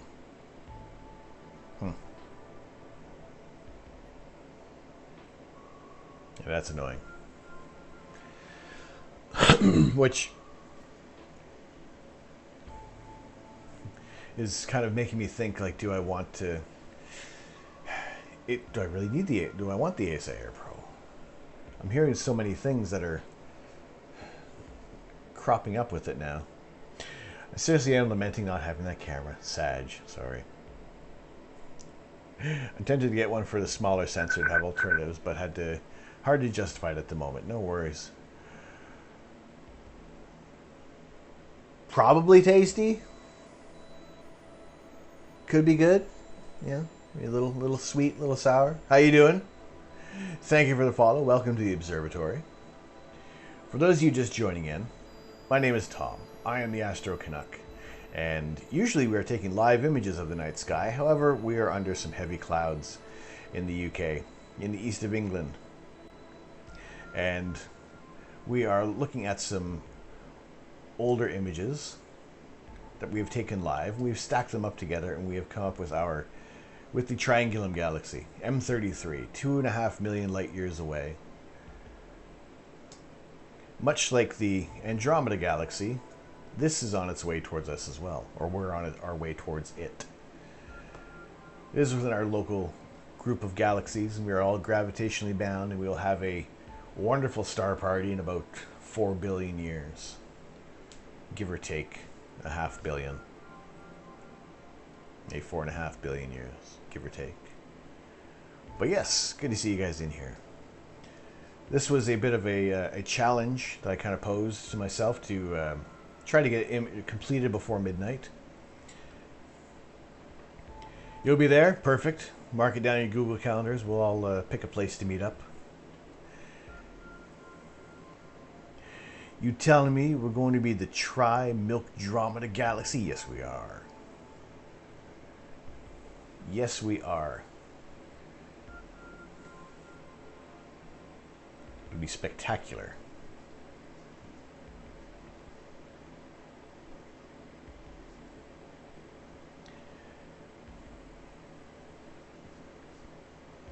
So yes, these are our crummy skies that are always full of clouds. Maybe tomorrow night. Tomorrow's forecast is kind of flip-flopping back and forth between somewhat good skies and absolutely terrible skies. So that's going to be a kind of a game time decision of whether or not we do some imaging tomorrow night. And yes, that is a face on the scope cover. It started off as a ghost for Halloween, and then a mustache for Movember, and it's really just kind of stuck. And also the fact that I just was kind of waiting for things to fall off, but it hasn't. So this is it's good. It's good duct tape. It's Gorilla Tape. Plus, it gives it a little more personality when it's sitting out there.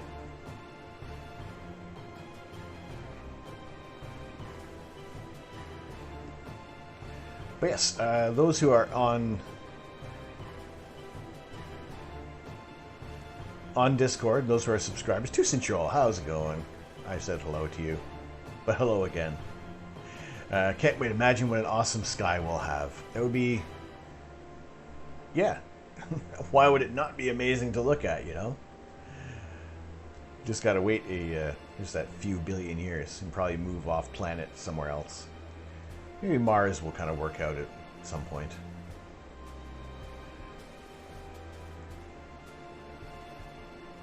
But yeah, happy with that little bit there. Yes, on Discord in the subscribers channel there is a folder with this stacked file in there. If you want to have a go at it, I think I have the permissions open there for the folder, which should work. If not, request permission, and then I will grant. As long as you are. Let me know if your email is different from your screen name. Let me know your screen name. I'm trying to... It should work. There's a few data. There's like 3 sets of data in there right now. And I'll be adding a little more as we kind of go along. And there are a few other images that we've taken in the past that have added up enough time that it's going to be something interesting. All right, Ma, Baba Zelnik. We'll talk to you guys soon. Have a good night.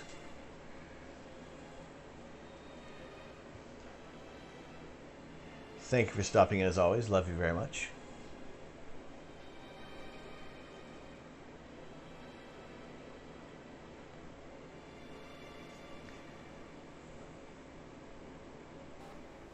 Love you too.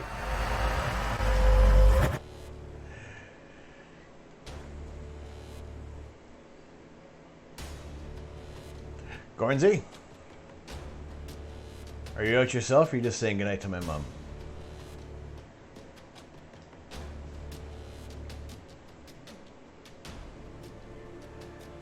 So yeah, there are some images that we've kind of taken over time. Let's see, what do we have available? So that was a single image of the Triangulum Galaxy. So I guess now is as good as time as any to.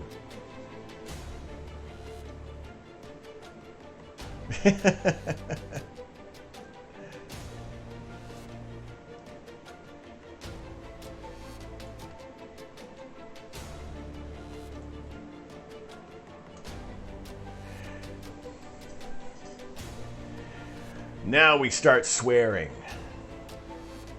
Poo-poo. Mittens. Friggity frack.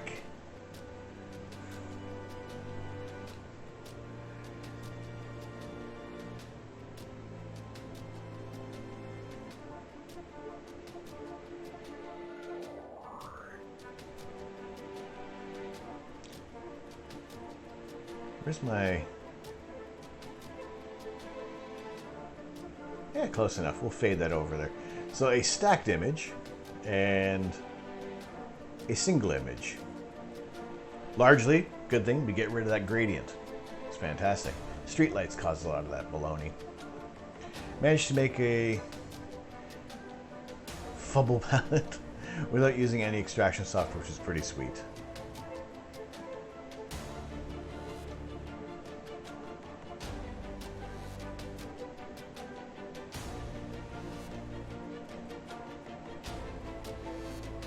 Ooh! Holy smokes, that's good.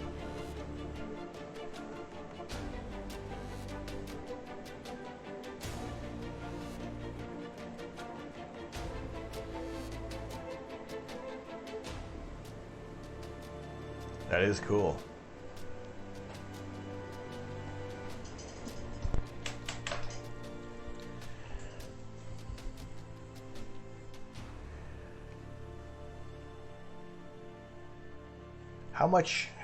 How long?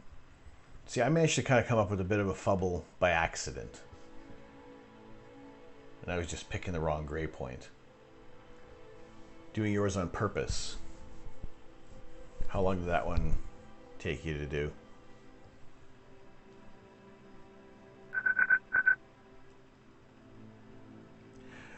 Blue Spider Monkey 2? Blue Spider Monkey, the sequel. How you doing? Welcome into the observatory. Thank you very much for the follow.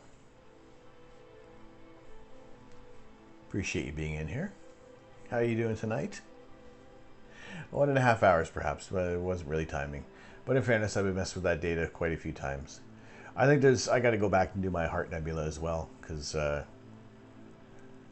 did it on stream. I liked how it looked, and I think if I kind of sit down and just edit the photo, it would be it would look a lot better, in my opinion. There, you're good. You'd like to use my pics on as a wallpaper on PC. I don't really have any PC wallpapers at the moment. But we will be having stuff up on Discord. So if you do want to, I appreciate the sentiment on that. But if you want to join in on Discord, we will be having some wallpaperable images kind of coming up in the next few weeks.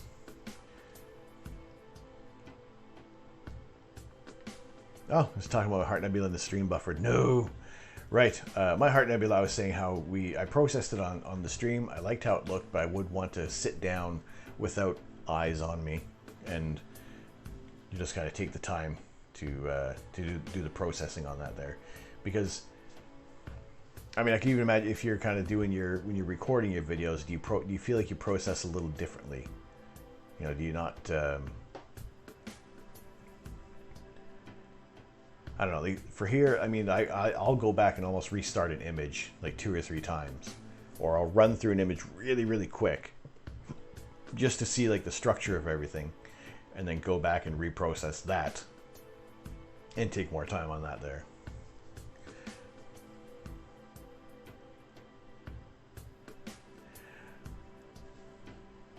I also just saw Stargate again, years ago, and keep thinking about space now. Well, that's a lot of, that's what we talk about for the most part on here, is outer space. Looking at images, this is an image that was done by Astrophotography, who you're seeing in the chat right now. The telescope down there is what we use to shoot our images. The image down below is this one here. It's a Triangulum Galaxy. We do shoot 10-minute images and try to get as much interesting areas of space onto your screen as quickly as possible.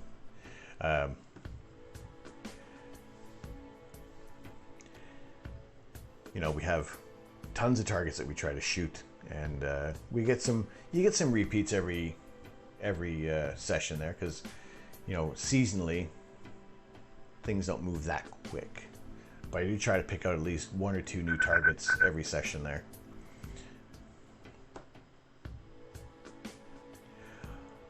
Autonym. Otto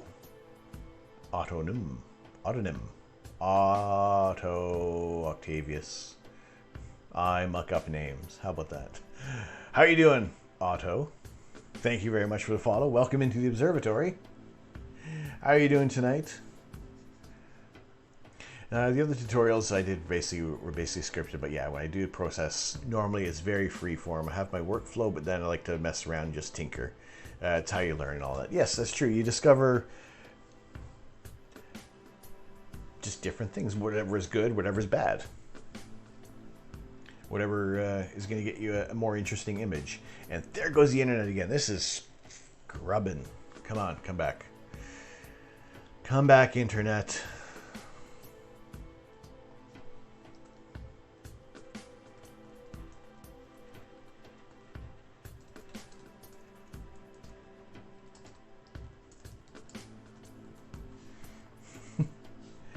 Oh, you internet. You rascally wabbit, you.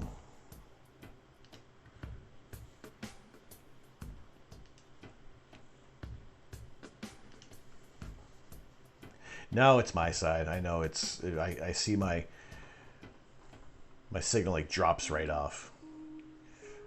I'm working towards getting that sorted out. They will be sorted out. And then we'll all have a very happy stream. At least the some new changes that we're doing on here is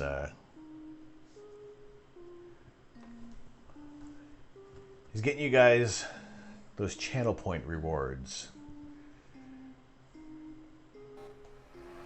How many photons you've been collecting? I have a couple of new channel point rewards. I have some Easter eggs that are hidden on here.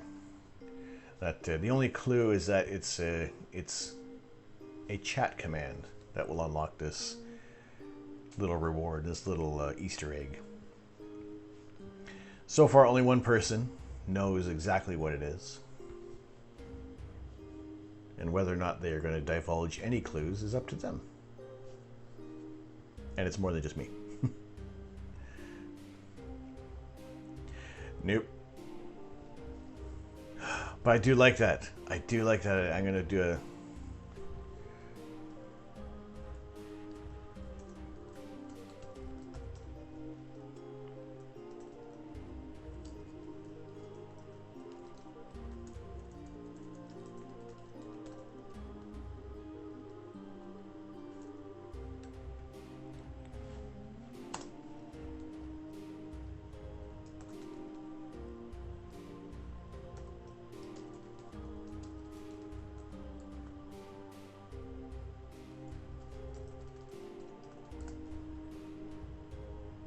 Yes.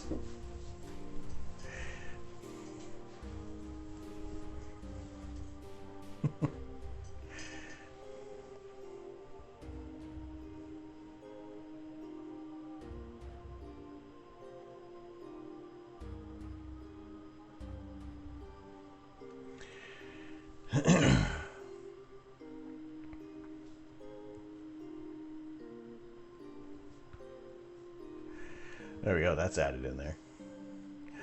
Also, let's see. Another. What can I give for another clue? I don't know. Nope, not yet. It's brand new. It is brand spanking new. So.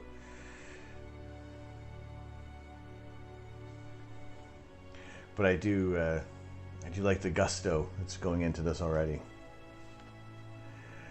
But yes, we have little nerdy bits. It's all as much as it's going to be.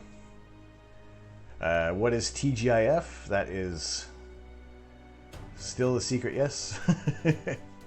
TGIF. That's that also is going to be more just a Friday thing that I'm going to put up. But for now, I was just excited to actually learn how to use the Orin board and make channel rewards, and let's put it up there for now. You ever thought about converting to astrology? Negative. Not at all. Kilimentino, how are you?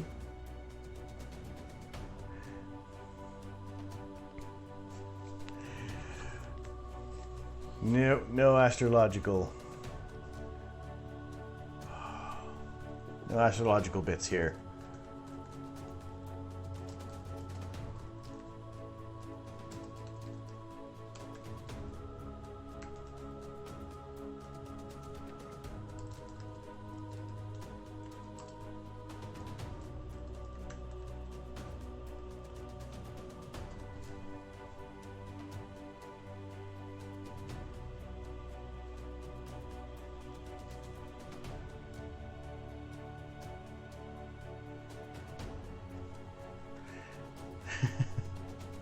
No worries. I saw the little cheeky face at the end there. How are you doing tonight?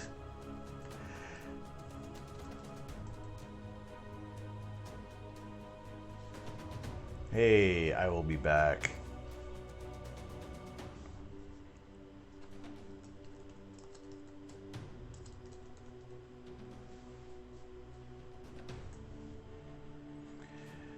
But also, you guys searching for this this Easter egg is giving me some ideas here. I appreciate that. This is a unintentional brainstorming session.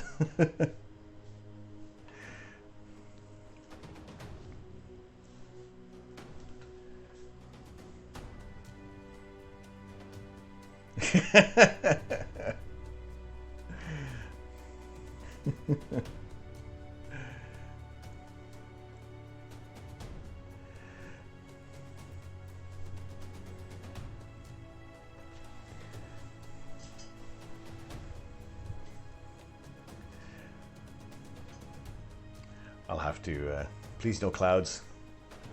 Well, who's, another, Lux was saying 100,000 channel points to remove clouds. I like that one.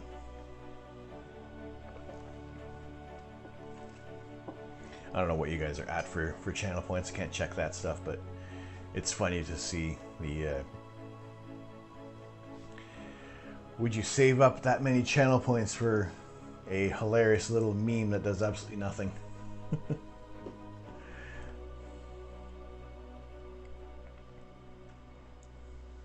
You have 3,000 photons. Now I put that TGIF there at high because A, it's not Friday.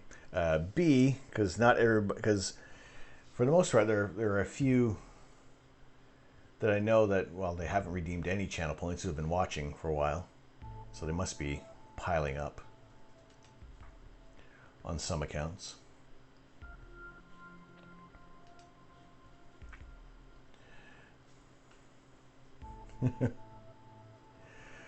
Almost the well depth of the 183 sensor at Unity gain. Hashtag nerd. Yes.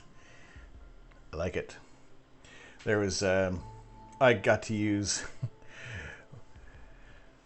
on for those not familiar with Nutty. Nutty does some amazing streams and is a great help with people who run their streams as well. And he had a channel point reward that turns his lights up to full brightness, which is ridiculously bright. And he just kind of compared it to a solar flare. He does charge bits for it. I don't charge bits for my Easter eggs on here yet. And so he was trying to think of how many bits to make the solar flare trigger on his channel. A roundabout way, I did suggest that, saying that the sun is 147 million kilometers from Earth, why not get a 147 bits to get that reward? So I think he took it on board. We'll see on his next stream. But yeah, so that was my little contribution there for the nerdiness of things.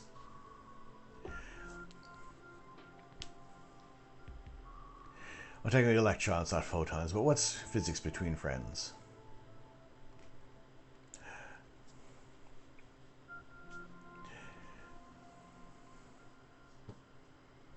Well, a proton here, a muon there, it's all good.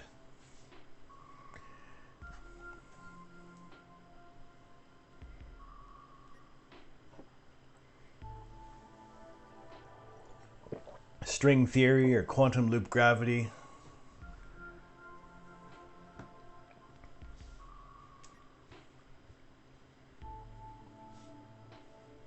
We're just split nuclei at this point here.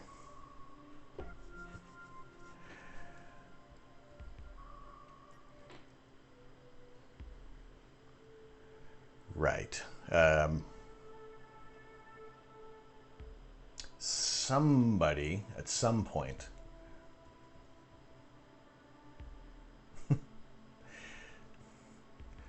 ooh, clavel. It was I say it's a little fancy, almost French.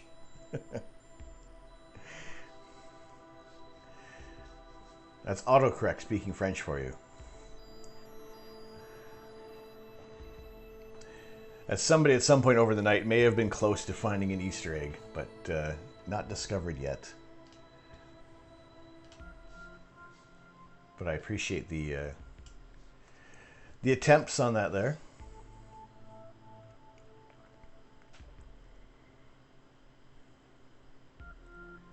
And I think that's about the only...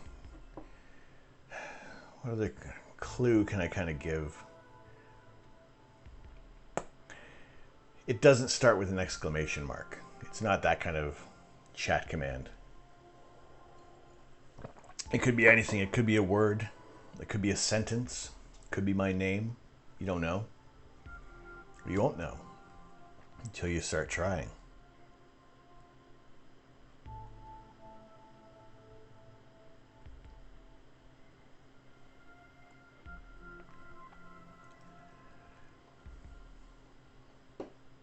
Nope. Although that's another... I do like where your heads are at. I do like where your heads are at for this.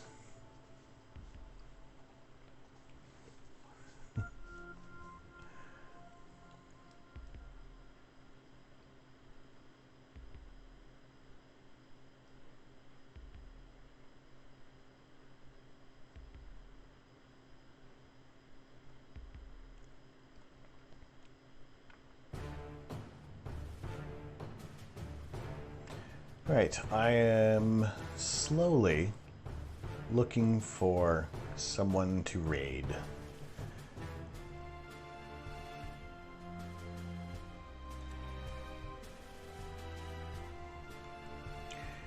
My head's semi-buried in the Horsehead Nebula. Nope. Not it. Can't sleep, so you're back. No worries. No. Good to see you again. Thank you for stopping by. Appreciate the lurks as well. Appreciate all the support you guys have been giving me. I only hope that I'm providing you with a little bit more of an interesting time here. You know, from doing some image processing to looking at the night sky, checking out some clouds, and just wishing that they're going to part for at least a couple hours. Even a couple hours of a clear sky would still be enough time to get a few images and get some cool shots of outer space. But it doesn't always work out that way.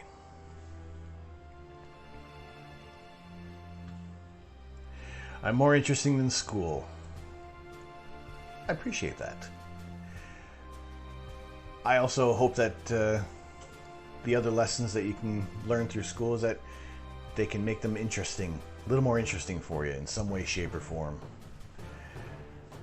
You know, I try to give you guys as much accurate information as possible. I don't want to waffle on with an answer or try to give some BS description. I do want to be able to have as accurate of an explanation to what we're looking at, what it is, what it's comprised of, and it's just something I'm constantly working on myself. Just always trying to absorb as much information, as much accurate and credible knowledge as possible. So, you know, learning doesn't end after the bell rings or after high school or after university. There's always a new interest that you're going to want to have. And,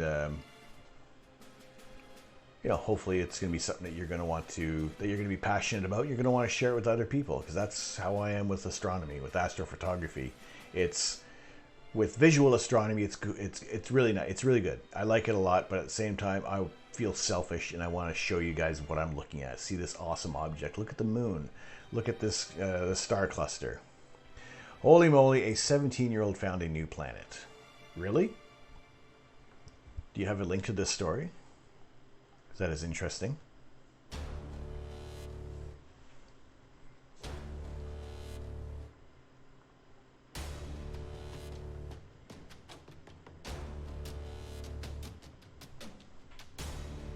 All right, I will, let's see.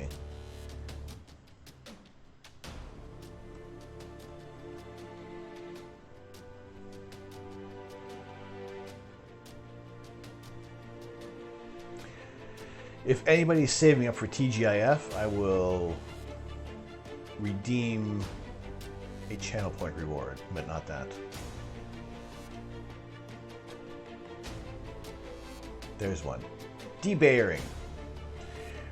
When you take your images with a color camera and you don't run it through a proper stacking program, you end up with an image that looks like this. It's black and white, there's lines in between everything, and it looks really weird. Every star will die, including our own sun, and eventually all that will be left is a sparse soup of particles and radiation. Even the energy of that soup will be sapped away over time by the expansion of the universe, leaving everything just a fraction of a degree above absolute zero. But TGIF, am I right?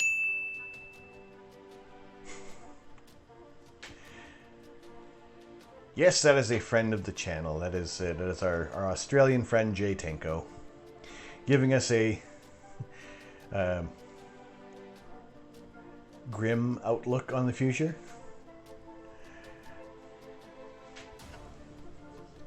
Maybe I'll get it. Maybe we'll do another one that's kind of throughout the week.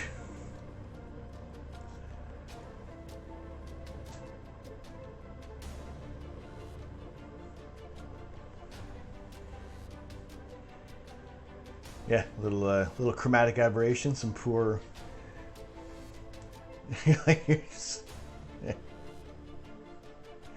That's it.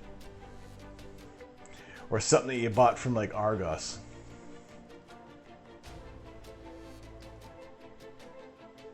Oh, it's stacked. I like it. It worked. You put it in a queue. It's taking it too far.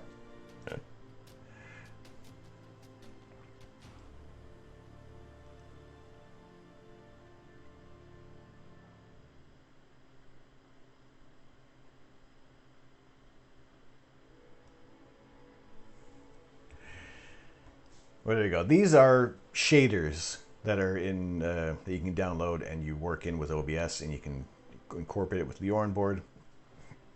And the one I'm a little more, that hurt your eyes as well, that I like the most so far is the debayering one, because that was one that I've already quickly adapted that doesn't exist like that for the shader filter. So it was a little bit of manipulation on my part, and it's a new language, a new options within OBS I'm trying to do to make things a little more interesting, a little more nerdy around here. So some more channel point rewards are already cooking in here, marinating, ready to roll out for the next stream. At least one more new one will be added on before the next stream. So, but nothing that's going to like go crazy with things, but just some interesting little bits, some funny little things. So I think what I'm going to do is we will kind of wrap things up here, and we will roll on to, let's see, gosh. Now we can continue on with science by maybe going over to either Skylius or Das Valdez, or I think, is it Tahadra? He's an interesting dude who plays a lot of games.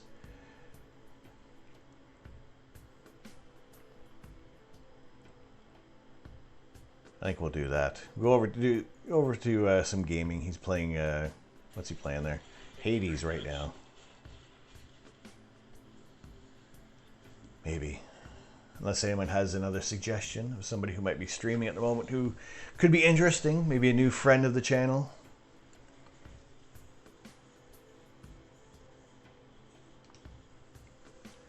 See who's doing what.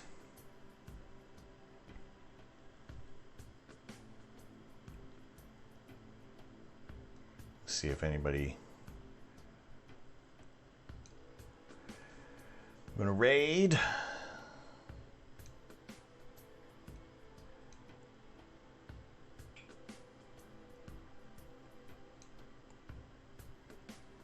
Yeah, I think. Yeah, I don't have anybody of my any normal. I say normal, just regulars that we hang out with. So it's we'll meet some new friends tonight. Hopefully. As long as I don't muck up the raid. Alright. We'll kind of start to wrap things up here. Appreciate if you guys kind of stick around for the raid as well. Get you some extra photons as well from that. Because, yeah, I'll be adding some more stuff. Some more fun little tidbits around on the channel here. And it's been fun, as always. I appreciate you guys coming in here. You guys are absolutely fantastic. Much love to you all. Astro Beard, have a good one yourself. Looking forward to what you're going to do, what you're going to work on with Leorn Board. I am looking forward to it as well, because that's going to be some interesting things to incorporate on here. Hey, Mojo.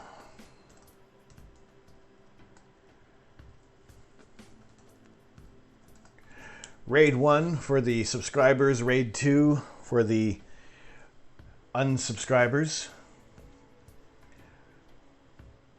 You want to copy and paste those messages. We'll drop a raid over to Tahadra and see if he does a lot of 24-hour streams. He does some gaming streams. Pretty interesting dude. I've hung out there a couple of times. So it's, I don't know how weird it's going to be, but hey, why not?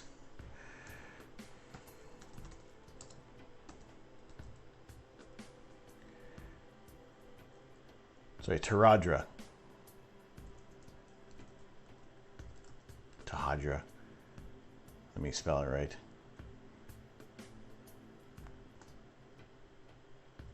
All right, we'll get that rolling, and I appreciate you guys stick around for that. You have been absolutely fantastic. Appreciate the new followers. Appreciate everybody who is subscribed to the channel. Appreciate those who have donated bits in the past. It's an absolutely fun time doing this. It is great therapy for me, and hope it's a little bit of therapy for you. And we get to see some interesting stuff in the night sky. So, next time we'll be on might be tomorrow.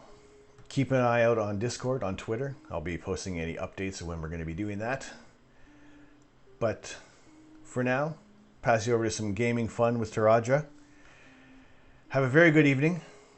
I've been Tom. I'm the Astro Canuck. I'm not here to change the world. I'm here to share the universe. Have a very good evening, and we'll see you soon. Take care.